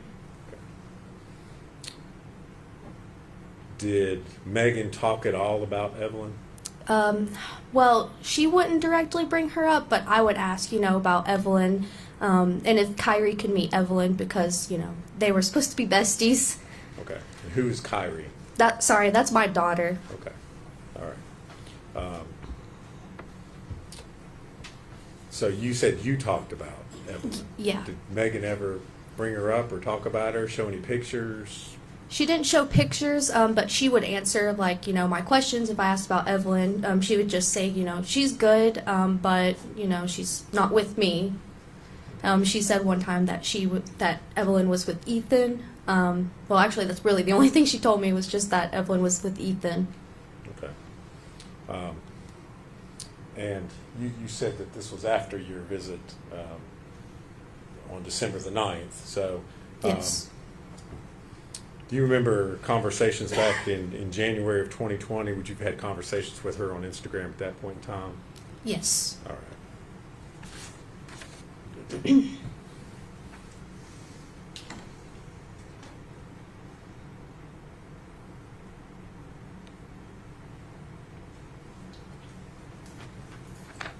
Ms. Gibbs, I'm going to hand you a document and ask you if you can identify what's shown in that. Yes, this is just mine and hers Instagram messages. Okay. Is that a conversation that you had with her on January the 19th of 2020? Yes. All right. Is that a true and accurate depiction of the conversation that you had with her? Yes. Judge, I would move to make that exhibit. Sorry, 68. You guilty? Instagram. It's Instagram. Yes, Judge.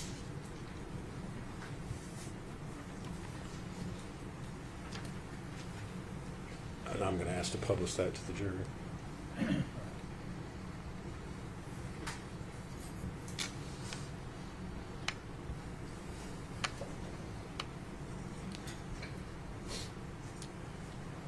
All right, Ms. Gibbs.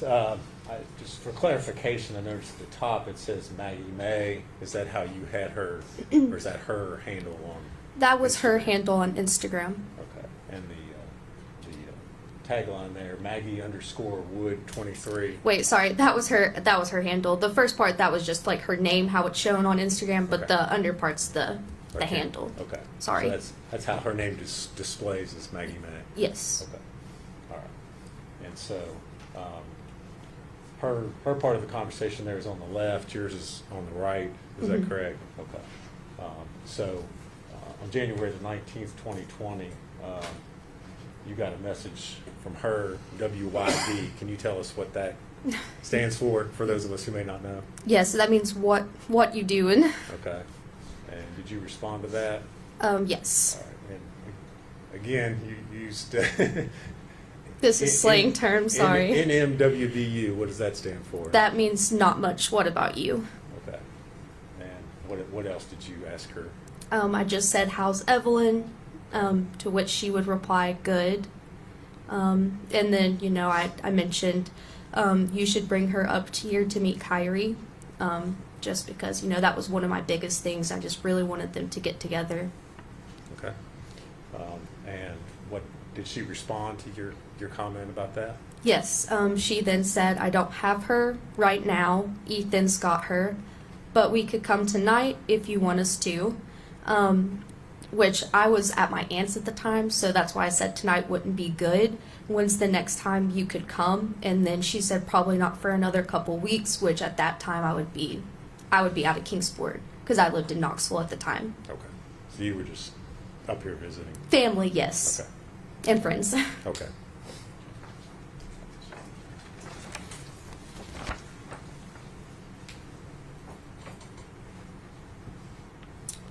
All right.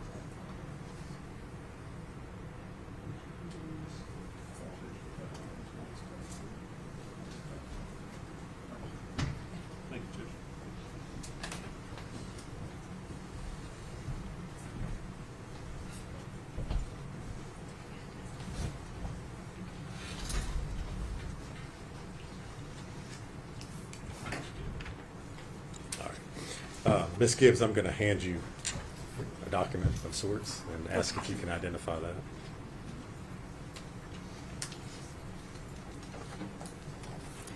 Yes, this is another conversation between me and her on Instagram. All right. Was that a conversation that you all had back on January the 24th into the 25th of 2020? Yes, All right. and also the 26th. Okay. And was that is that a true and accurate copy of the conversation that you all had there on Instagram? Yeah. All right. Judge, I would move to make that Exhibit 69.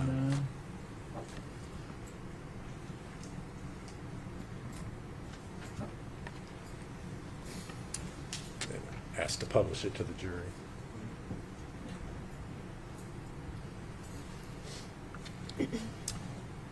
All right, Ms. Gibbs. So again, Ms. Boswell's portion of the conversation is, as we look at on the left part of the screen, you're on the right side. Is that correct? Yes, that's correct. Okay. So you want to interpret for us again? Yeah. Okay, so starting off, she says, "What are you doing?" And then I just said, "Nothing much. What about you?" And then she said, "I'm impregnated." And then, am I allowed to use profanity? Okay. Yeah. I said, "Oh shit, for real?" And she said, "Yes." And then I said, "That's awesome. Evelyn's going to have a sibling." And then she said, "Yes." Okay. All right.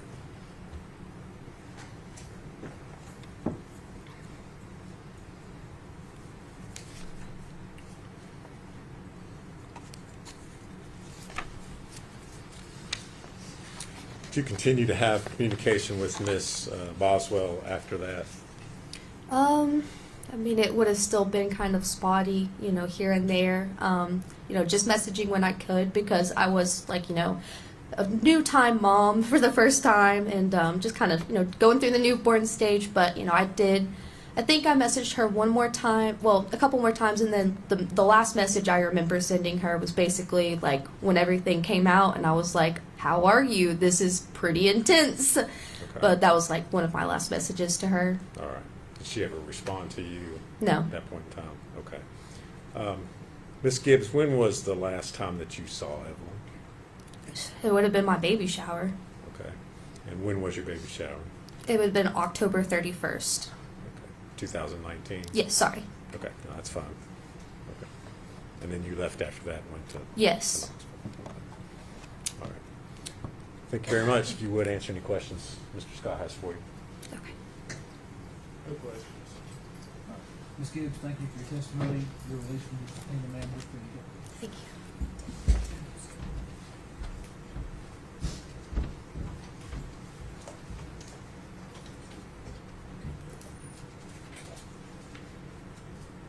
State would call Bailey Hawkins.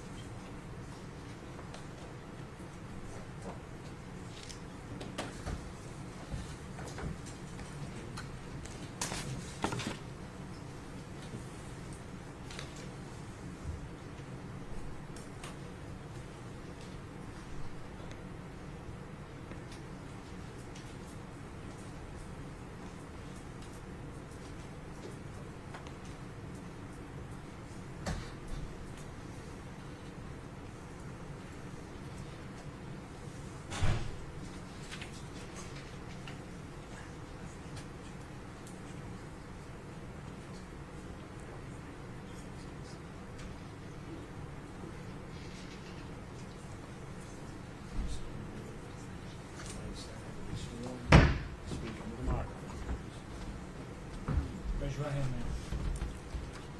State your name.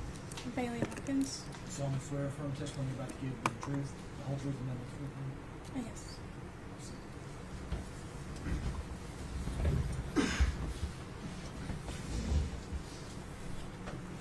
Yes. Bailey, how are you today? I'm here. Can you tell us your name? Bailey Hawkins. Okay. Can you tell us where you live? What city do you live in? Blumpville, Tennessee. And how long have you lived in Tennessee? I moved to Tennessee in 5th grade, so about a little over 10 years. Okay. And when you moved to Tennessee, what school did you go to?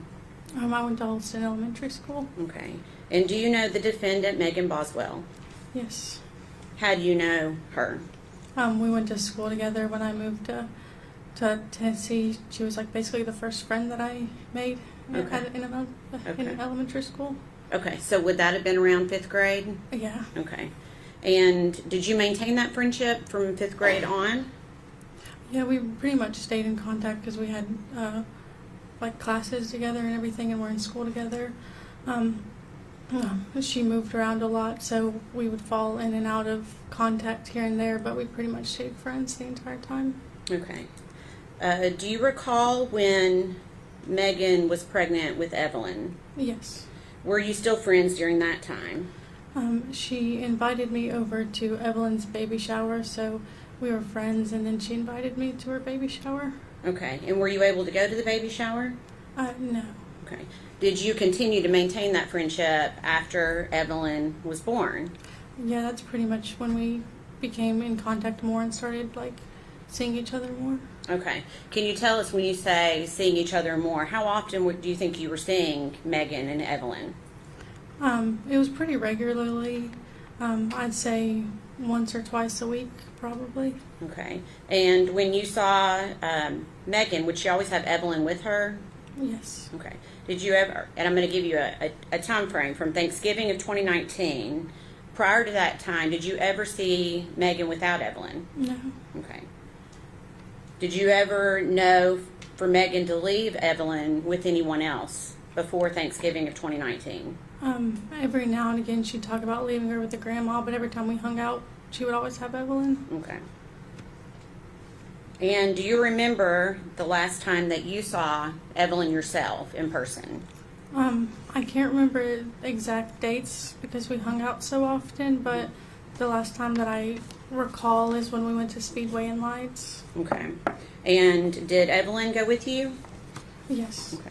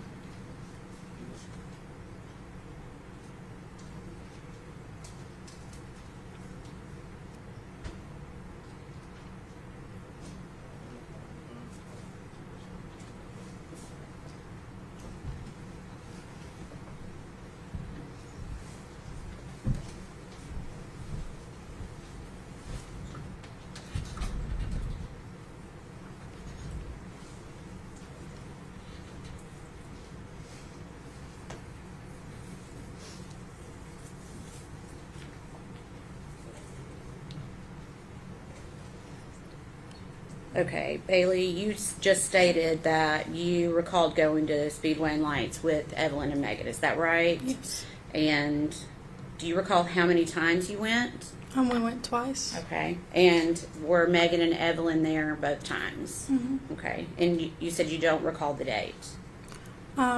They were in November. Okay. Mm-hmm. Definitely November. Yeah. Okay. Do you recall when Megan started her new job? That was in December. I want to say it was beginning of December. Okay. And do you know where she was starting to work? Hunter T's Chicken Shack. Okay.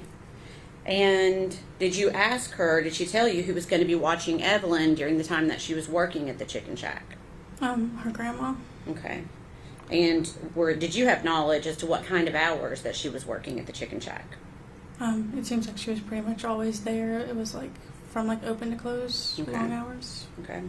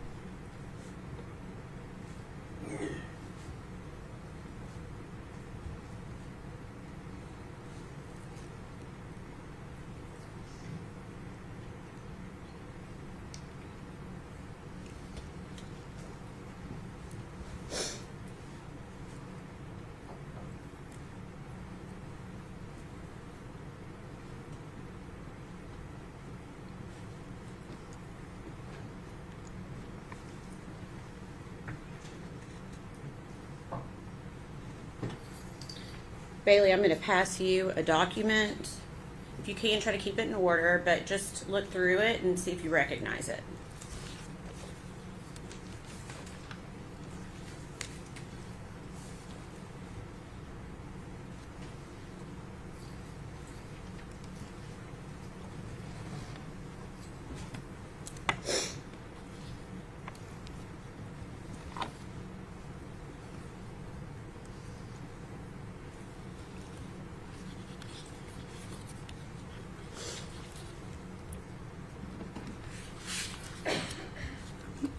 Yeah, I do recognize You them. do recognize that. Can you tell me, without going into what the context is, can you tell me what that is?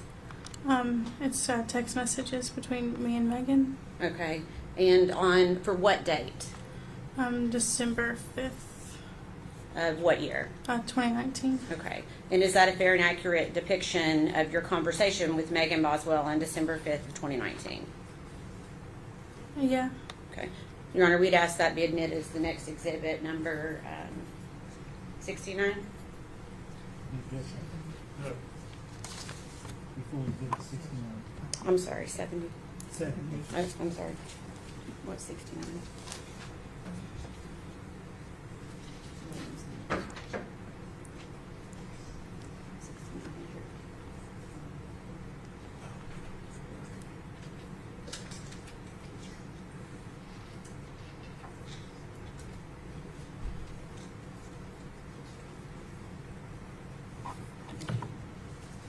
Sorry about that.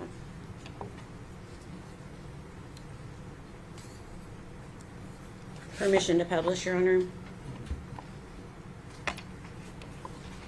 Bailey, I'm going to show you each one page by page, okay? We're just going to go in order. Okay. This first message, who is the first individual to speak on this message? Megan. Okay, what does she say to you? Hey, I'm still at the chicken shack. Okay, and what time of day was that message? Did that message come through to you? 9:39 or 32 p.m. Okay, and when you ask her what she's doing, what does she respond? I'm actually just hanging out. Okay, and when you ask her if she's having fun, what does she say to you?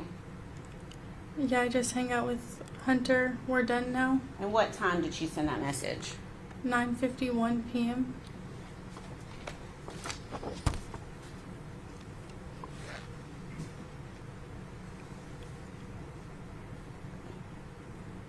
So now at 10:29 p.m., what does Megan say to you? Is that a blurry a little bit? I genuinely enjoy hanging out with him.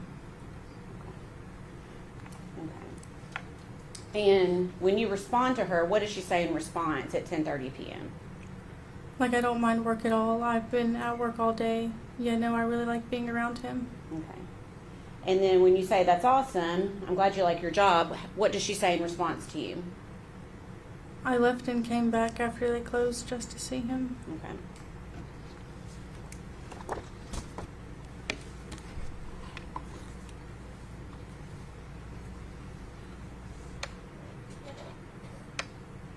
I'm trying to make this not.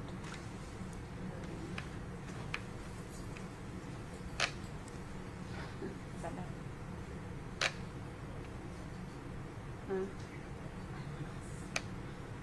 Okay, I don't know if I can make it better than that. Can you see that okay? Yeah. Okay. So at this point, we're at around 10:40 p.m., and you're asking if it was just Hunter, and what does Megan say in response? His dad was in the back with him, and I chilled up front. Okay. And then what does she say in response, or regarding Hunter and his dad? Him and his dad went to go to church with them on Sunday. Okay. And then what do you suggest to her in response to that? I say you could bring Evelyn. Okay. And what does Megan say? I used to take her to church with Caleb. His dad was like, you can come to church with us Sunday. And Hunter was like, yeah. And we'd go to that barbecue place you like and get food after. I feel kind of bad. He's not a bad guy. And I was like, he's so weird.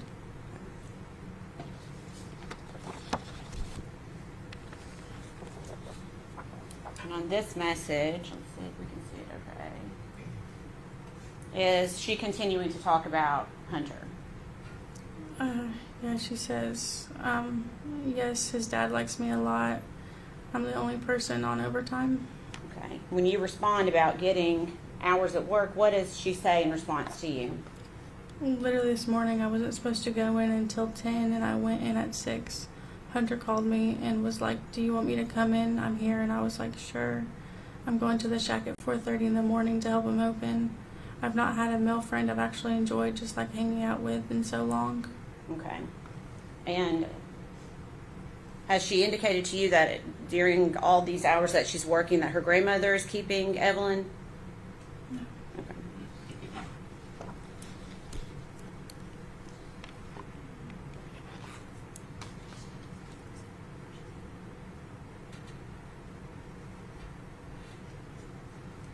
Okay, so when you say that's so early, does Megan respond to you?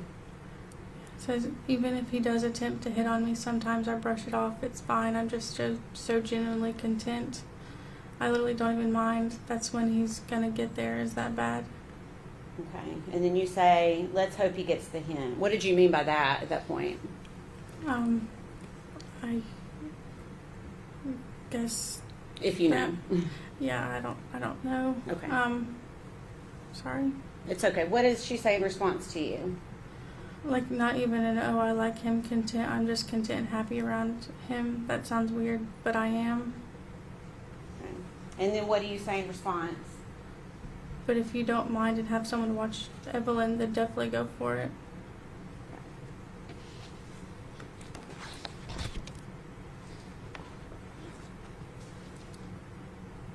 The same conversation is still continuing, is that right? Yeah. Okay. So we're at 10:57 p.m. now, is that right? Okay. Are you okay? Okay. And then what does Megan say? I was so fucking cranky when I came in, I won't lie. And it was like I felt better immediately being around him. My grandma was like, you just want to date him. And I was like, no, woman. Okay, and you responded to her that he seems like a nice Southern guy. And what did Megan say in response to you? My grandma's keeping her overnight for two nights and all day. He's a pretty good guy. Like I said, I'm just so content around him. Okay. And when you say that's good, how does Megan respond to you?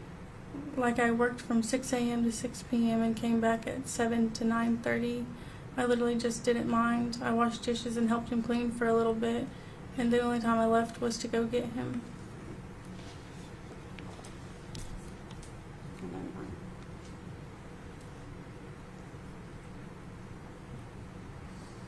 Okay. Last one for this. Actually, there's two more. Sorry.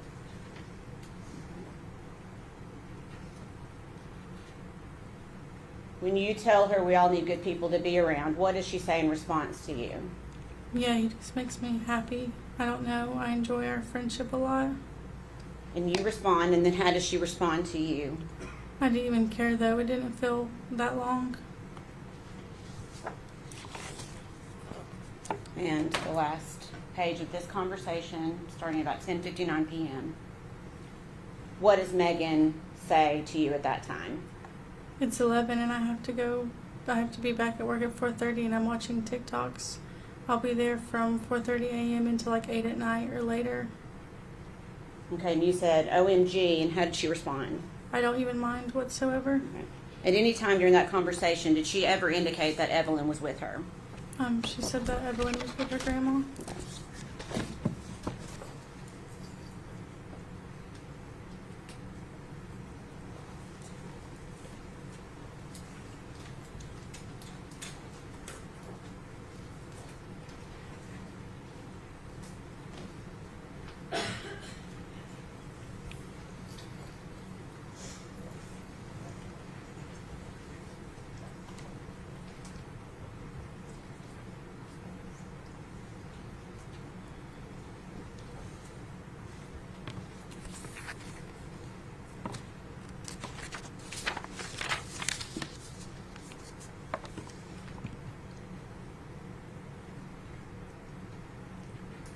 I'm sorry.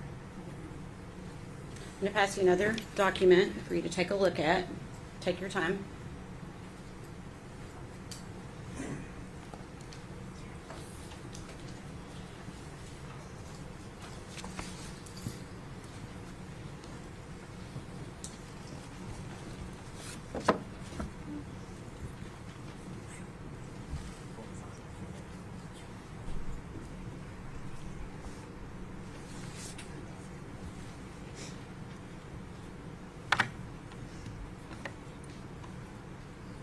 Have you had a chance to look at that one? Okay. Yeah. Do you recognize that? Uh-huh. What is it? It's text messages between me and Megan. Okay. On what date? December 6th, 2019 at 9:10 a.m. Okay. And is that a fair and accurate depiction of the conversation you had with her by text message that day?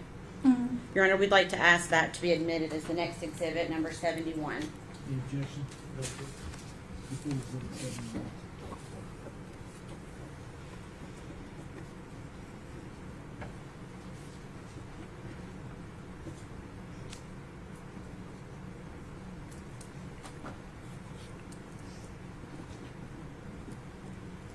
Thank you.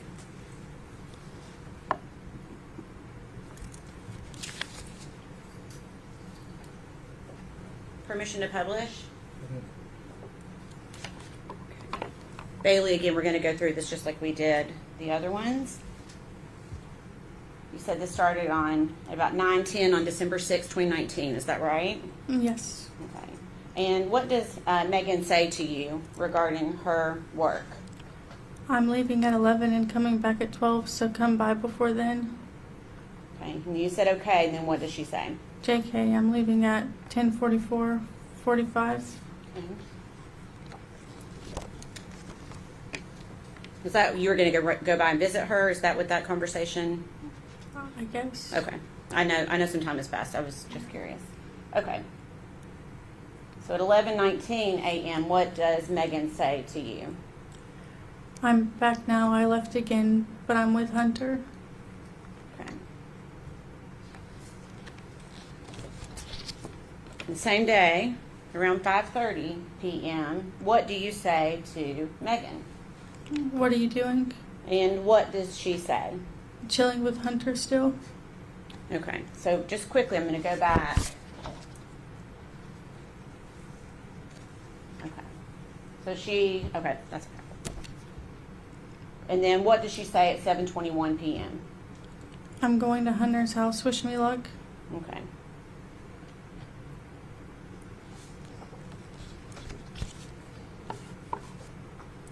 And then same day, 11:30 p.m. What does Megan say to you? I'm home now. I was over there for hours. Holy shit. We just talked. It was nice. Okay. At any time during that conversation, did she mention that she had Evelyn with her? Did she mention where Evelyn was? No.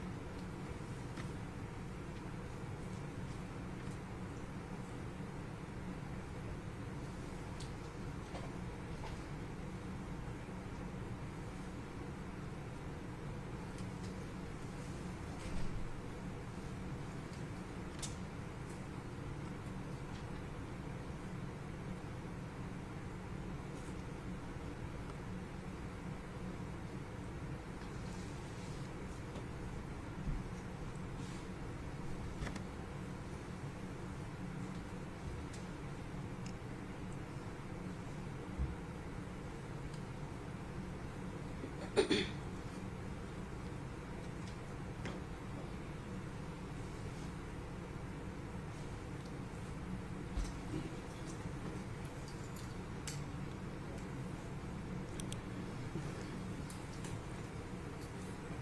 going to pass you another document, and it's about 8 pages. If you could just take a look at it, try to keep it in order if you can.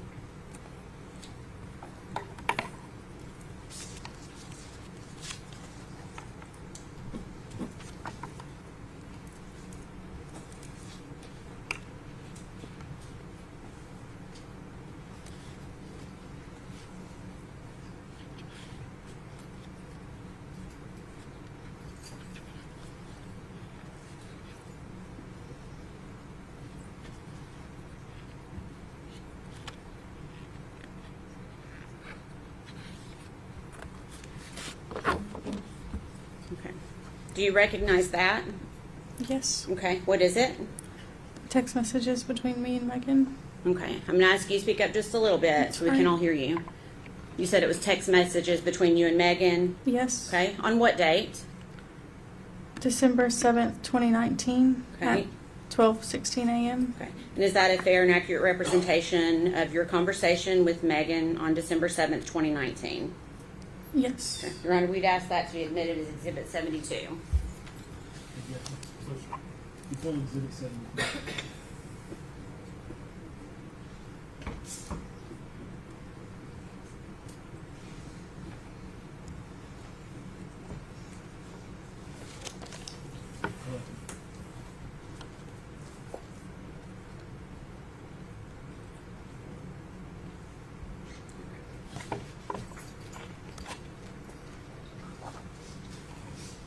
This one's a little bit harder to read because it's a lot of text on one page. So I may zoom in and then we can zoom back out, okay? Okay. So it looks like you started by asking Megan a question. Is that right? Yeah, I said, how was everything? Okay. And how did she respond to you? Good. I'm only coming in work for a little bit today, but on Monday come back and see me. I love you. And have a good day at school. Also, Hunter is going to be there after 1, so that's probably when I'll come. So you should stop by then if you do come today, because it's very awkward. Him being like, don't charge them because even employees don't get free stuff. And I know this one chick doesn't like me because of it. Like yesterday, she was bitching about him getting to leave to go do business stuff, and then I left with him twice, and she was obviously pissed when I got back. Okay. I'm going to try to, let's see.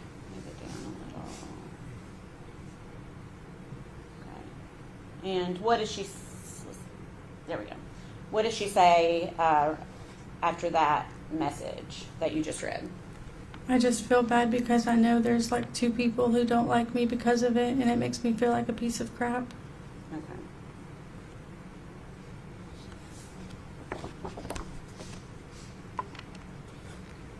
The same conversation's continuing at 3:43. Is that right? On December 7th.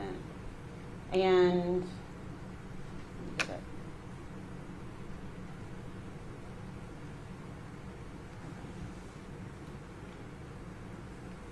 okay, so what does Megan tell you at 3:43 p.m. on December 7th? I'm riding around. Want me to pick you up? Okay, what do you say? I'm getting food with Cameron. Okay, and what does she say? I can wait if you're busy. Okay. She indicated any time that Evelyn is with her, either on those messages or verbally to you in a different way that day? No.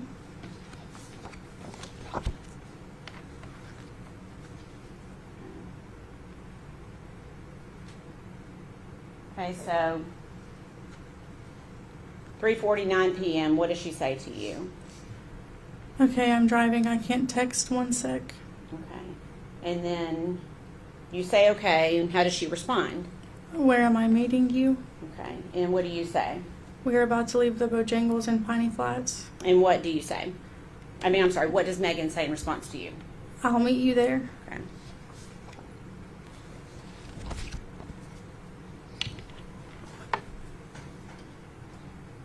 Still on December 7th. I'm going to probably zoom this one in too, just in case there's jurors who can't see it in their monitors.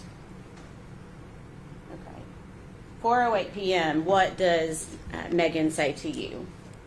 I'm here. Okay. Okay. Oh, sorry. And then you responded. No, how did you respond? Okay, I'm sorry. It'll be like 15 to 20 minutes. Okay. And what does Megan say in response to you? It's okay. Take your time. Thank you. It's just me. Evelyn's with Ethan's grandma. Okay. And had you ever known Megan to leave Evelyn with Ethan's grandparents prior to when she says it this moment? Okay, you'll have to answer verbally. Oh, sorry. No. Okay. That's okay. Okay. And then do you recall getting this screenshot from Megan at 5:09 p.m. that day? Yes. Okay. And do you know what that was regarding, that screenshot? It was regarding a movie that Okay. they were going to go see. Okay. When you say they, who are you talking about? Hunter and Megan. Okay. And so that's essentially the movie times that they were looking at, is that right? Yes. Okay. And the movie is Dark Waters? Yes. Okay.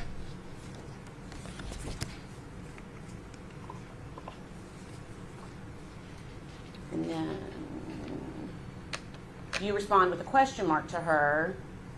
And what does Megan say to you? I got no context other than that. Okay. And then she then explains, I guess she realizes what it is. What does she say? Oh, it's a movie. And what do you say to her? Is he asking to go watch it with you? And then what does Megan say? Yeah. And then what do you say? Are you going to do it? And how does she respond? Yeah.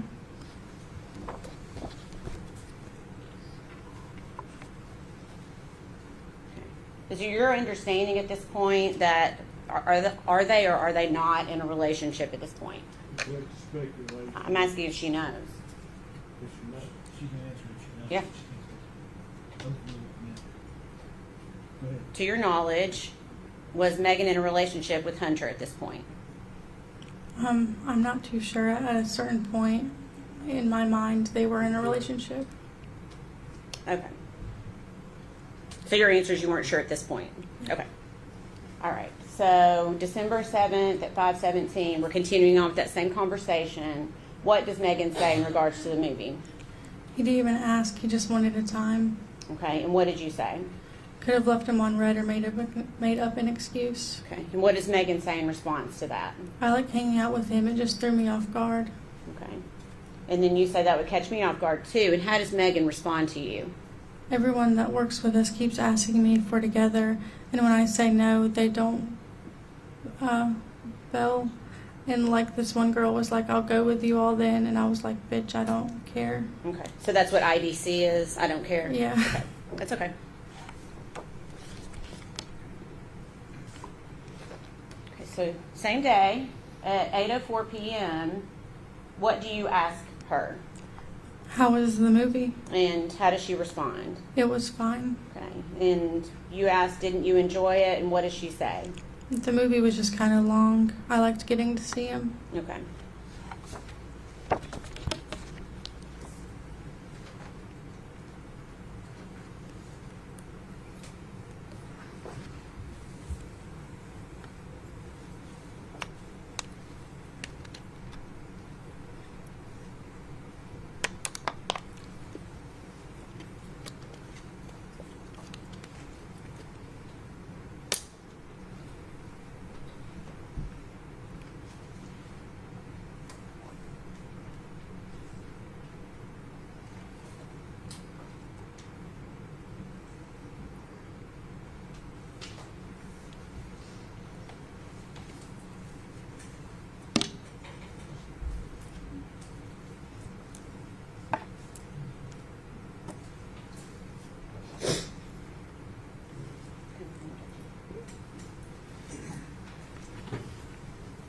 Passing you 3 pages. Take a moment to see if you recognize this.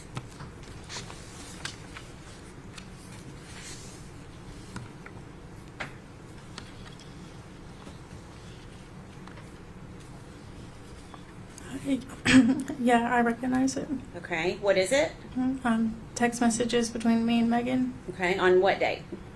December 8th, 2019 at 11:53 p.m. Okay. And is that a fair and accurate representation of your conversation on December 8th, 2019? Yes. We'd offer that as exhibit number 73. No objection. Full exhibit 73.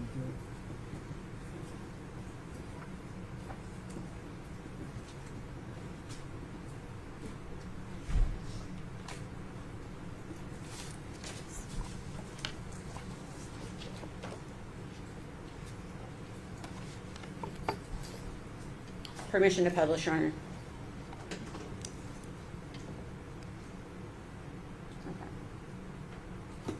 Okay, so around 1:53 p.m. on December 8th, you ask her, what are you up to? And what does she say? I'm with Maddie's brother Okay, and you say, where are you? And what does she say? at the chicken shack.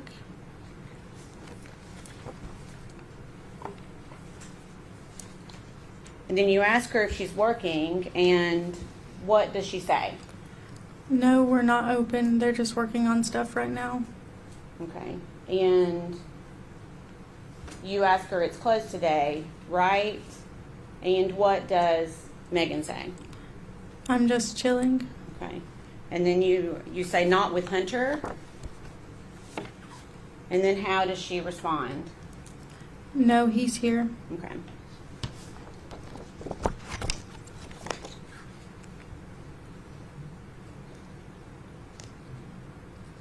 Did she indicate to you in text message or in another way that day where Evelyn was?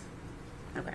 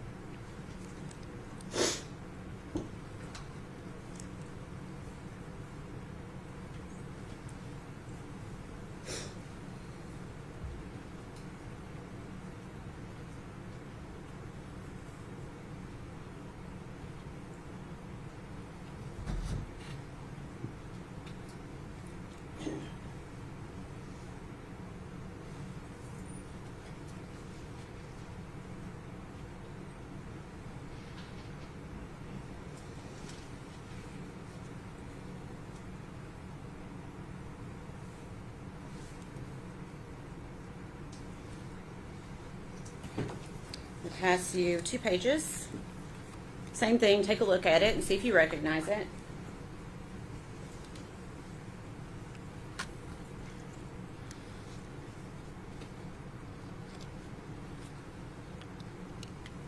I do recognize it. Okay, what is it? Text messages between me and Megan. Okay, what's the date for those messages? December 13th, 2019 at 3:56 p.m. Okay, and is that a fair and accurate representation of your conversation with Megan Boswell on December 13th, 2019? Yes. We'd offer that as exhibit number 74, please. No objection. Full exhibit 73.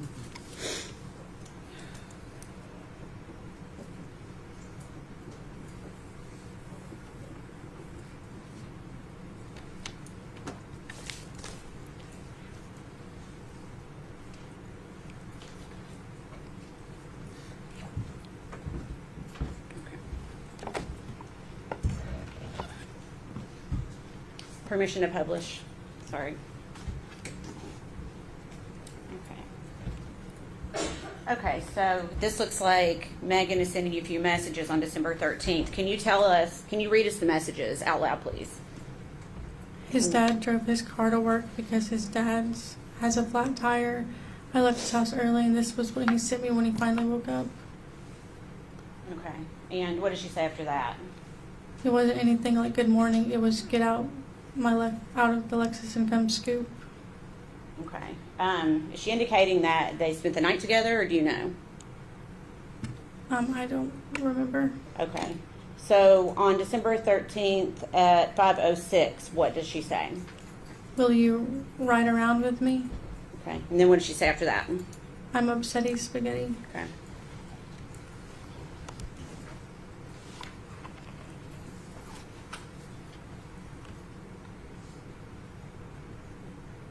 Okay, and then you respond to her. What do you say to her? Hey, I'm sorry. I had my notifications turned off from Messenger. I'm out with Cameron right now. I'm sorry. What's wrong? And what does she say? It's Skit. I'm so ducking irritated. Okay. It does. Is it Skit another? What does that mean? If you know. I don't know. Okay. It And might have been a it's fine. typo. I'm not too sure. Okay.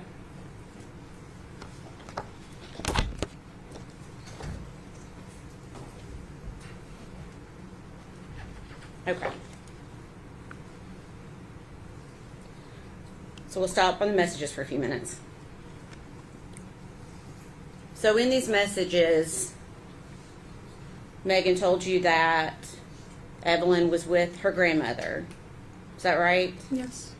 And she told you that Evelyn was with Ethan's grandmother. Is that right? Yes. Did she ever tell you anything different than those two things about where Evelyn was? Sometime around that time, she had told me that Ethan came back from Army leave and that like he was going to see her for the week because he was back in town, and then he ended up filing for emergency custody for her, and then within that time period, he like had emergency custody and they were supposed to go to court and stuff over it, and then at that point like he had emergency custody and then they had shared custody and then then they had shared custody. Okay, so it sounds like this was more than one conversation. Is that fair? Yeah, it was within, all of this was between December and January. Okay. When you had these conversations with her, did she seem sad? Not particularly. Did she seem worried about Evelyn? No. Did she seem scared in any way? No. What was her demeanor during any of these conversations?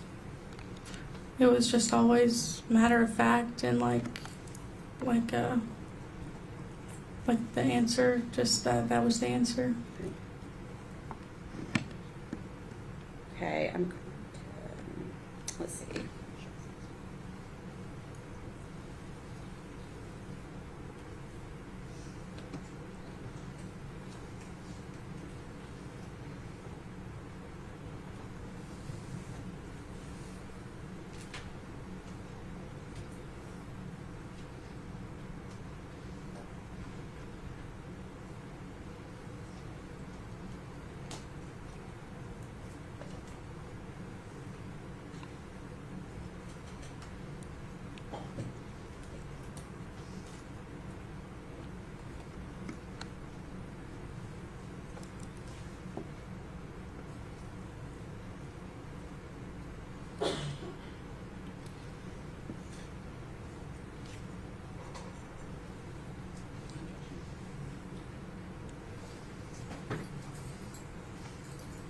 A few more messages. I believe it's about 4 pages. Take a look at that and let me know if you recognize that.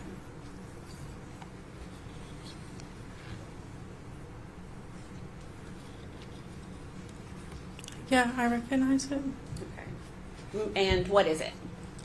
Text messages between me and Megan on December 14th, Okay. 2019 at 1:09 p.m. Okay. And is that a fair and accurate representation of the conversation you had with Megan on December 14th, 2019? Yes. Okay. Your Honor, we'd ask that be made exhibit number 75. Objection? No, sir. You full exhibit 75.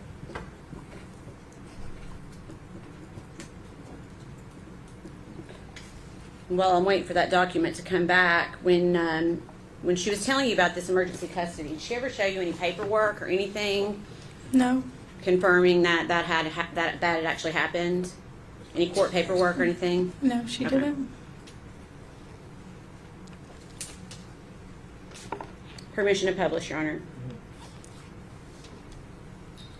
Try to make this one a little bit bigger for the jurors. Okay, so on December 14th at 1:09 p.m., what does Megan say to you? I'm going to go ahead and head your way. Take your time. I'm just sad without Evelyn, knowing what Ethan's done, and I hate going home, seeing her stuff there and not her, you know. Okay, and how do you respond? Okay, I just got out of the shower, but I need to get dressed and everything. Okay, and what does Megan say? It'll be a second before I'm there. Like I said, take your time. I'm just avoiding going home. Like I was fine before. It just hurts knowing I can't see her than having to look at her stuff. Okay. And then about 10 minutes later, what does she say to you? Yeah, Birch is here. Okay, and then what do you say? I'm sorry, I'm about to be ready. Okay.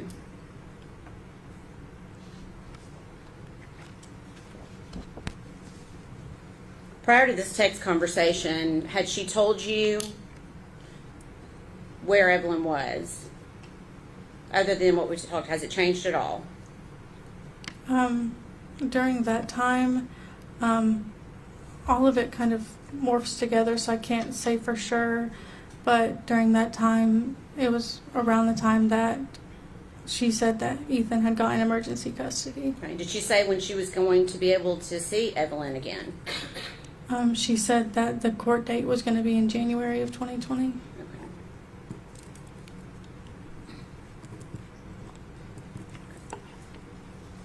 Okay, so I'm assuming you're still getting ready while she's waiting for you. And then at 1:31 p.m., what does she say in response to you? It's okay, take your time. Like I said, it's better than me being home. Before we go further on that, did she ever indicate, other than what she said about not wanting to be there, about why she didn't want to be home at that time? That was around the time that she was saying that she didn't want to see Evelyn's stuff because it made her sad. Okay. Okay, so on December 14th at 8:09 p.m., what does Megan say to you? I'm getting a hotel tonight. I don't want to go home. Would you stay with me tonight? And then what do you say? Can you not spend the night with Hunter? And what does Megan say? I just don't want to right now. Long story. Okay.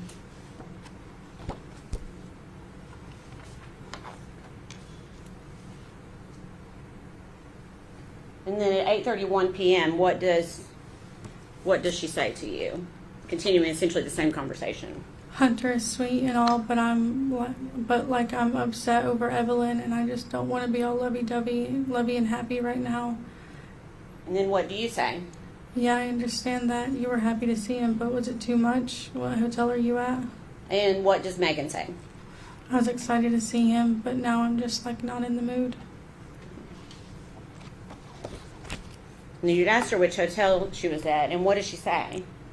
Econo Lodge. Okay. And then did she say, just read us the last two messages if you don't mind. Well, right now he started hugging me and stuff, and I just have a lot on my mind. I don't want to be all like I think I upset him when I left, but I didn't mean to.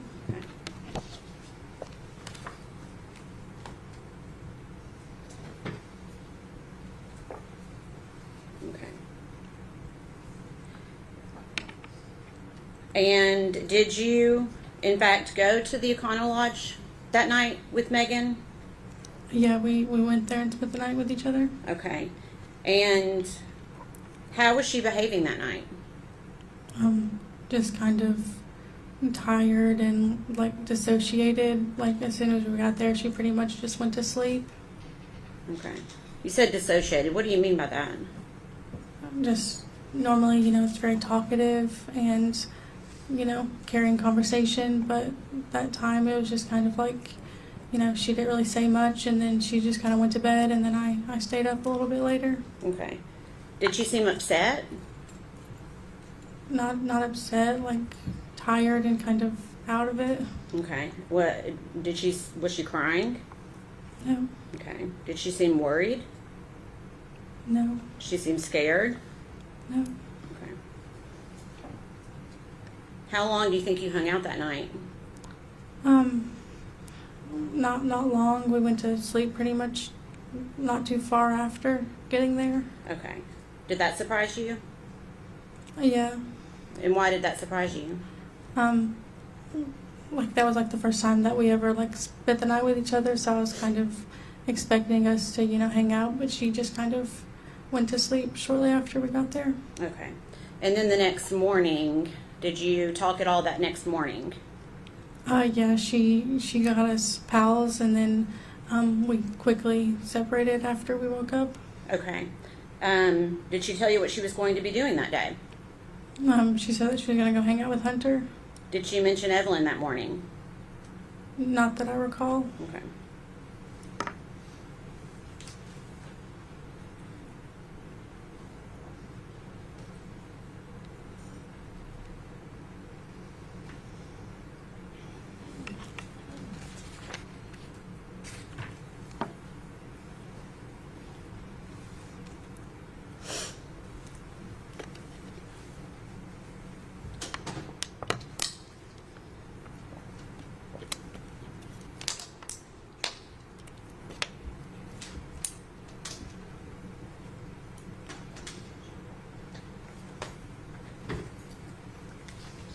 I'm going to hand you 2 pages.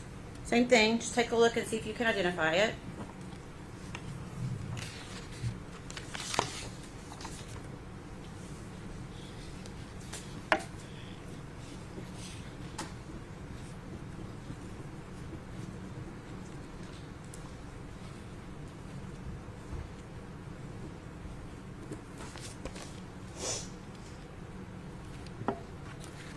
Yeah, I do. Okay. Those are text messages between me and Megan. Okay. What's the date on those? December 15th, 2019 at 5:26 p.m. Okay. Is that a fair and accurate representation of your conversation with her on that date? Yes. And then we'd like to ask for that to be made exhibit number 77. I'm sorry, 76. I apologize. 76. I'm sorry. Exhibit 76.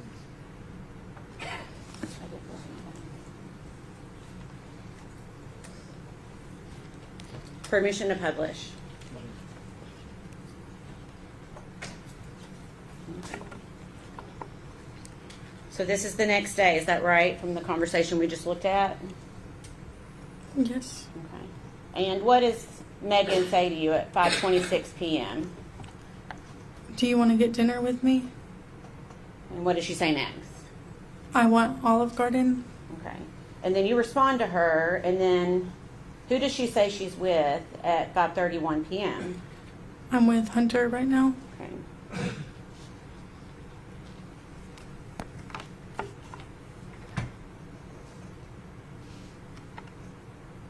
And then she sends you one more message that date at 5:35. What does she say? I'll let you know when I'm not at Hunter's. My car is at the shack, and I'm at his house. Okay.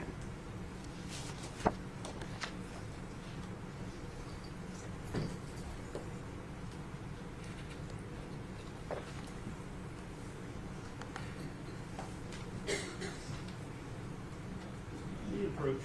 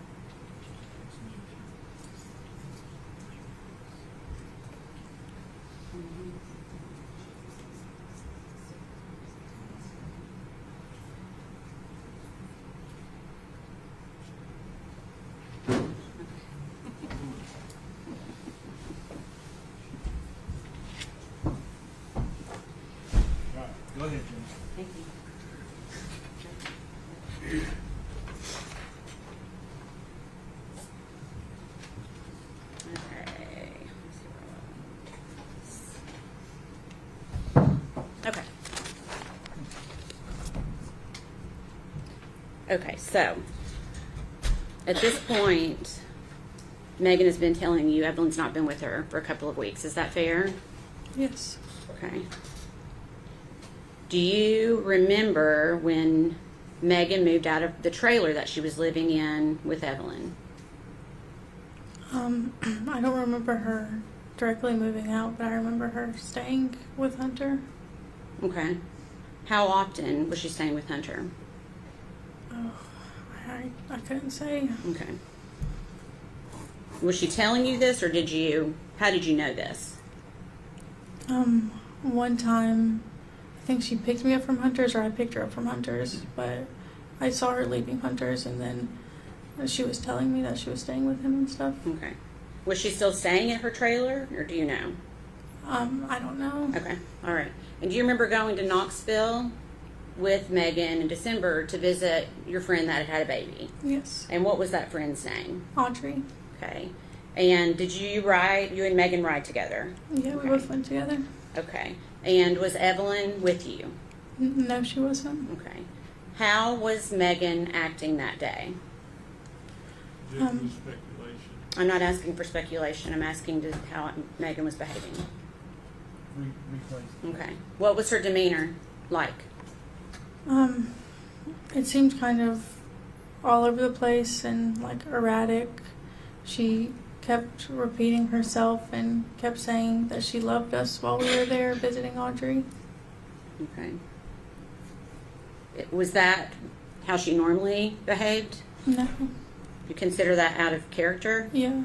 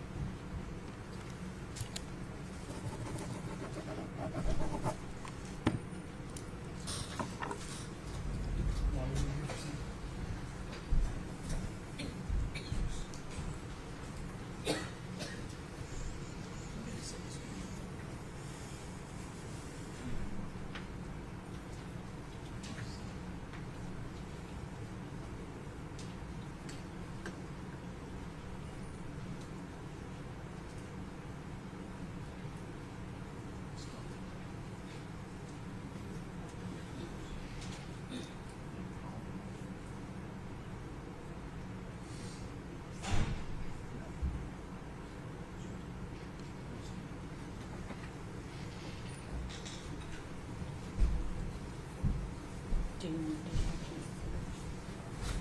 okay. I'm going to pass you one page.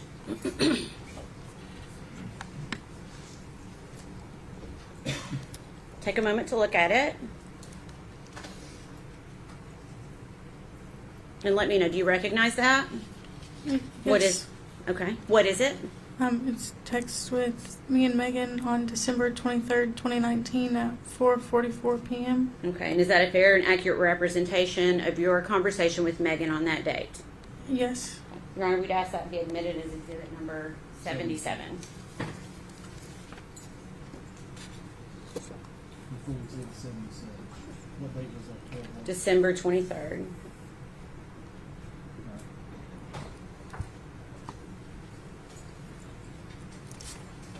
Permission to publish. Okay, I'm going to blow this one up too because it looks a little bit smaller. Okay. On December 23rd at 4:44 p.m., where does Megan say that she is at? I'm at Ethan's grandparents with him. Okay. And then what do you say to Megan? OMG, how's that? You with Evelyn? Are you with Evelyn? Okay, so you're essentially asking her if Evelyn is with her. Okay, and what does she say? Yes, and good. Okay. And then jump to the bottom. You ask her a question at 4:45 p.m. What do you say to her? I'm sorry, repeat that. At 4:45 p.m., what do you say to Megan? So please send pictures of Evelyn. I miss her. And what does Megan say to you? I will in a second. Okay. Did Megan send pictures of Evelyn that day? No. Bailey, do you need a minute? Okay.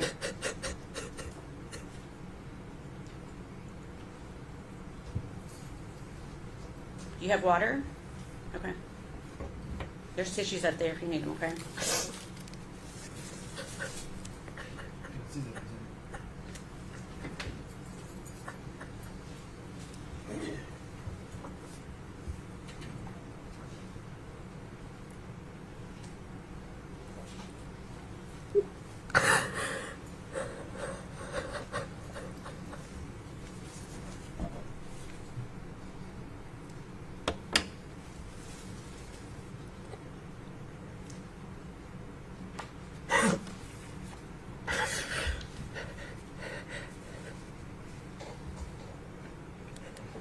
Bailey, do you want to take a break, or do you think you can go on for a few minutes? We can do either one. Sorry, I guess I can continue.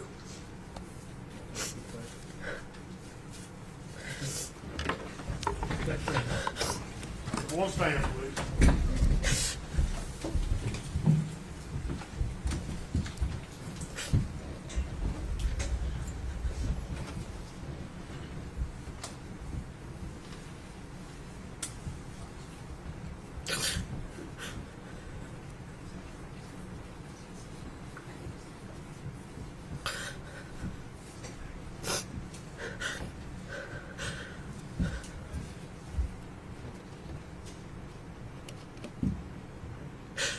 You may be seated, thank you. Take about 10 minutes or so. Do you mind if she steps out for a few minutes? Okay, thank you.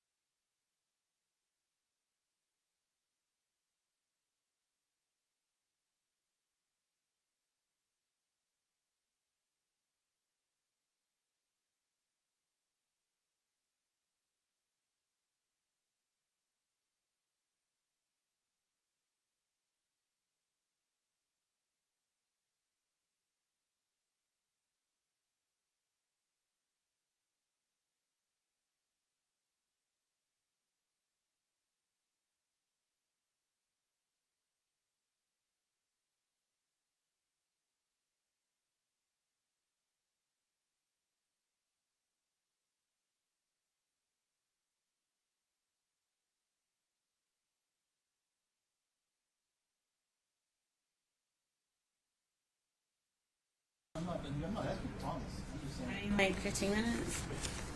We probably will have about 5 minutes worth of cross-examination to put us after 5 o'clock. Yeah. Yeah, we may let them go at 5. Okay. Do they have reservations for dinner or just 5:30? I want dinner reservations. That's what we're doing. Yeah, ready. Are we ready to start back up? We are ready. You're ready. Huh? Nobody wants to come No. We need to get this kid. Seating issue, it's hot. Yeah. We kind of got to get there before everybody else. Check with parents.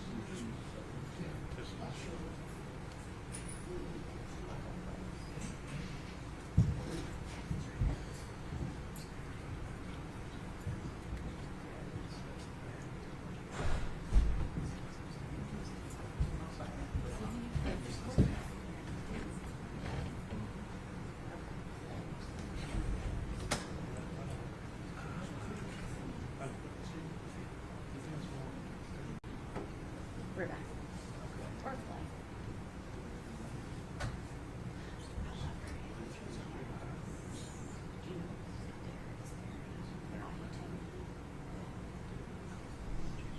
Let's go ahead and have Ms. Hawkins take executive. We call for it.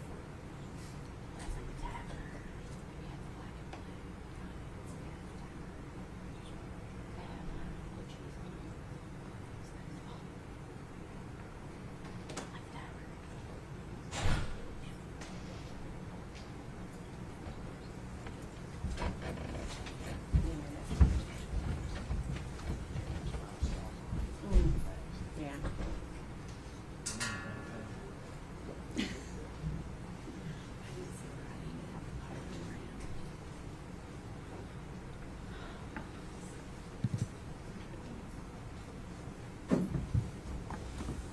Where did I? Okay, I ended. Thank you.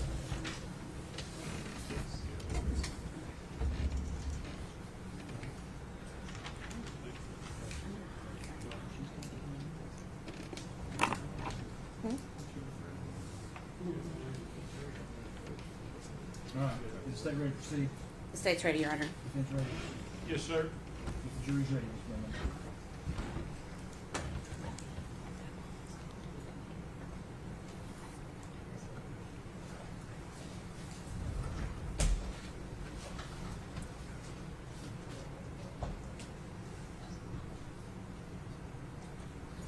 We'll stand, please.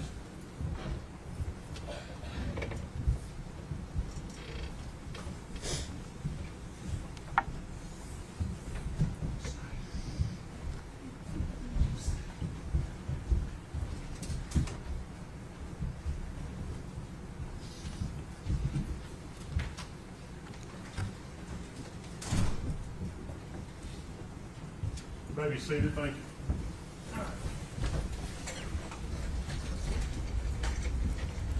Go ahead, Jimmy. All right. Are you ready to try to continue? Yes. Okay. Okay.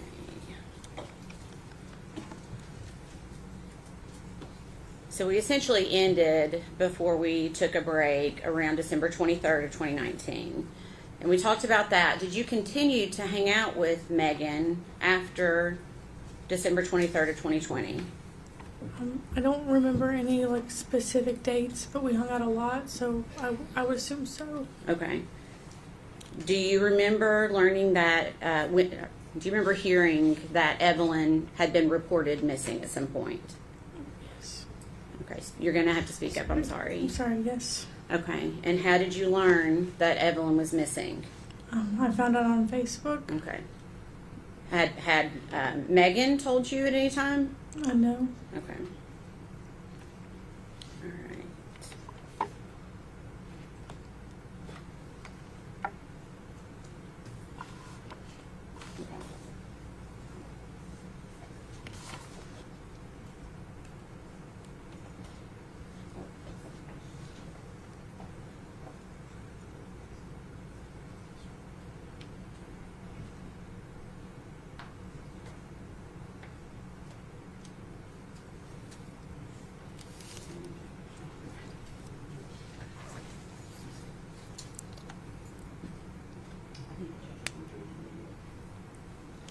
I'll pass you 2 pages. Just take a look at it and let me know if you recognize it. Yes, I do recognize it. Okay, can you tell us what it is? Messages between me and Megan on January 9th, 2020 at 1:55 a.m. Okay, and is that a fair and accurate representation of your conversation with Megan on that date? Yes. Okay, we'd like to offer that as exhibit number 78.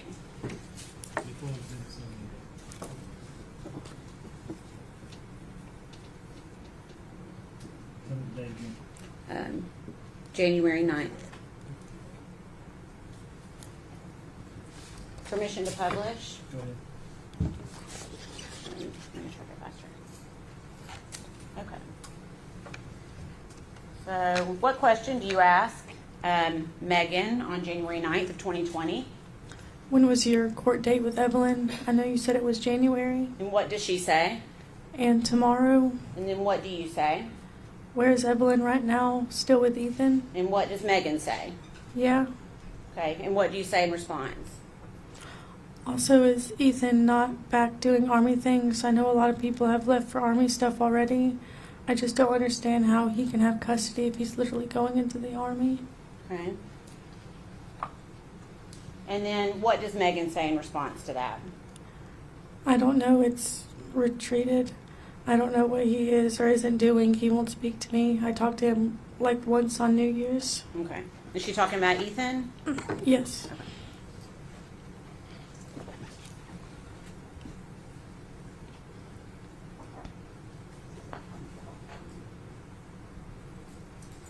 That's your document.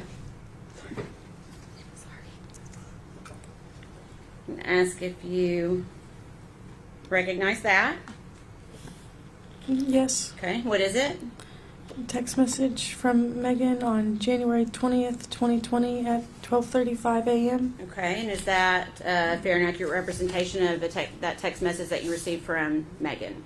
Yes. On that date?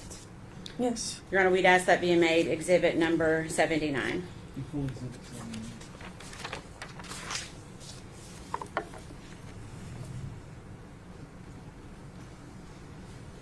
Thank you. Permission to publish. Go ahead. On January 20th, 2020, what does Megan tell you in this message? Went to Bowling Rock today. To Blowing Rock? Yeah, Blowing Rock, yeah. Okay. Sorry, I'm making you work. Okay.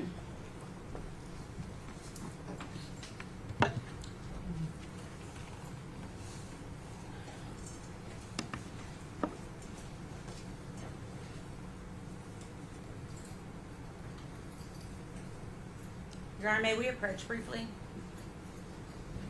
Just want to make sure.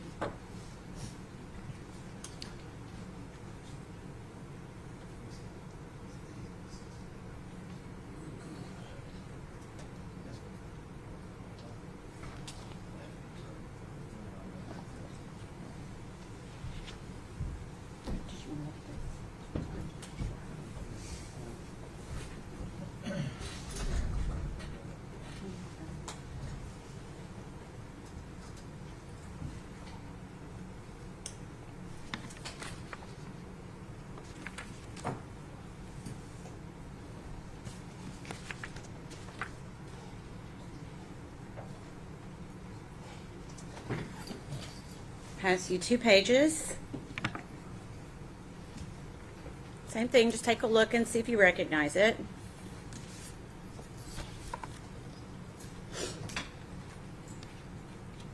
Yeah, I do recognize the text messages. Okay, and is there a date on those messages?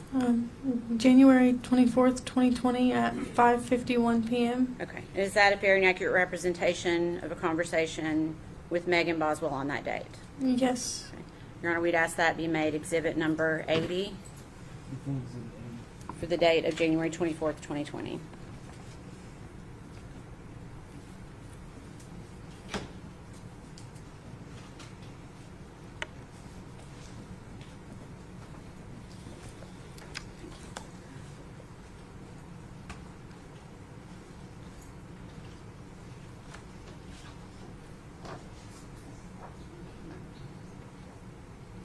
Okay.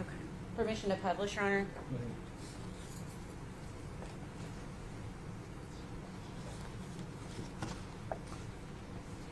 Okay. What does Megan say to you at 5:51 on January 24th, 2020? I have big news. Me and Hunter may or may not be expecting a small human.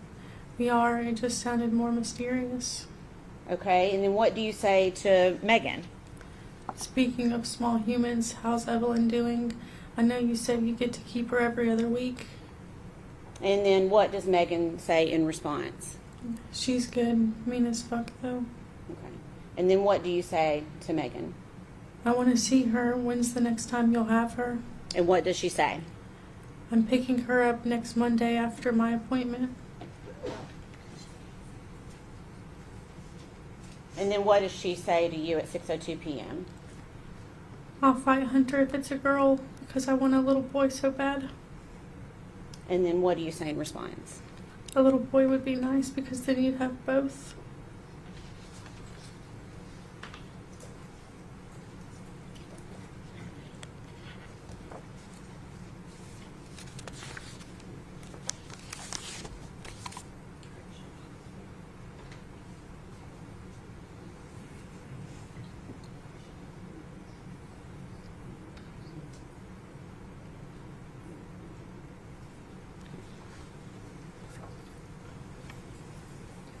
Same thing. Take a look at this and let me know if you recognize it. Yeah, I do recognize it. Okay, what is it? Text messages between me and Megan on January 29th, 2020 at 1:59 a.m. Okay, is that a fair and accurate representation of your messages with Megan on that date? Yes. Your Honor, we'd ask that be made exhibit number 81.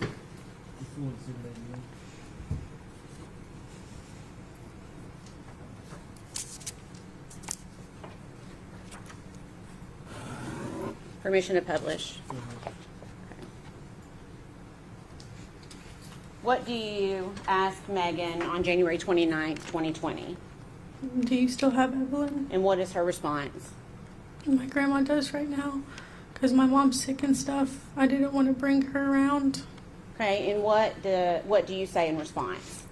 Will you have Evelyn with you? I really miss her little baby face. I bet she's grown so much since I haven't seen her in like a month. And then what does Megan say? Yes.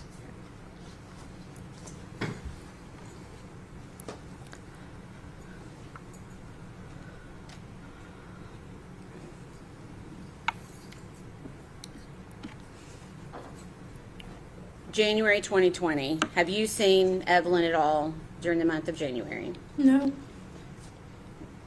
Did you see Evelyn at all during the month of December of 2019? No. Okay. How are you feeling at this point? In January 2020, how are you feeling? Check the relevance.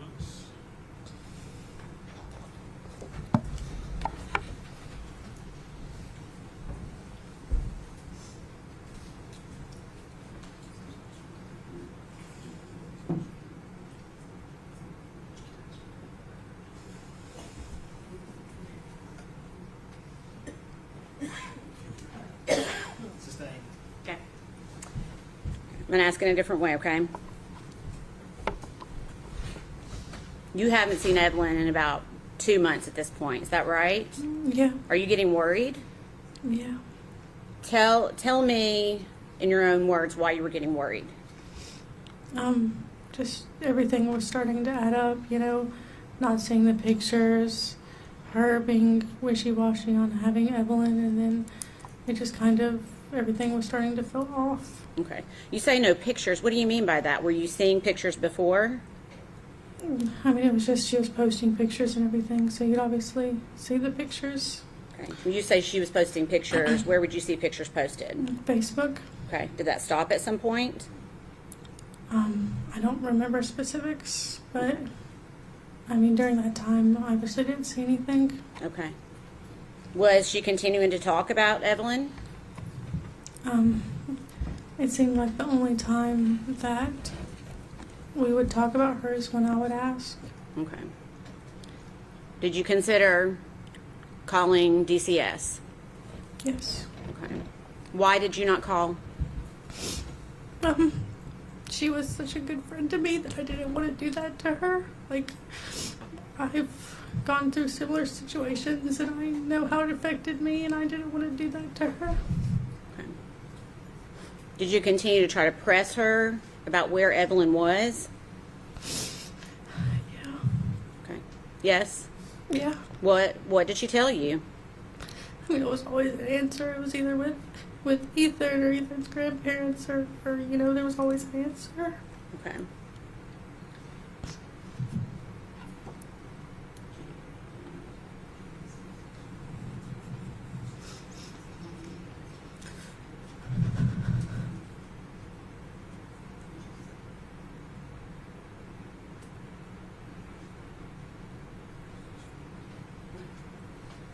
Ask you one more document.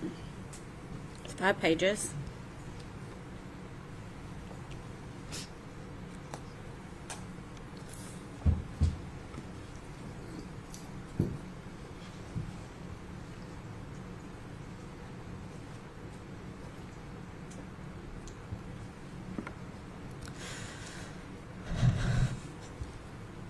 I recognize these. Okay. Can you tell us what it is? Text messages on February 22nd, 2020 Okay. at 2:46 a.m. Is it a fair and accurate representation of a conversation you had with Megan on February 22nd of 2020? Yes. We'd ask that to be made exhibit number 82.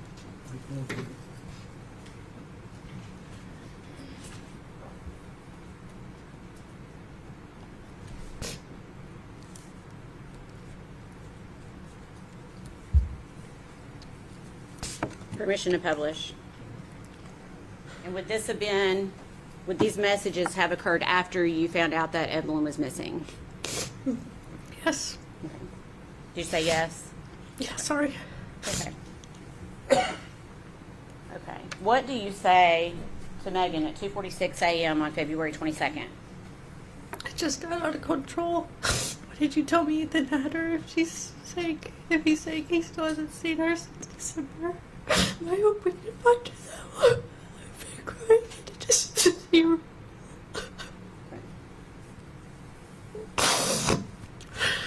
If whoever you said has her in that interview, I hope they bring her back and everything. Okay. So you said, I'll try to help you a little bit, okay? You said to her, if whoever you said has her in that interview, I hope they bring her back and everything. And then, can you tell me what Megan says in response? Me too. I just couldn't tell anyone because I was worried the person might run or harm Evelyn or someone else in my family. Okay. And then you say, I'm just so confused about everything and I don't know what to believe. So just please tell me the truth and be upfront with it because I love Evelyn and as much as you do. And I feel like I deserve the truth. I know you felt you needed to lie to keep Evelyn safe, but I hope you understand where I'm coming from. And what does Megan say in response? If I could tell you anything, I could, but I was told not to. As soon as I can talk, I promise you'll be the first person I come to.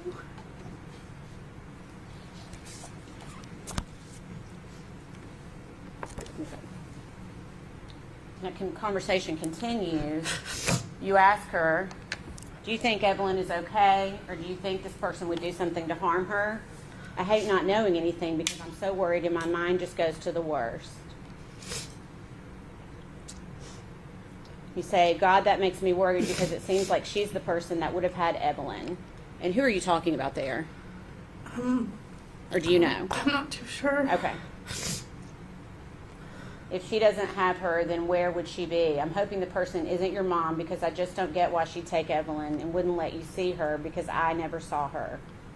And then you say, are you and Hunter okay? Because everything he's saying to the news is false. And what does Megan say?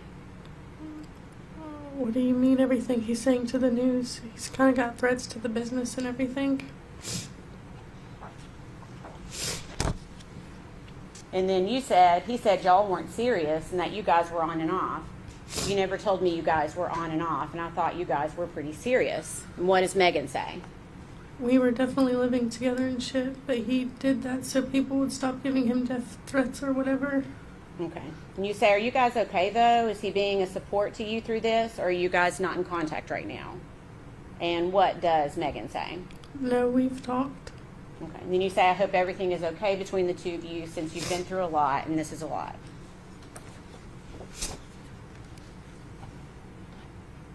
Then you ask her, did he, are you talking about Hunter? Yes. Ever see Evelyn? I know at the beginning he never saw her because you wouldn't let him, but after that, did he ever get to meet her? You never told me. And what does Megan say? I'm not getting into that for Hunter's sake. And then you ask, when is the last time you saw Evelyn? And what does Megan say? I can't disclose that either. Okay. And you say the police are saying that the babysitter saw her last on December 10th. Did you see her on the 26th, like in the original Amber Alert? And what does Megan, let me make that smaller. What does Megan say? I can't disclose that. Okay.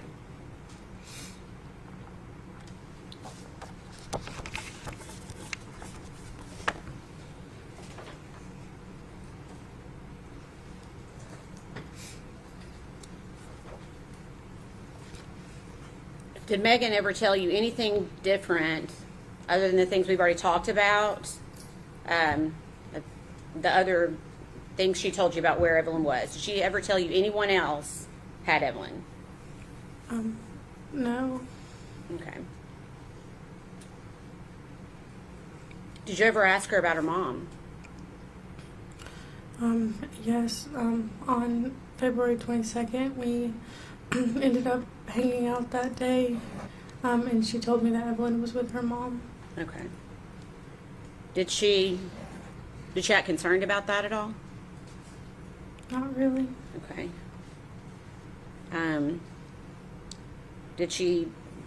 Was she worried for Evelyn? I mean, at that point, I just was kind of in my own head about everything, so it was kind of hard to tell what she was feeling because I was just kind of, everything was too much at that point, so it's hard to say. Okay. Well, I'm asking specifically about when she said Angela, her mom, or Angel, had Evelyn. Did she seem to be scared for Evelyn's safety? I mean, I don't guess so. Okay.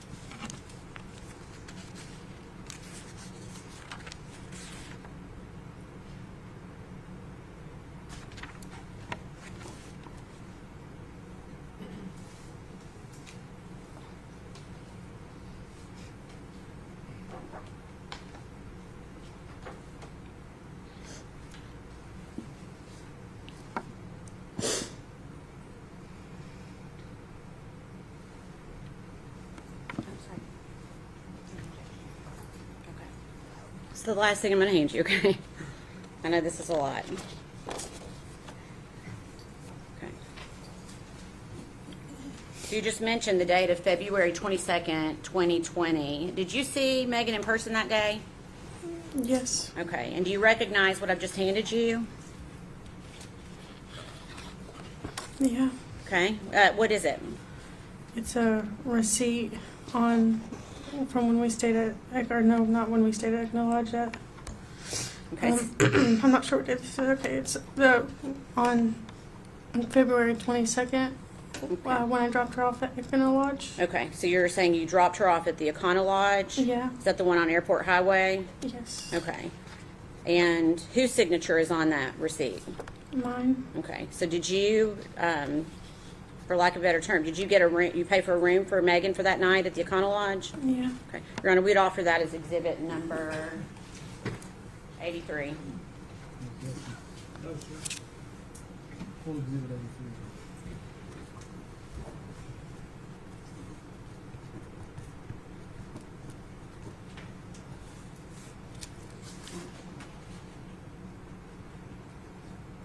I don't need that one. I don't need it. Okay. Do you remember why you got a room for Megan that night? She said that with everything going on, she just wanted to get away. Okay. Did you stay there with her that night, or did she stay there alone? Or No, I didn't stay with her. I just dropped her off. okay. All right. Please answer any questions the defense attorney has for you. Okay.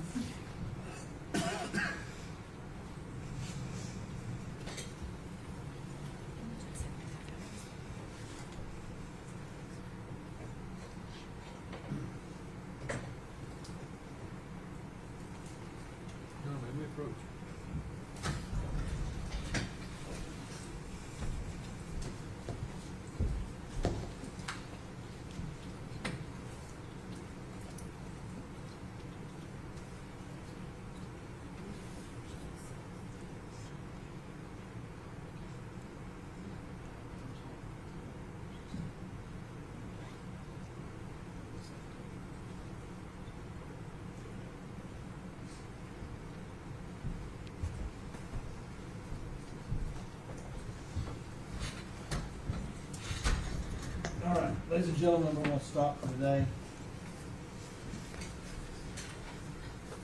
I have to give you certain admonitions every time we end the proceeding for the day. You're not to communicate with other jurors or anyone else regarding any subject connected with the trial. You're not to form or express any opinion about this case until it is finally submitted to you. You're to report promptly to the court any incident involving an attempt by any person to improperly influence any jury member or a juror's violation of the court's admonitions. You're not to read, watch, or listen to any news reports concerning this case, and you're to decide this case solely on the evidence introduced in the trial. We'll go with the officer. One stand, please.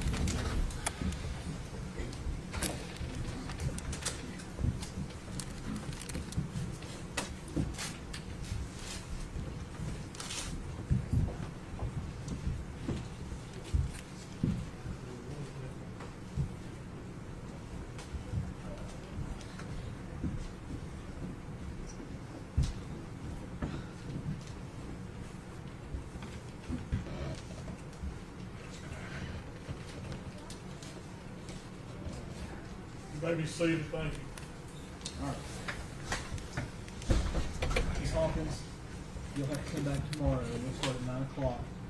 Do not discuss your testimony with any other witness or allow any witness to discuss their testimony with you. And I'm going to ask that you not watch any of the live stream or replay of today's testimony. Let me step down.